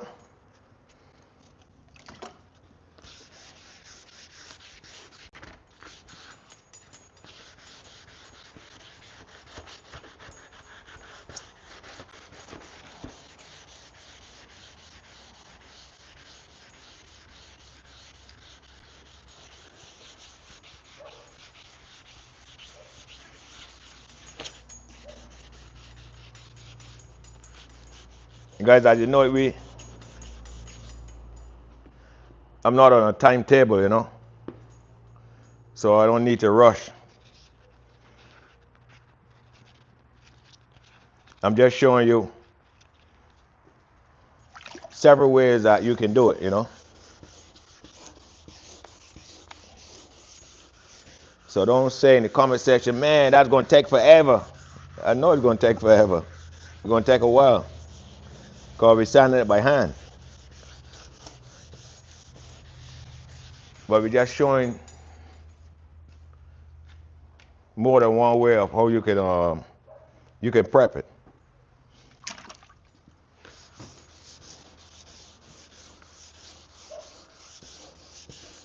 Some people would say this is the backward way of doing it.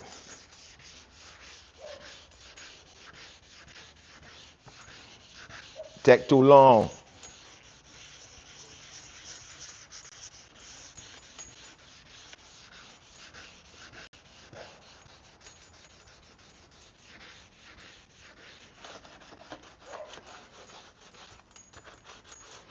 As I say, in a production shop, you can't do this. They ain't got no time for this.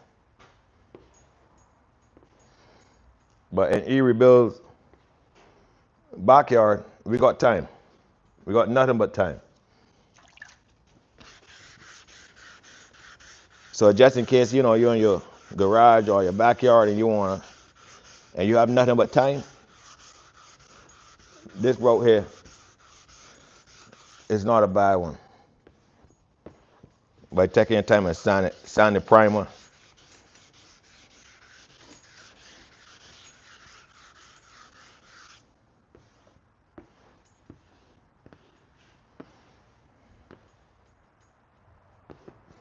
All right, guys, let me show you where it's sand with the primer. See, I've sand here with the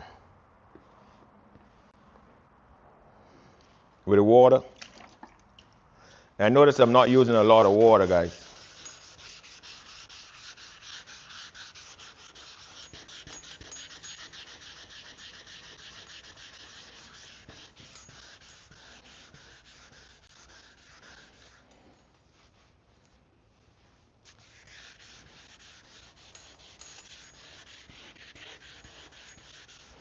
Like if I was to do if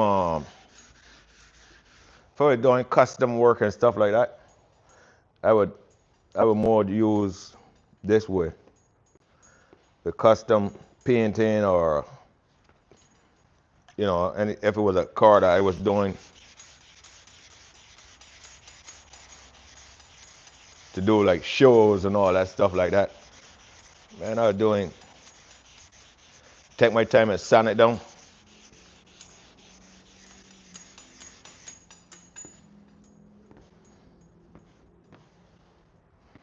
So guys, look at that right there. See, always sand it with the water.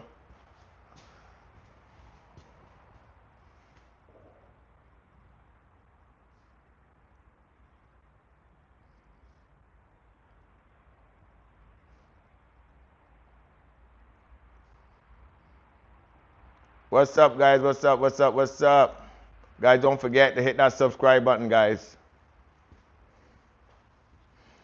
Subscribe to erebuilds, guys.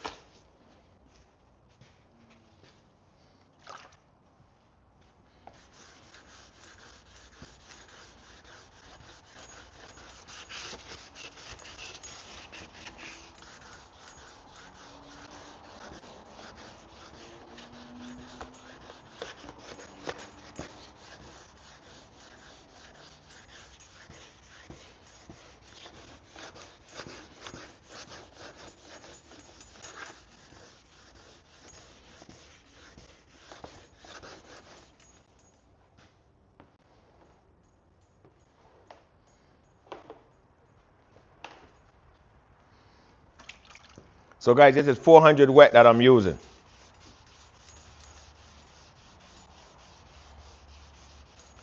400 wet that I'm sanding this way with some water.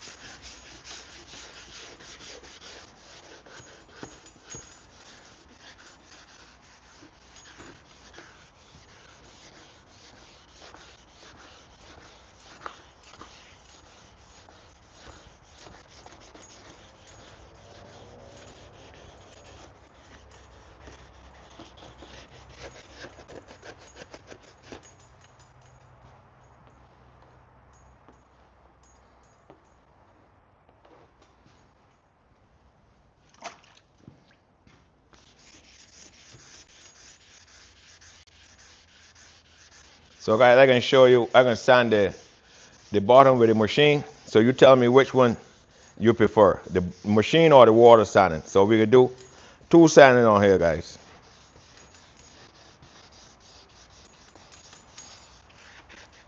I know this way is more time consuming, but I'm talking about as far as if any of you guys online right now that do body work,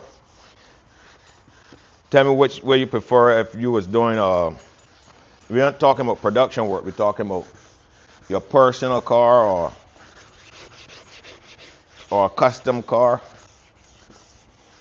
Which way you prefer? You prefer the old time way of sanding or the new way with the DA? So we got 2.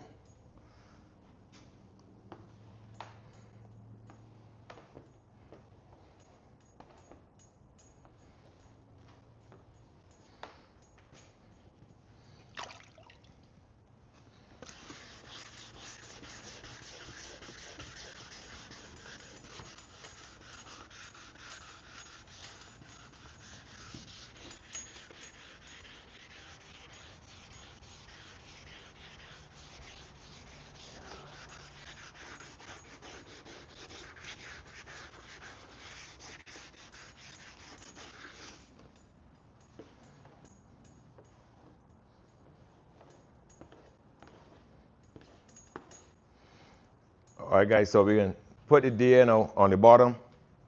So guys, look at that. That's water sand now. There's the difference of what I'm trying to explain to you guys.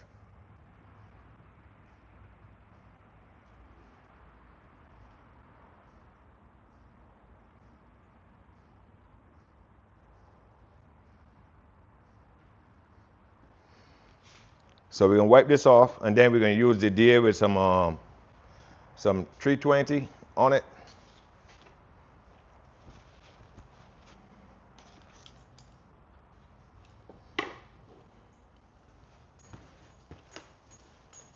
So guys, look at that. See?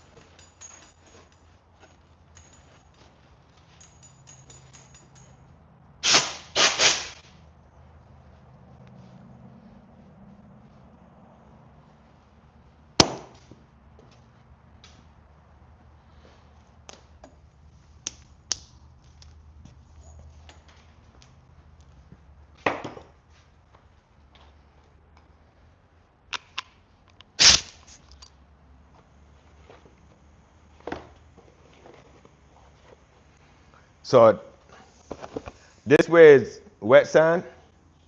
See it nice and smooth. Now we can use the machine now, and you see the difference.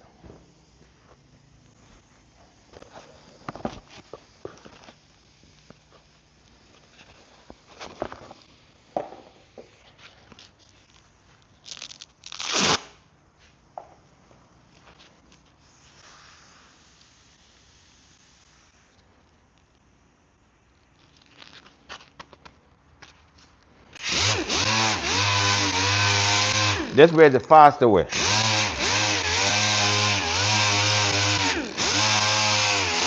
Faster don't always mean better.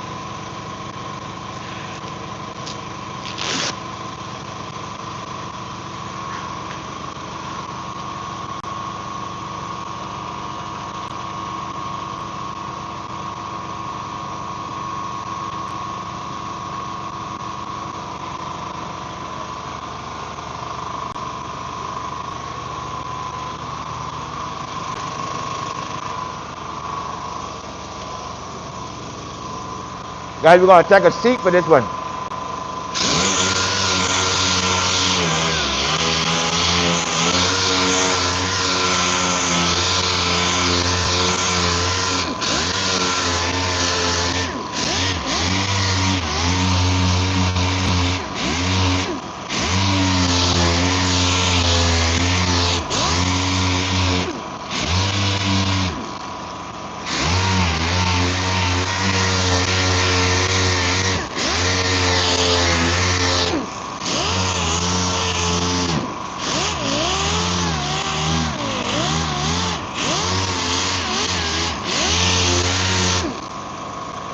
So guys, this is 320 that I'm using to cut the primer.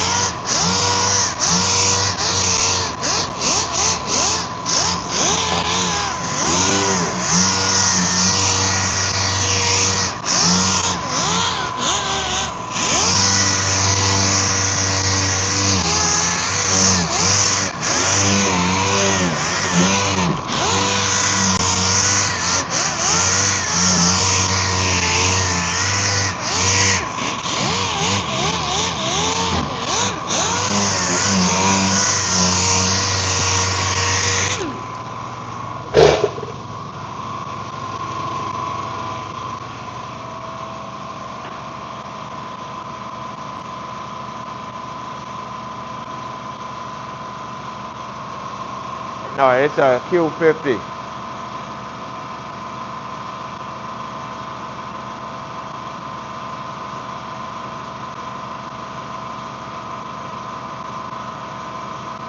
This is a Q50 that we're working on right here, guys.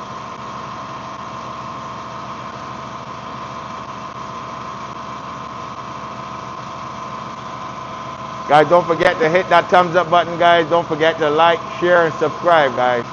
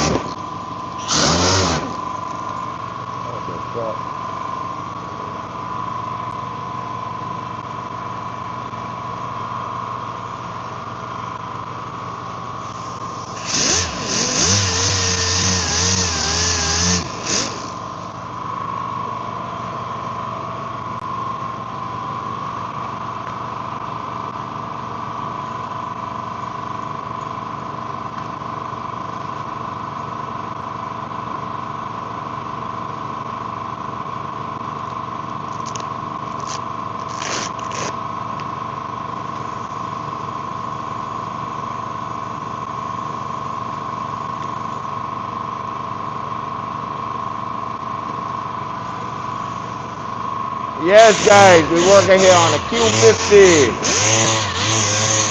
Getting ready to send it to the paint shop, guys.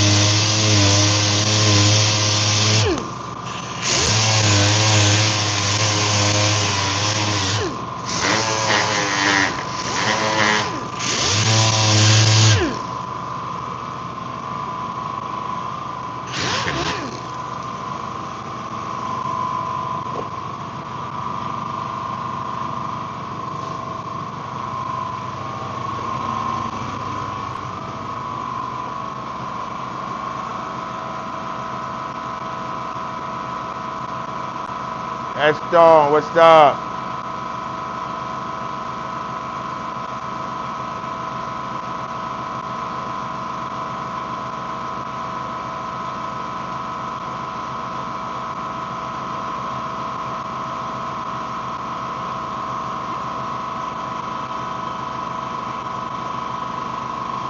Farah, what's up?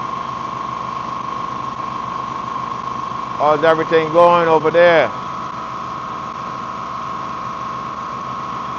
Guys, don't forget to give the video a huge thumbs up, guys. Show erebuilds some love and subscribe to erebuilds, guys.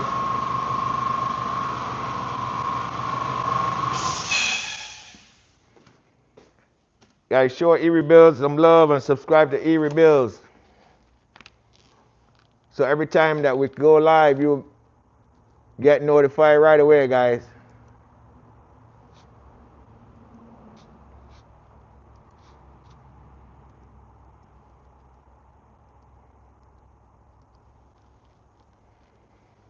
Guys, thanks for tuning in to erebuilds.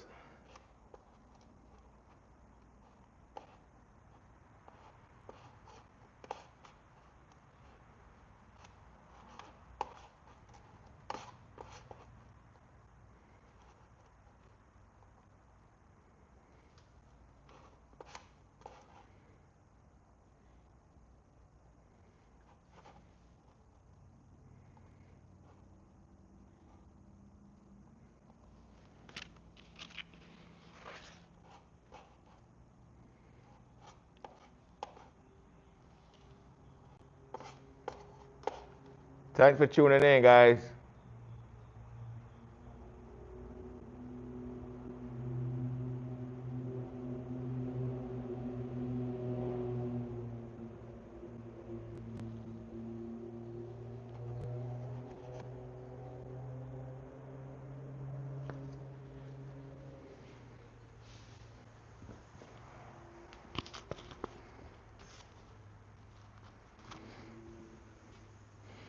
Guys, don't forget to hit that subscribe button, guys.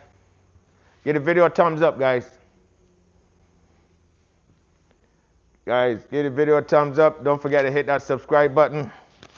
If you're tuning in, just tuning in for the first time, guys, this is a Q50 we're working on, guys.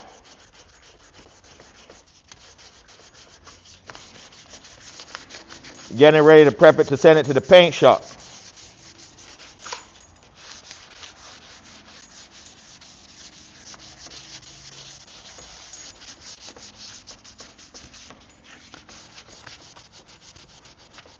So you know, bumpers has always got a lot of work on them, guys. It's different to like the straight flat panels. You know, it's easier to work on, but when you got a bumper now, you got so much curves that you got to work on.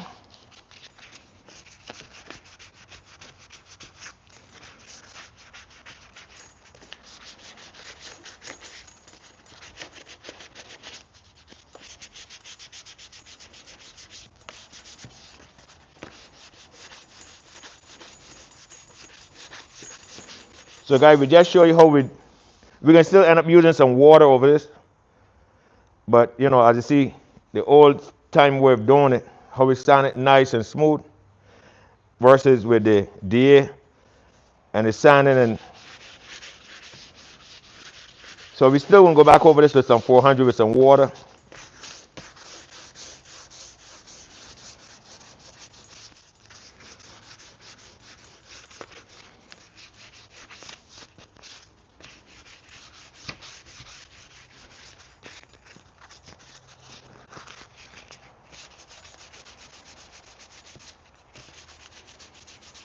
So guys, this is some 320 that I'm using right here to break the primer.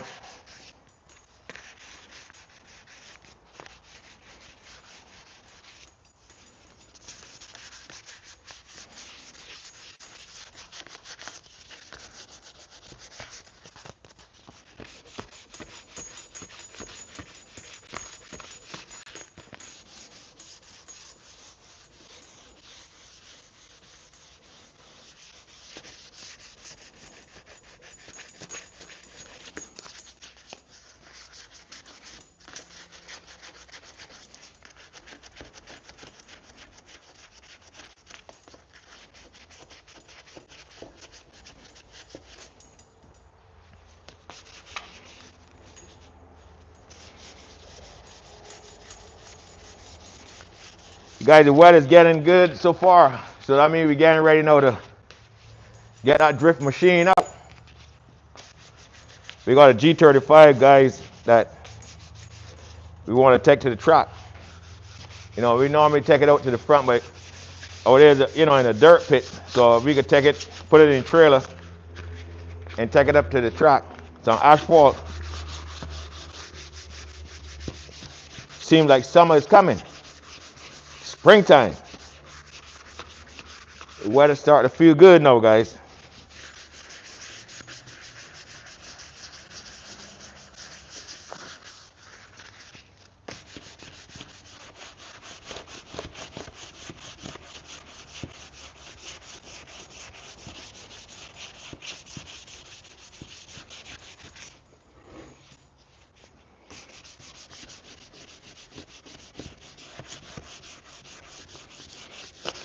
Guys, don't forget to hit the thumbs up button, guys.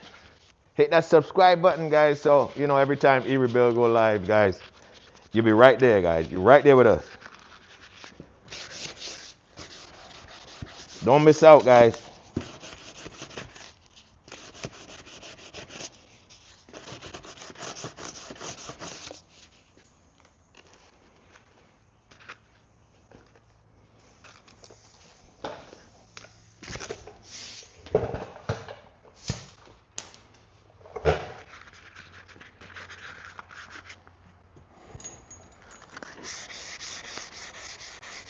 Guys, we had to sit down for this one, boy. Bumper take a lot of time now.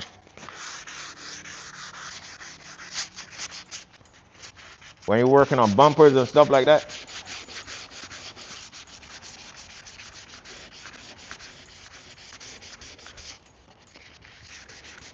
More time consuming.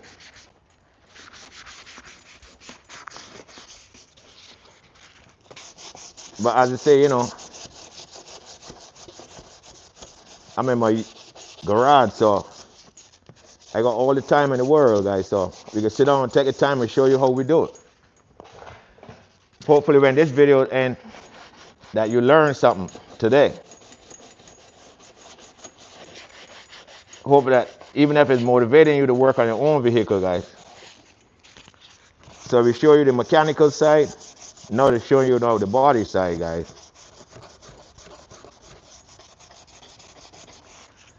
And what we want to do, guys, we want to show you eventually like on doing some framework.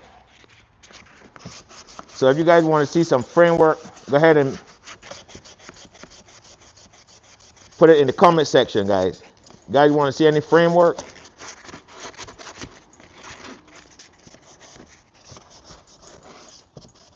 You want to see how to do some framework? Go ahead and put it in the comment section.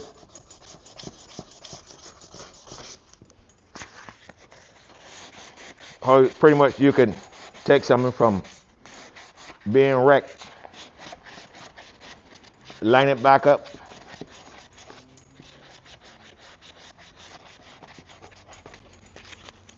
Just go ahead and put it in the comment section, guys.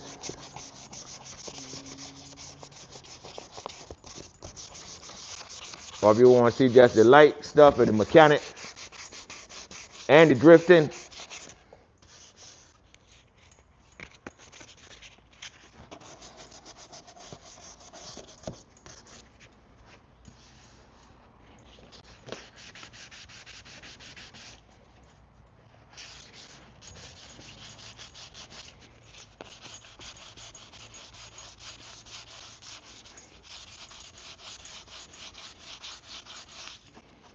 guys, we got a 350Z. I think we're gonna probably make that a project car, guys. Figure out what we can do with that convertible 350Z. Make it a project car.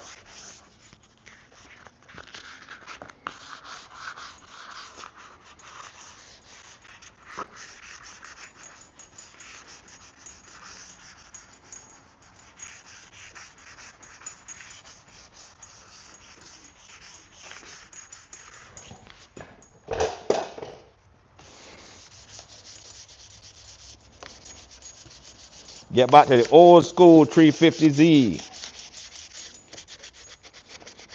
The best drift machine. I see now, guys, a lot of guys on the island of Jamaica now they started to use those 350Z to drift with.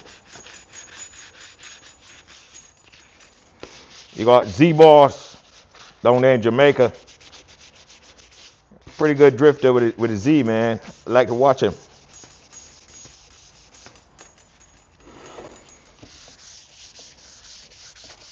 With Nissan, that's a good platform, guys. With a 350Z, with a drift.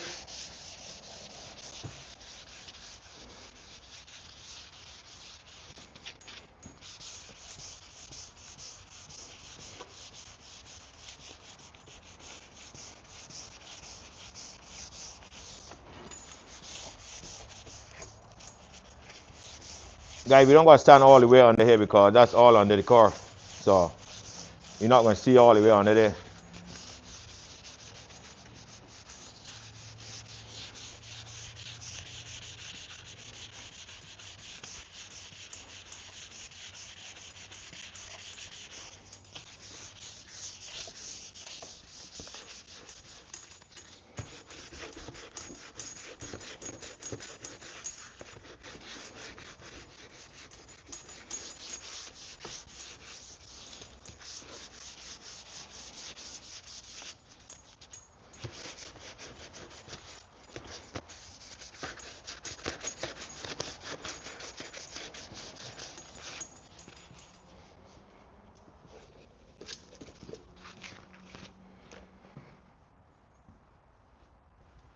Guys, I got that bumper taking shape already.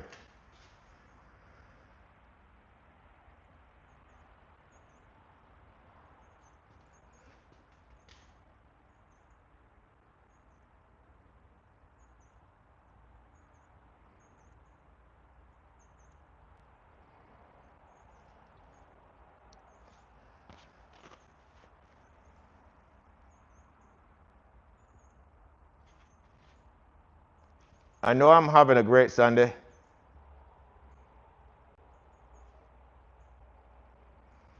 Guys, I won't be nowhere else but right here working on this Q50, man. This is my happiness, this is my enjoyment, this is what I love to do. This is what I love to do, guys. This is my happiness. I'm in my comfort zone right now. You know, I could be in the house, I could be on, but anything to do with cars, man, this was always my passion from the time I was a little boy growing up, man. Working on cars.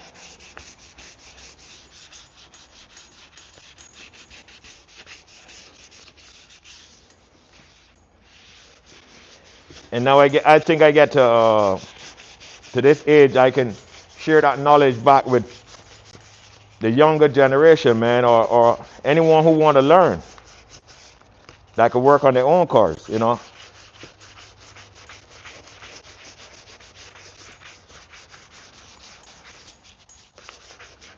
Anything to do with drifting, working on cars, man, that's me right there. That's me. That's me. I'm happy. I'm comfortable. You know what I mean? Put me in a yard full of cars, and I'm happy. I'm happy. It's not to say, well, oh man, he working every day, bro. What am I? I mean, I can go and lay down and watch TV and no, but this is my enjoyment. If they had a car show going on now, we would have just take the Z, boom, and head to the show. Any events as far as car events, we did.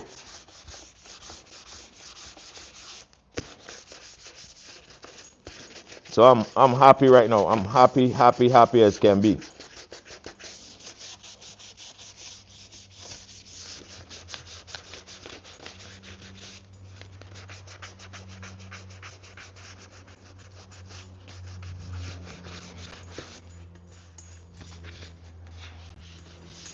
Eventually, I'm gonna make a burnout pot. What I would love to do is to even make me happy right now. Burn some tires right now, man. Get in one of those cars and smoke the tires off of it.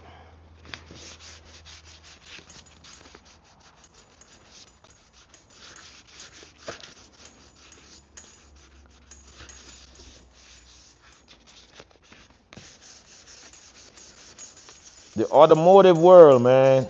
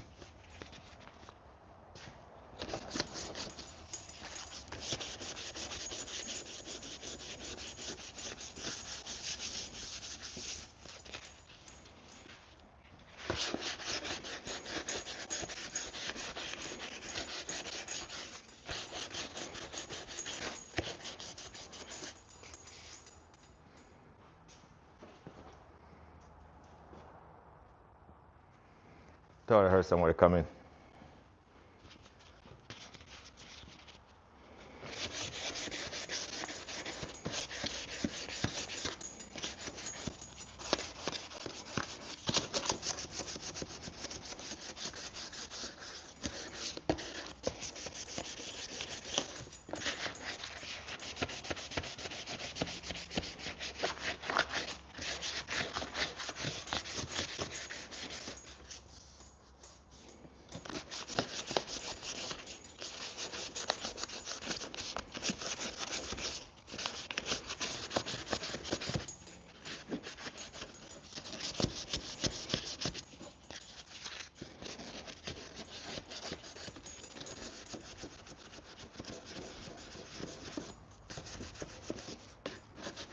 Guys, the only thing about prepping, it take a lot of time. Prepping take a lot of time if you want to do it right, guys.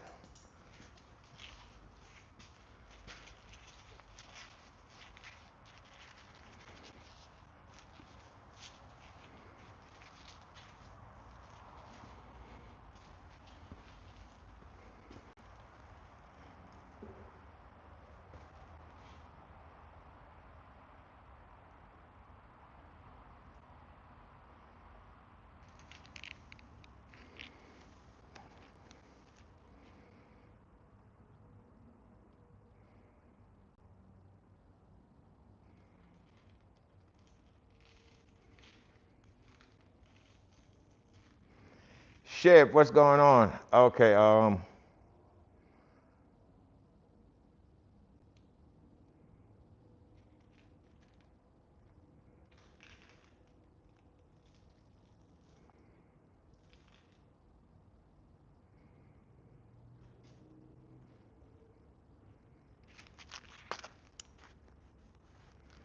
so you say that the cluster won't turn on?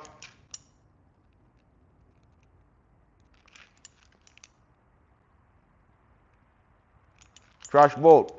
You saying that the cluster won't turn on or your G35? Let's have a conversation.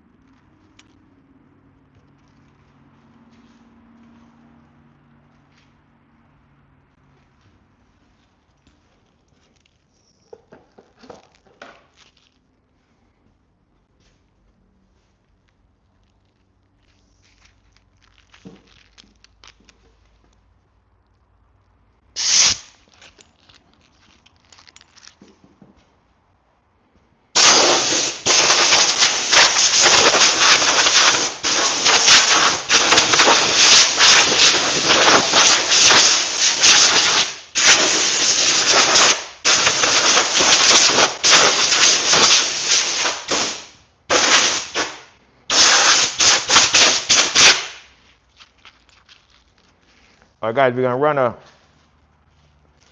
bit of 400 now on this.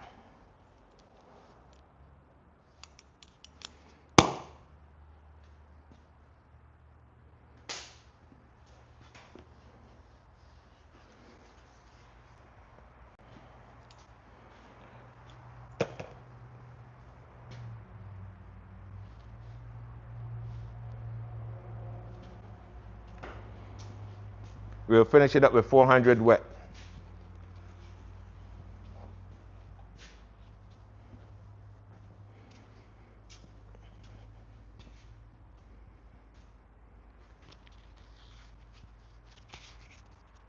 So you see how much time that bumper take, guys?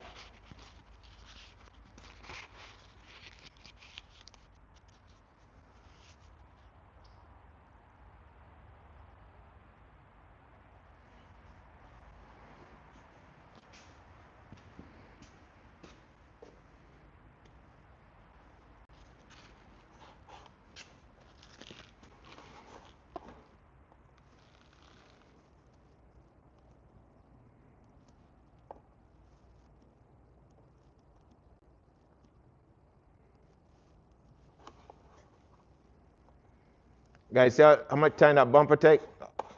So we're gonna put some we're gonna put some 400 wet on there now.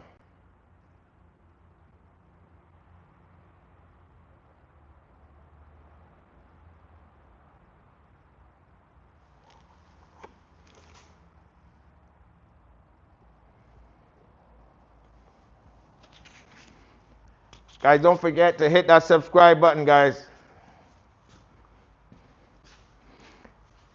And if you did, thanks for subscribing to erebuilds, guys.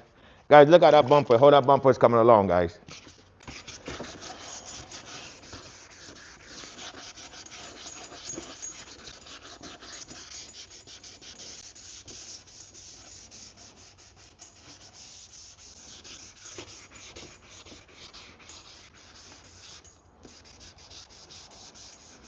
So we hit it with some 320. No, we hit it with some 400 wet.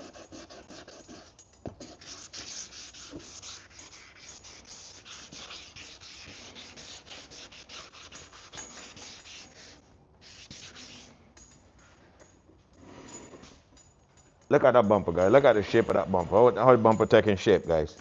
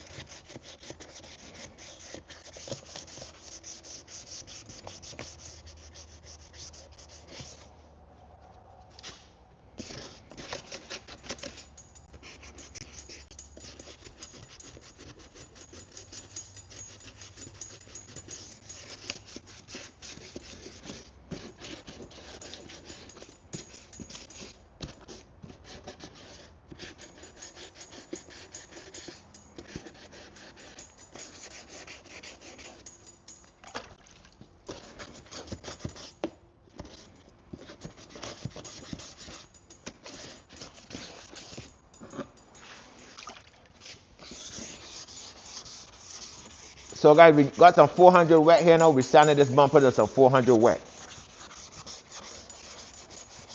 With some water.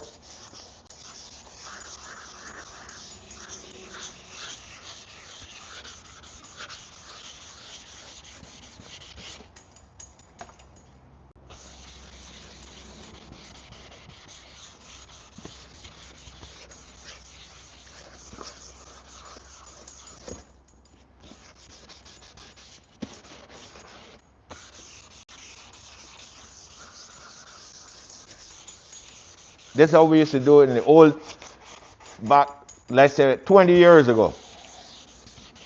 Get a bucket with some water and sand it. But now you just use the machine. Production.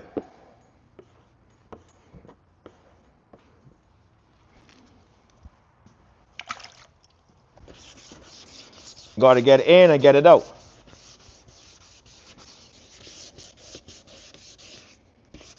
That time back in the day, they used to use like putty. They had a high build primer. Some of you guys might not know about that.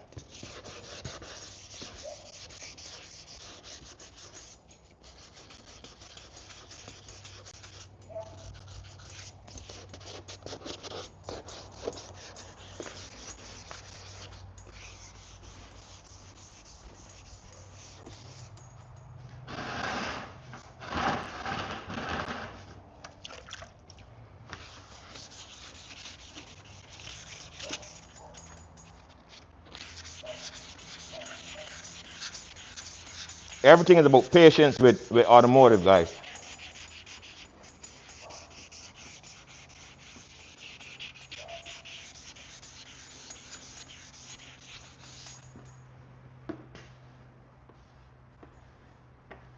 Getting into the automotive, you got to have a lot of patience.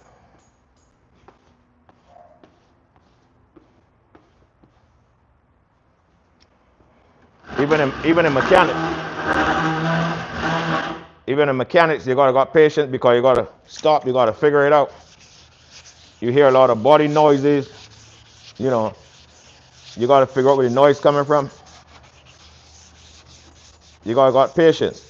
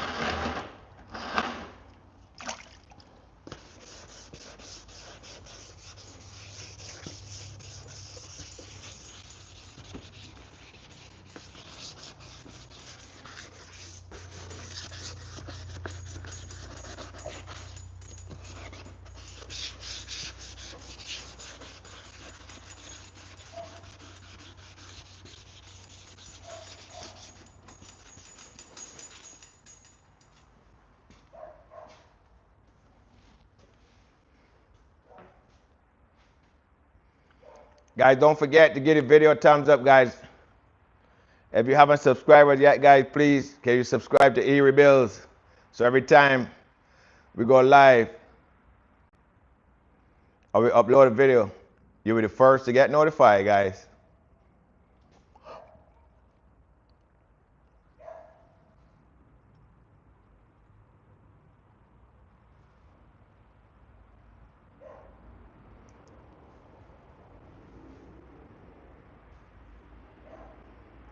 So guys, this way that I'm doing it now, this is the old time way of doing prep. I mean, maybe some people, some other techs probably still use water and sandpaper, you know what I mean? Because they still sell water sand, so.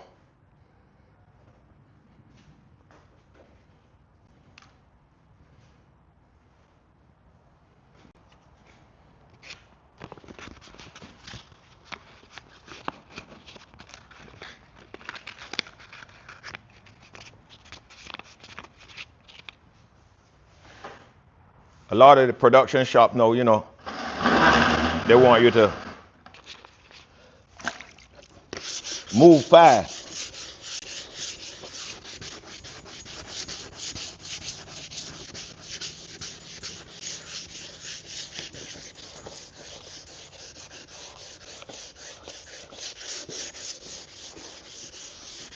So they use the machine with the sanding.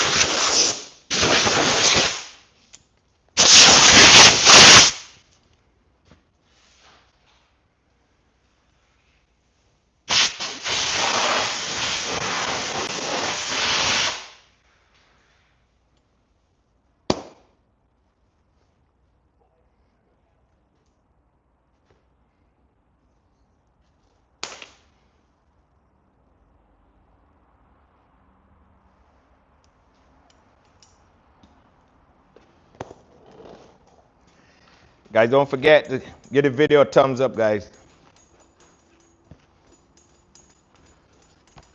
Don't forget to like, share, and subscribe, guys. Share the videos, guys.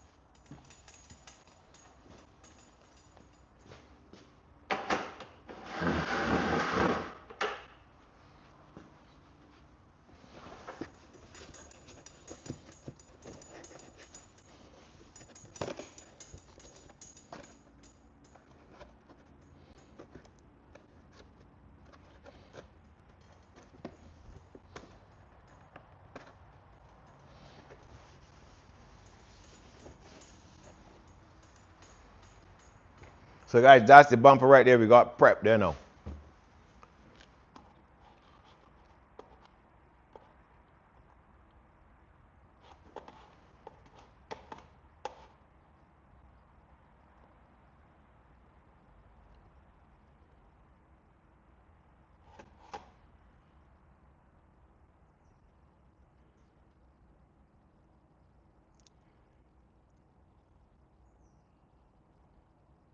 Guys, don't forget, if you're just joining us on the live, guys, just go ahead and hit that subscribe button, guys. So we got some 400 left back, guys, so we're not going to use that. So we can move this out of the way.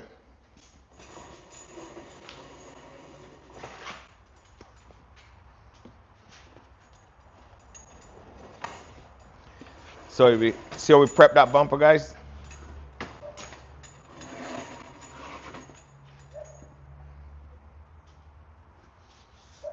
Guys, my mic is about to die, guys.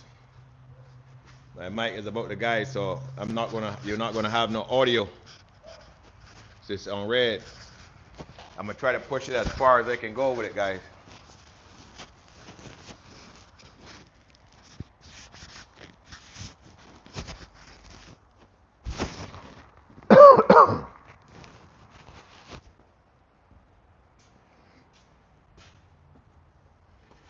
Guys, don't forget to hit that subscribe button, guys.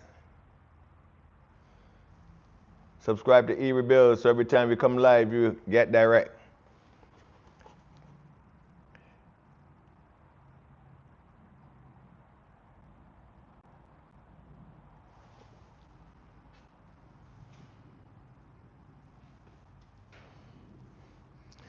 So, what we want to do here now, guys.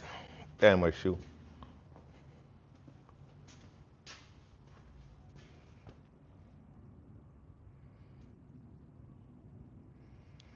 We want to try to push the audio as far as we can go.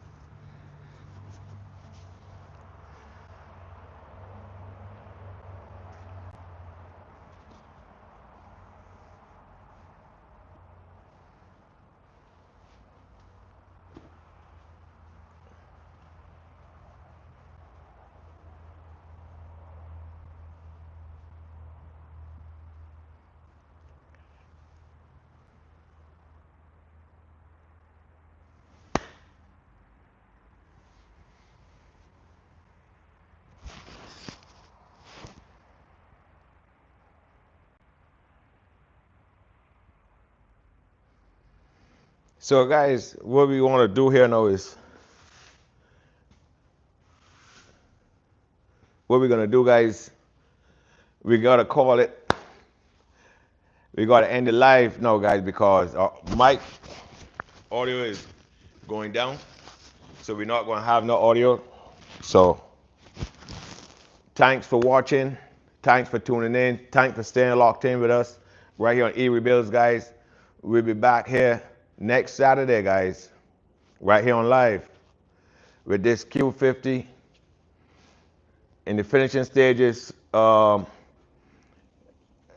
don't think that, because I don't think we can get to tape it up so we can send it to the paint shop, or maybe they might have to do it themselves. So we'll be back here on the live. Everything, if the paint shop get through with painting it, then we'll start to fit it back together so we can move on to the next phase, guys. So don't forget, guys, like, share, and subscribe, guys. Thanks for watching. We love you here at erebuilds. Peace. We're out.